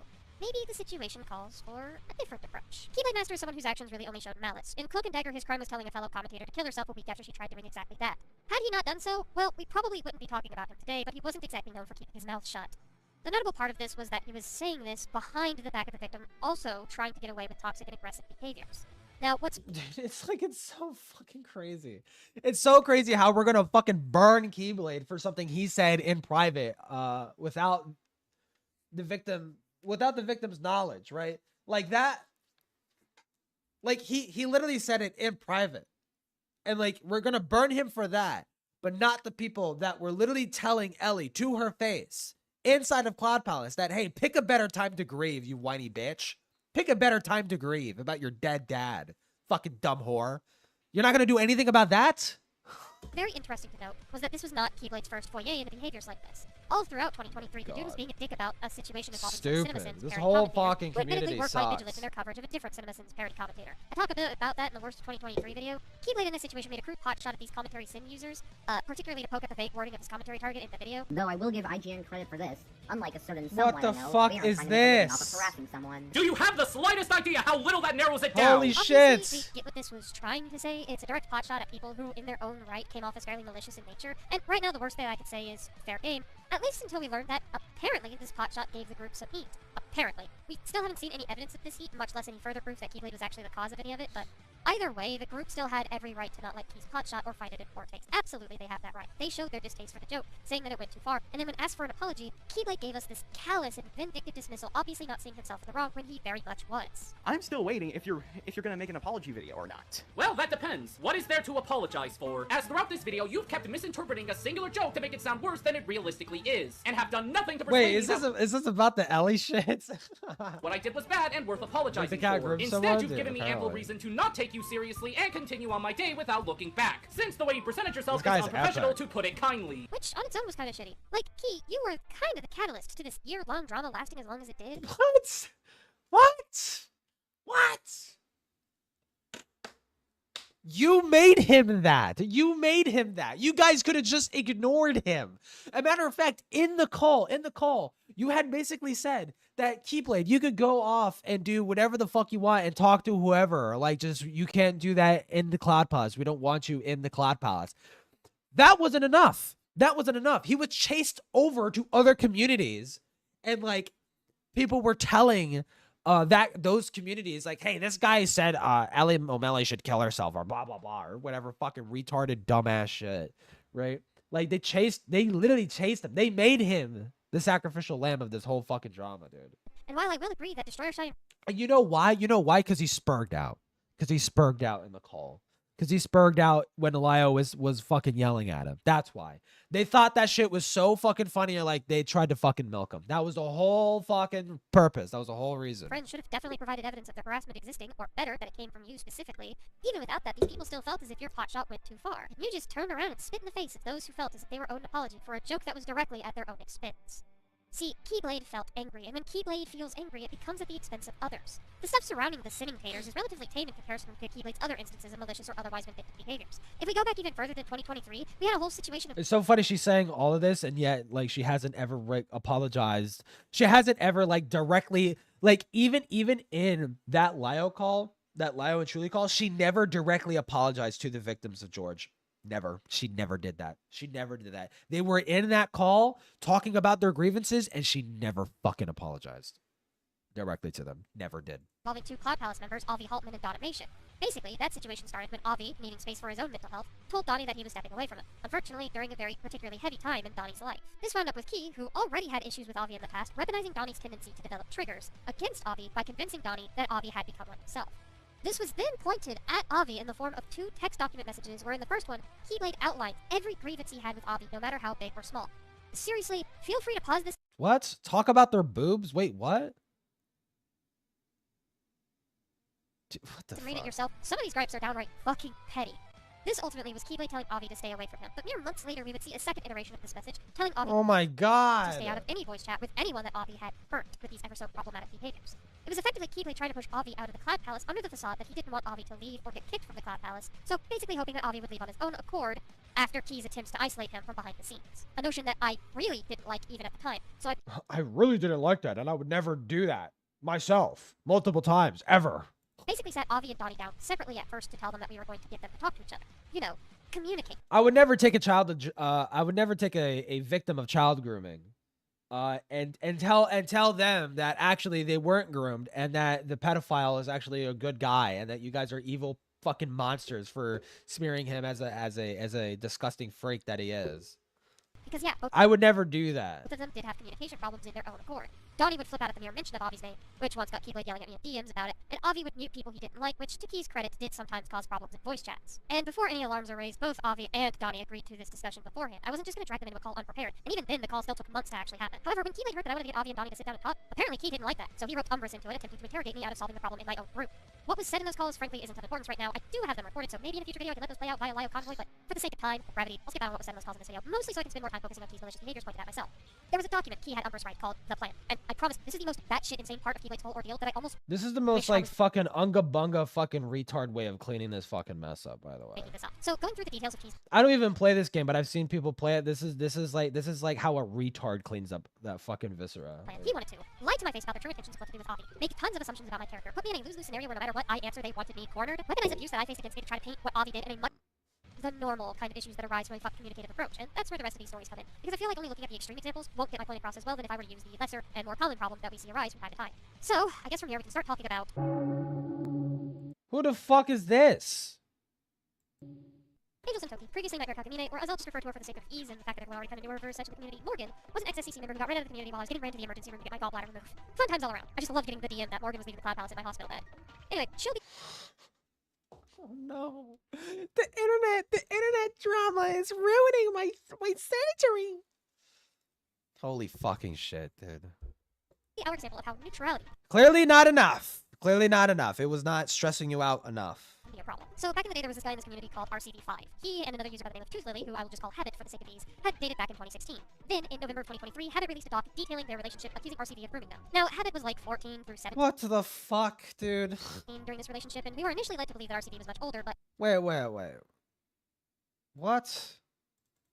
our example of how neutrality can be a problem. So back in the day, there was this guy in this community called RCV5. Wait, neutrality can be a problem? He and another user by the name of Tooth Lily, who I will just call Habit for the sake of ease, had dated back in 2016.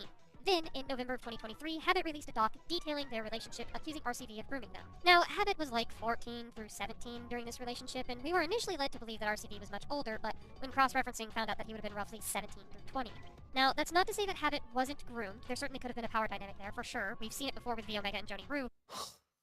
I love the grooming that happened right in front of you and that you enabled and encouraged, by the way. Who had a much smaller age gap, so I don't at all doubt this fact. Though I will say, and it sucks that I feel the need to say this, that Habit's initial screenshots aren't the best pieces of evidence to confirm this. And even they themselves make note of that fact early on in the document. But kind of like with any grooming allegation, I do at least want to give some benefit of doubt in favor of the victim. And at least to my knowledge, RCB hasn't revealed any information that would otherwise counteract the allegation. Because, I mean, look at, she just tracked all this fucking blood everywhere. She just made a bigger fucking mess. Like, what? Against them. So I am more willing to believe Habit in this regard, at least until further notice. Now, what I just did there was playing an actually neutral party. You'd look at the evidence given when the victim wishes to tell their story. You'd hear the victim. I need someone to hold her mouth open as I fucking diarrhea shit spray down her fucking throat. Are you fucking serious? I am a neutral party. Like, and she says this after the George, dude. Just going back to oh God, dude. So fucking lucky. So fucking lucky, man. Oh my God. Dude, I hate she's saying this knowing that she has maliciously cut context to cover up grooming, like LARPing as this fucking arbiter of truth. I am hoping that this makes me, no, this is actually good because this makes me wants to put extra effort into my fucking video. I'm going to hope that my video does really fucking good numbers because I think everybody needs to know how fucking disgusting and abhorrent this piece of shit is. First and parse through the information that they give. It's She's playing Washington. No, playing Ultimate Viscera Cleanup, whatever the fuck it's courtesy, called. And it's not disrespectful to the person who felt victimized in their situation. However, Morgan didn't do that. Morgan instead immediately turned to the alleged groomer to hear their side of the story first, because that's certainly a play that normal people do when they want information about someone's past actions. Alrighty, we have a particularly egregious situation on our hands, similarly to my initial knee-jerk response to the George Raccoon allegations. Oh, fuck me. Here we go. Wait, what? And it's not disrespectful to the person who felt victimized in their situation. However, Morgan didn't do that. Morgan instead immediately turned to the alleged groomer to hear their side of the story first, because that's certainly a play that normal people do when they want information about someone's past actions. Yeah? Alrighty, we have a particularly egregious situation on our hands, similarly to my initial knee-jerk response to the George Raccoon allegations in 2019. But you still ended up defending him and hanging out with him and being friends with him and warming up the Cloud Palace for his inevitable return because you were going to maliciously smear the fucking kids as liars. Dude. Dude. Oh my God. Oh my God. I hate this person. We did later confirm that Morgan didn't actually read any of Habit's document or screenshots at the beginning of December, so I don't think I'm merely saying this on the basis of not liking Morgan's actions or to make a point about how poorly Morgan... A lesser human would combust in flames due to the irony of this statement.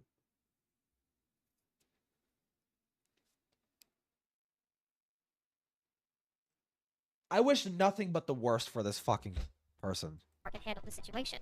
We'll come back to that later, though. For now, I want to focus on the actions that Morgan took within the document.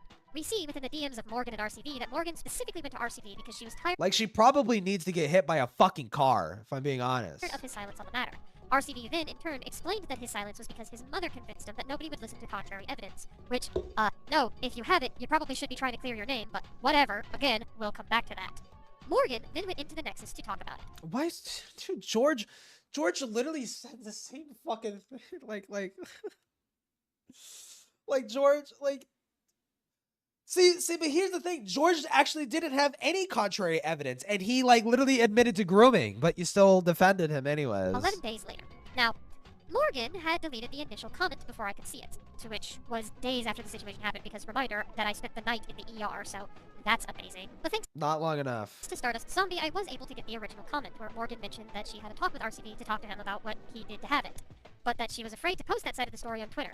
When pressed by Stardust, Morgan had stated that she was neutral on the situation, and that she was afraid of posting it on Twitter due to the fear of being dogpiled for it. To which Blaze Moviefan mentioned that it seemed silly to only post about it in a server. So many fucking glove shadows, dude. With almost all of the FCC members in it to begin with. And don't worry, we'll come back to Blaze later. He's going to be important.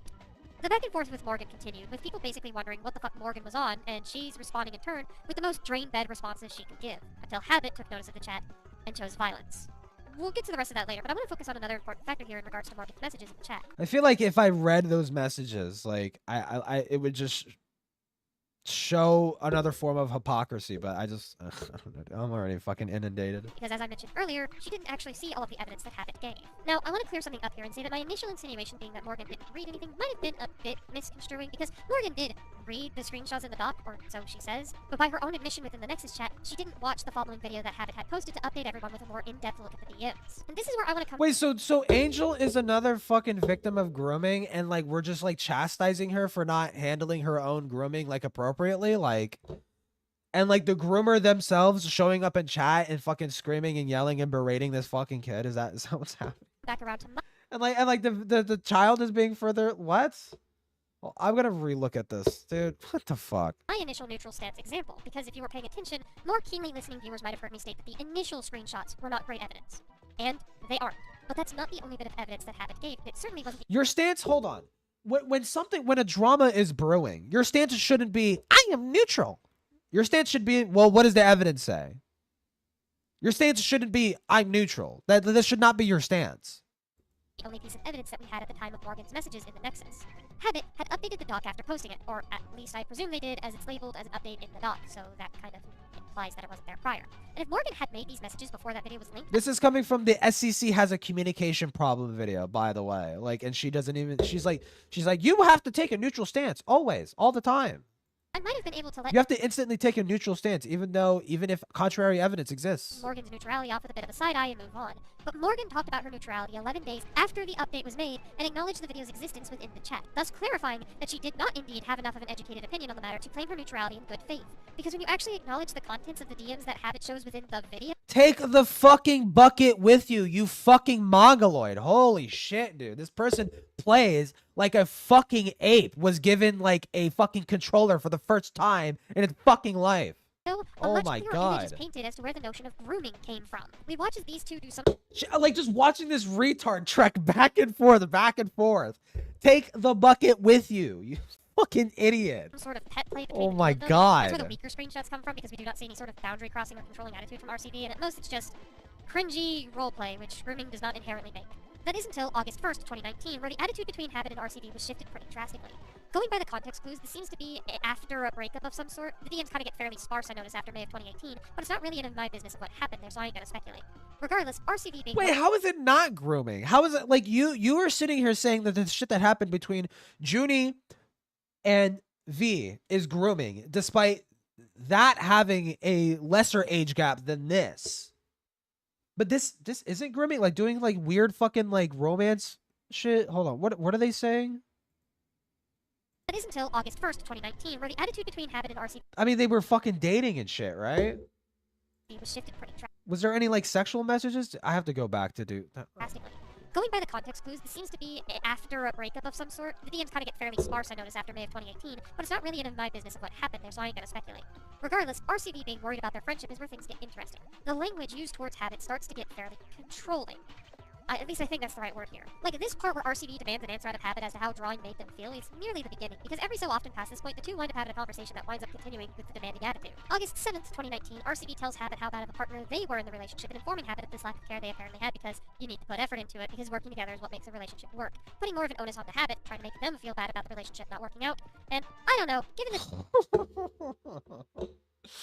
The literal thing she did to, the literal thing she did to fucking, whatchamacallit, Leo? Putting all the onus on them. Yeah. The end we saw prior to this, I also feel like it might have been a hit of gaslighting in it. Grant you, I shouldn't be speculating too much, as again, I did not know the extent of their relationship. I'm just saying I wouldn't be too shocked. August 11th, 2019, after demanding a response from Habit about their previous conversation, RCB gives that emotionally manipulative, well, you can trust— Why are you involving yourself in this? That's another question I'm asking. Why are you involving yourself into this? Me, though, after Habit mentioned some paranoia. Not sure that's what someone who's scared of everyone would want to hear, especially when they're not looking for any validation. It's just kind of a little out of the blue. All I'm saying, especially after being so confrontational about Habit not really communicating with you prior. August 13th, that confrontational behavior continues, and RCB really puts on the emotional manipulation. Same goes for the 14th.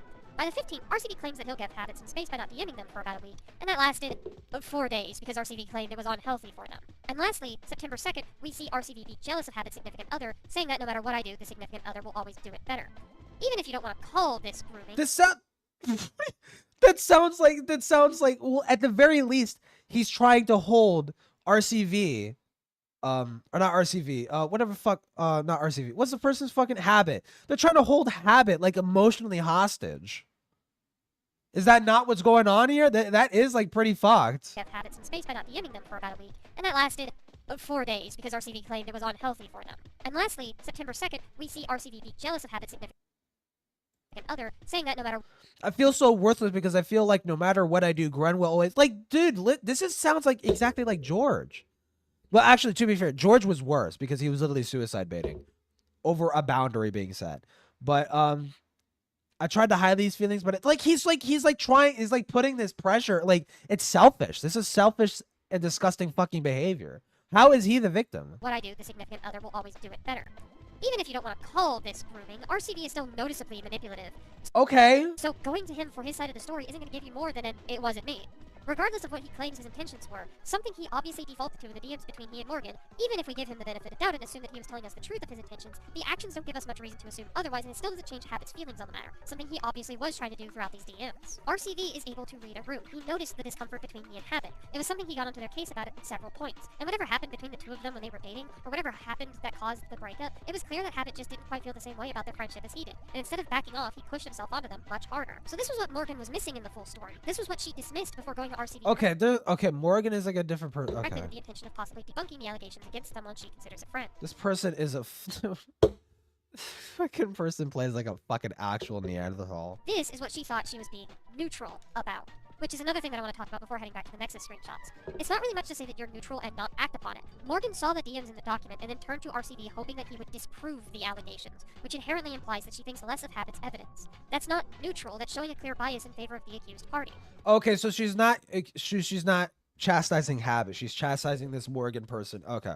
And look, I get why she would have this stance. Sometimes a bit of contrarianism or skepticism is healthy. And were Habit just making up allegations against someone who made them severely uncomfortable, taking that opposing viewpoint and building upon it could help put the situation in a much more nuanced light. But to pretend that you're an impartial party because you take that opposing viewpoint isn't honest, and it shows bad faith at worst. Specifically because Morgan didn't look at all the evidence. So, back to the Nexus. Obviously, because of what we were told by Morgan, people were obviously going to chew her out about her attempts to downplay Habit's feelings. And Habit was beyond not having it, in part because it's their trauma, obviously, but also because this was not the first time we saw someone speak out against them.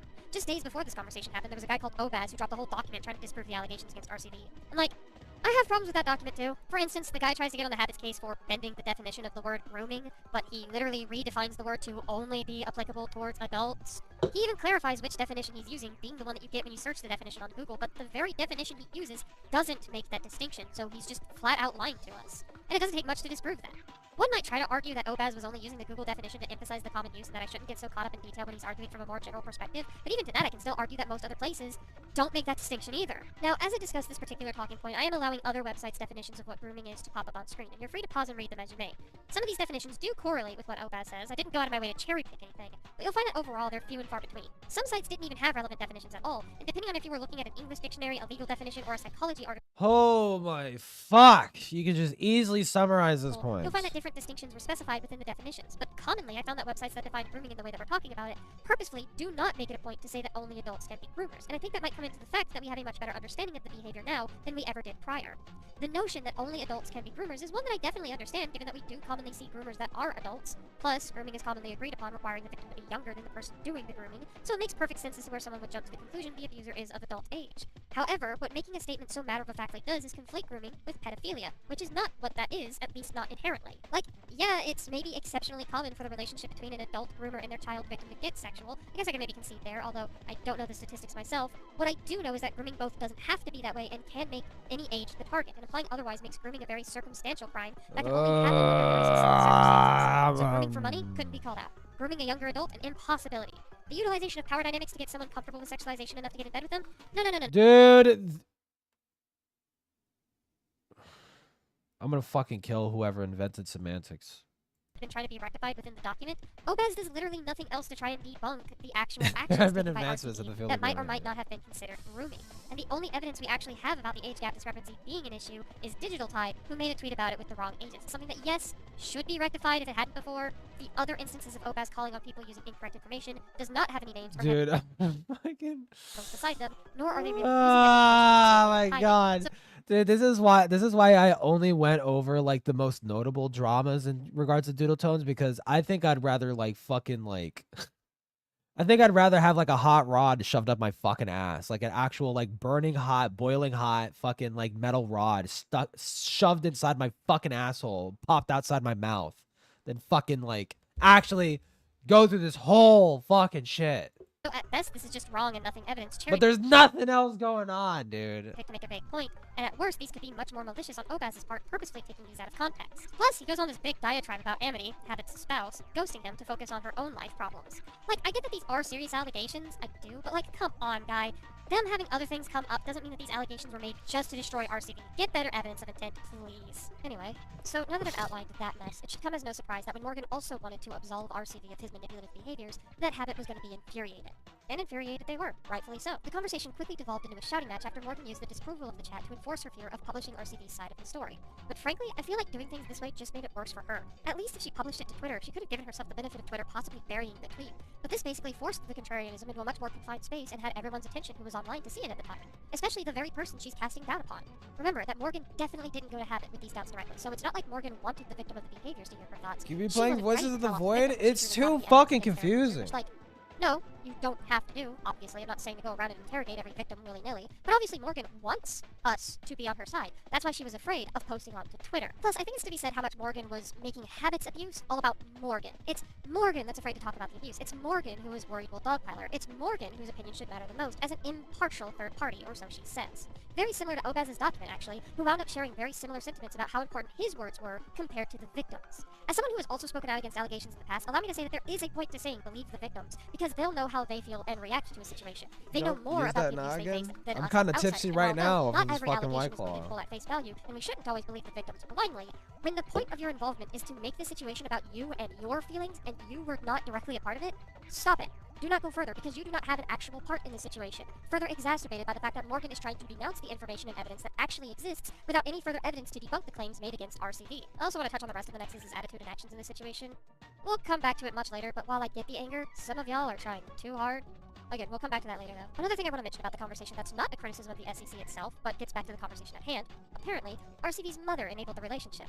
So what does that matter, Susie? Well, it doesn't. But given that was the person who also told RCV she'd be fine with him making a statement to defend himself, I thought that was interesting. Make of that what you will. Anyway, going back into the Nexus logs, and I really only have one more thing to really bring up in turn with Morgan's attitude throughout this. Given how, when pressed on her improper handling of allegations, she brought up her severe anxiety, talking about how she felt she could never say this out loud to begin with, and then basically dipped from the chat for the rest of the conversation, only coming back later to tell us that she's since cut ties with RCV and that she'd be taking a break from everything. And that about wraps up Morgan's story in the Nexus, and it's kind of a roundabout way of saying this, but like, yeah. I don't know what you were expecting either, Morgan. You don't just shrug off evidence that you didn't look at because you... Oh my god, dude.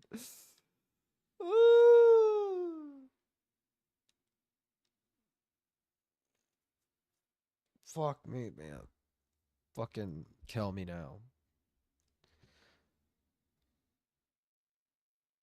Oh my no. 6 feet from the edge, and I'm thinking...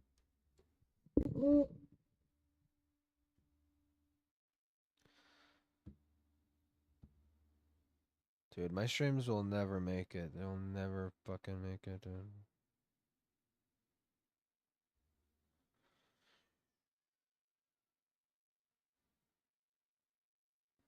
Fuck it. There's nothing.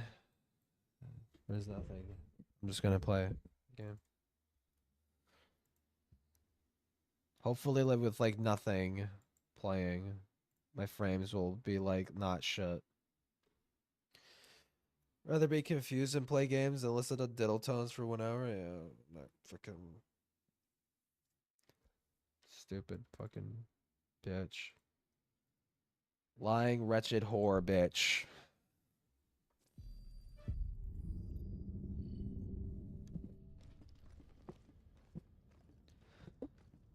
Now, surely. Is it showing up? Okay, it is. Now, surely, my frames should not be total fucking ass.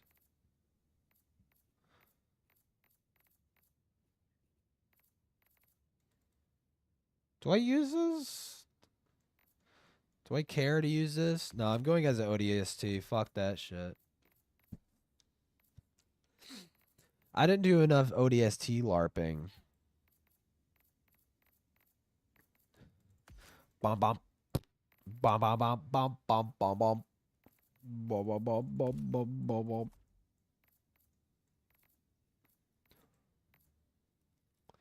Is this really the cape that goes with it? Okay, no, it's not. I was gonna say. Wait, pistol.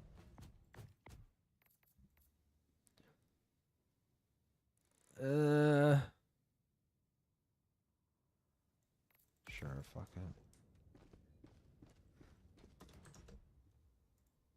Well, it'd be fitting if I got like Halo music. You know, Halo music.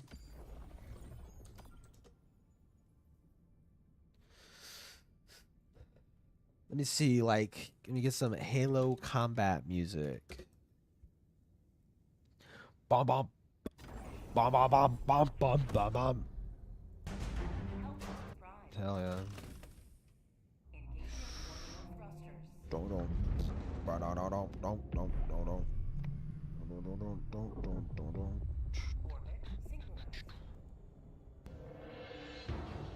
Hell yeah.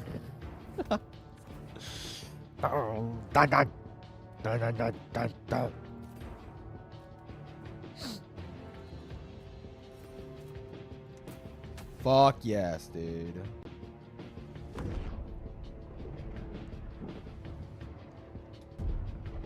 Play Black Mesa? Like the whole Black Mesa? Maybe, yeah. No, when it's on. No, I already have Black Mesa. I already have Black Mesa. I need to install it.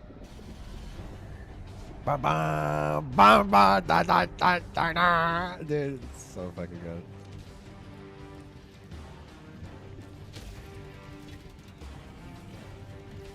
Oh! My frames are so fucking shit.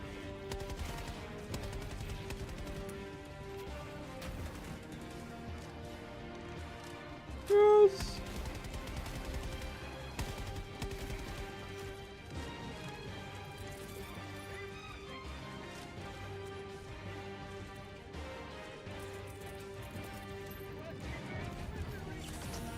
Hold on, how do I fix this?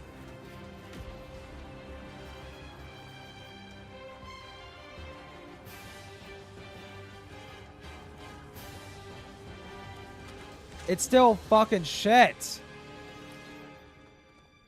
It's not. Well, it's because I'm streaming, honestly. It's not like this when I'm streaming. Alright, what we doing?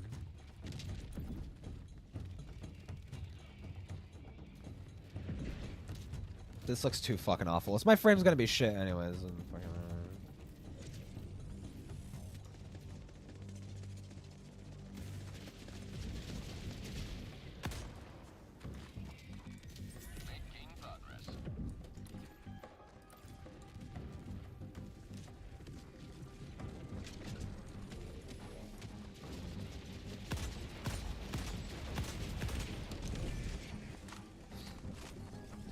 Helldivers 2 before, and it wasn't laggy? No, I think it was.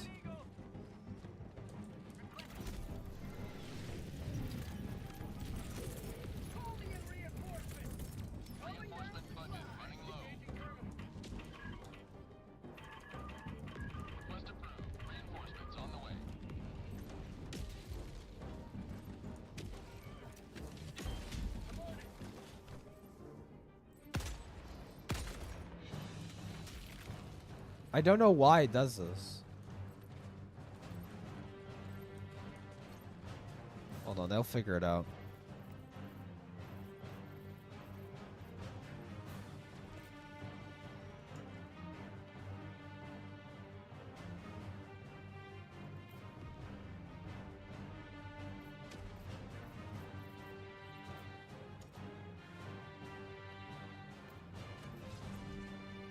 Yeah, that looks better.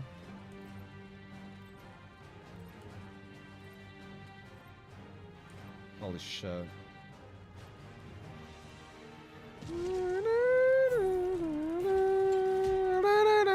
Dude. Dude, fucking Halo's got such fucking good music. Hell yeah. I'm doing it.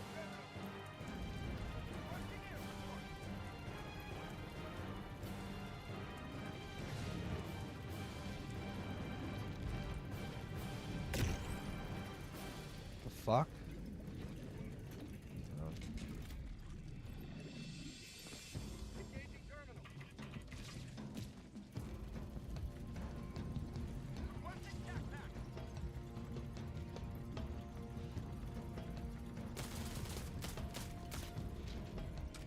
Apparently this like shoots as fast as you click it. Like, dude, that's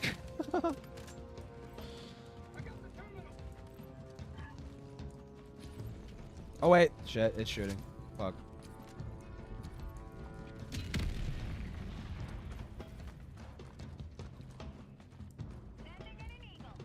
It's that one. No.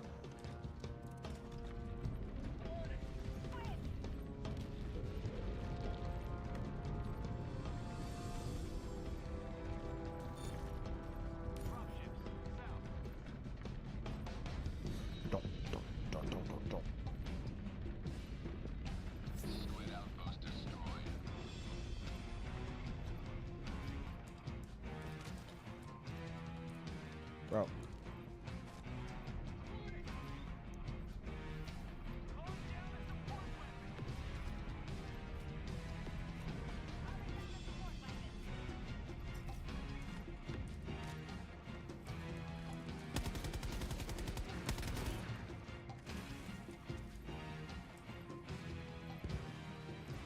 Close enough. Is gonna need a Doom 2016 level combat to be relevant again. True.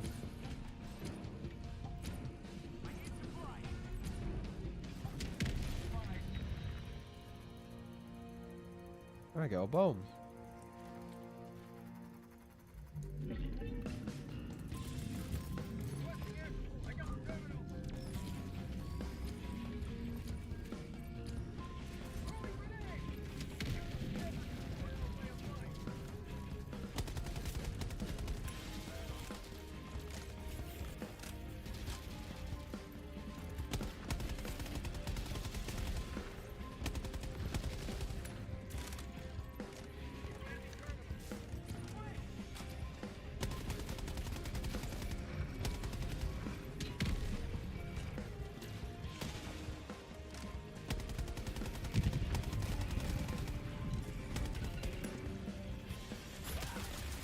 Oh my god!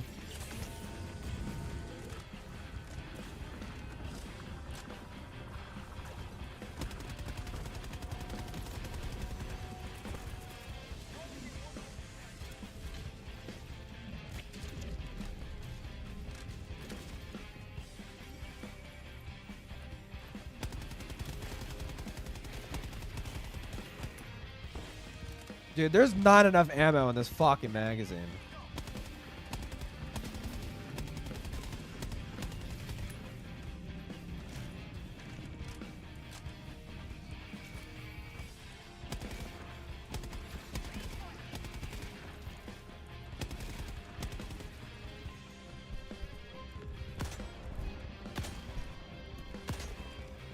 Oh my god.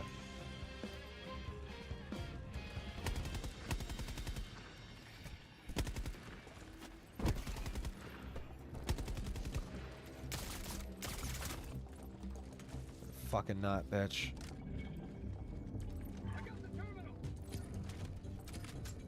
Better we dip show off later during the try to talk gay or something? Yeah, man. Because there's nothing to talk about.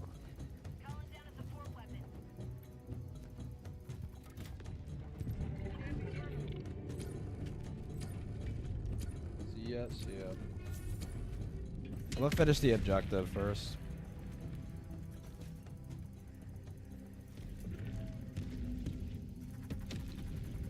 Oh. Oh no, there we go.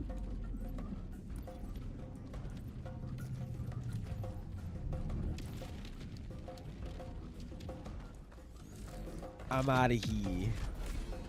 Another triumph for managed democracy. May liberty guide your safe destruction.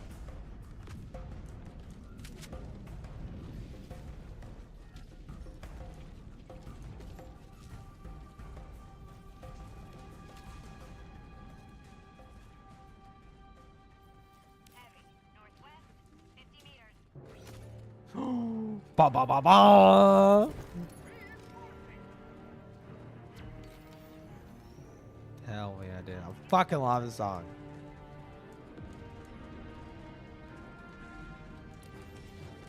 Don't.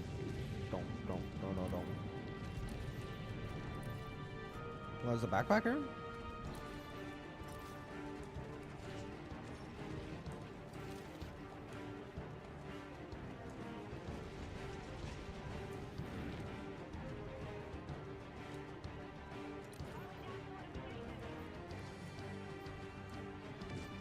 Wah, wah, wah, wah, wah, wah.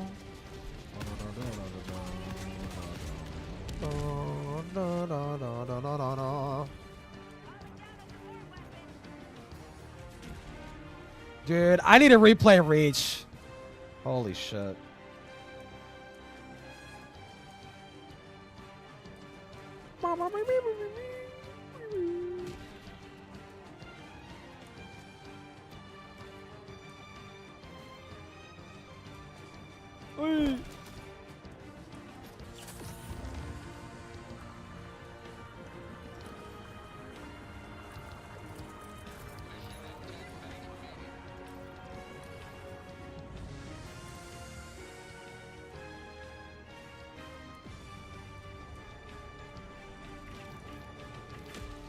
Fuck.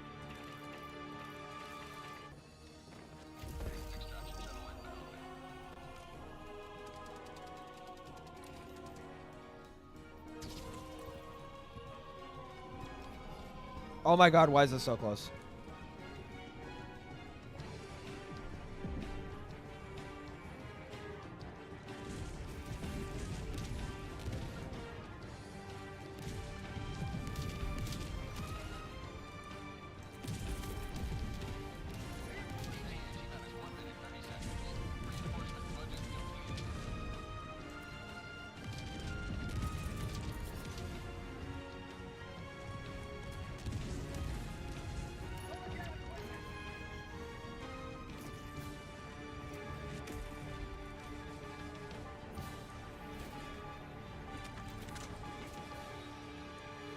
Dun, dun, dun, dun.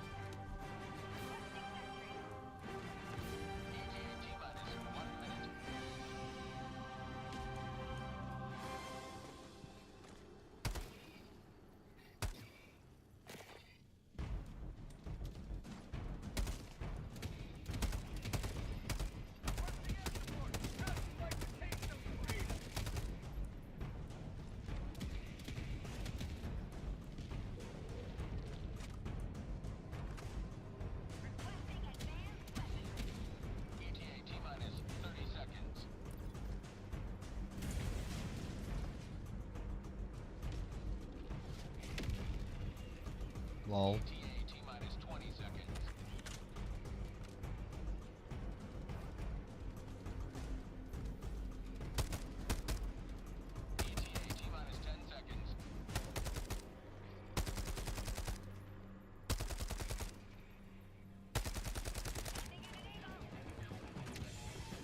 Dude, fuck yes. Oh my god.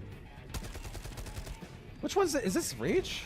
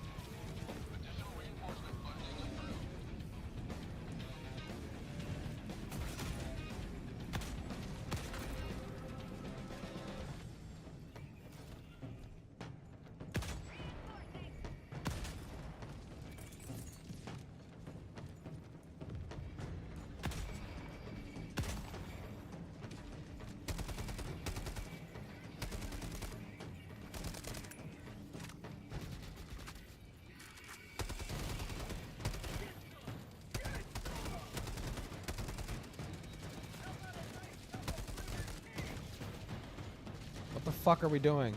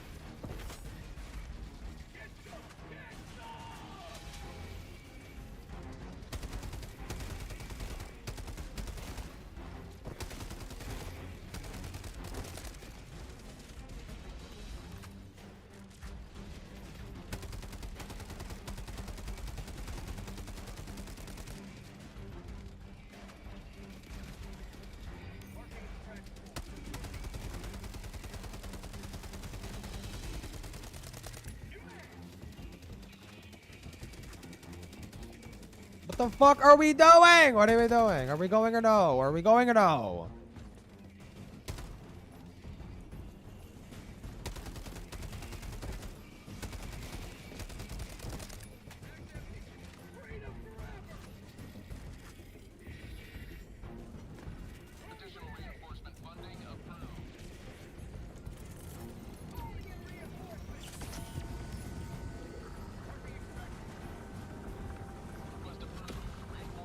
Let's go.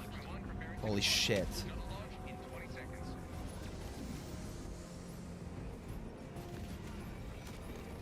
What the fuck is this retard doing? Oh my god. Stupid dumbass.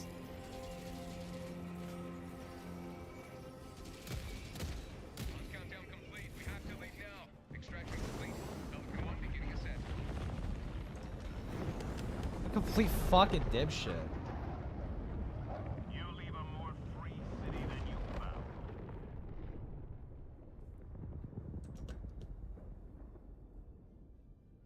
Cause it's like that score fucks us over. Like literally doing dumb shit like that. Like I'm pretty sure that gives us like a lower score, does it not?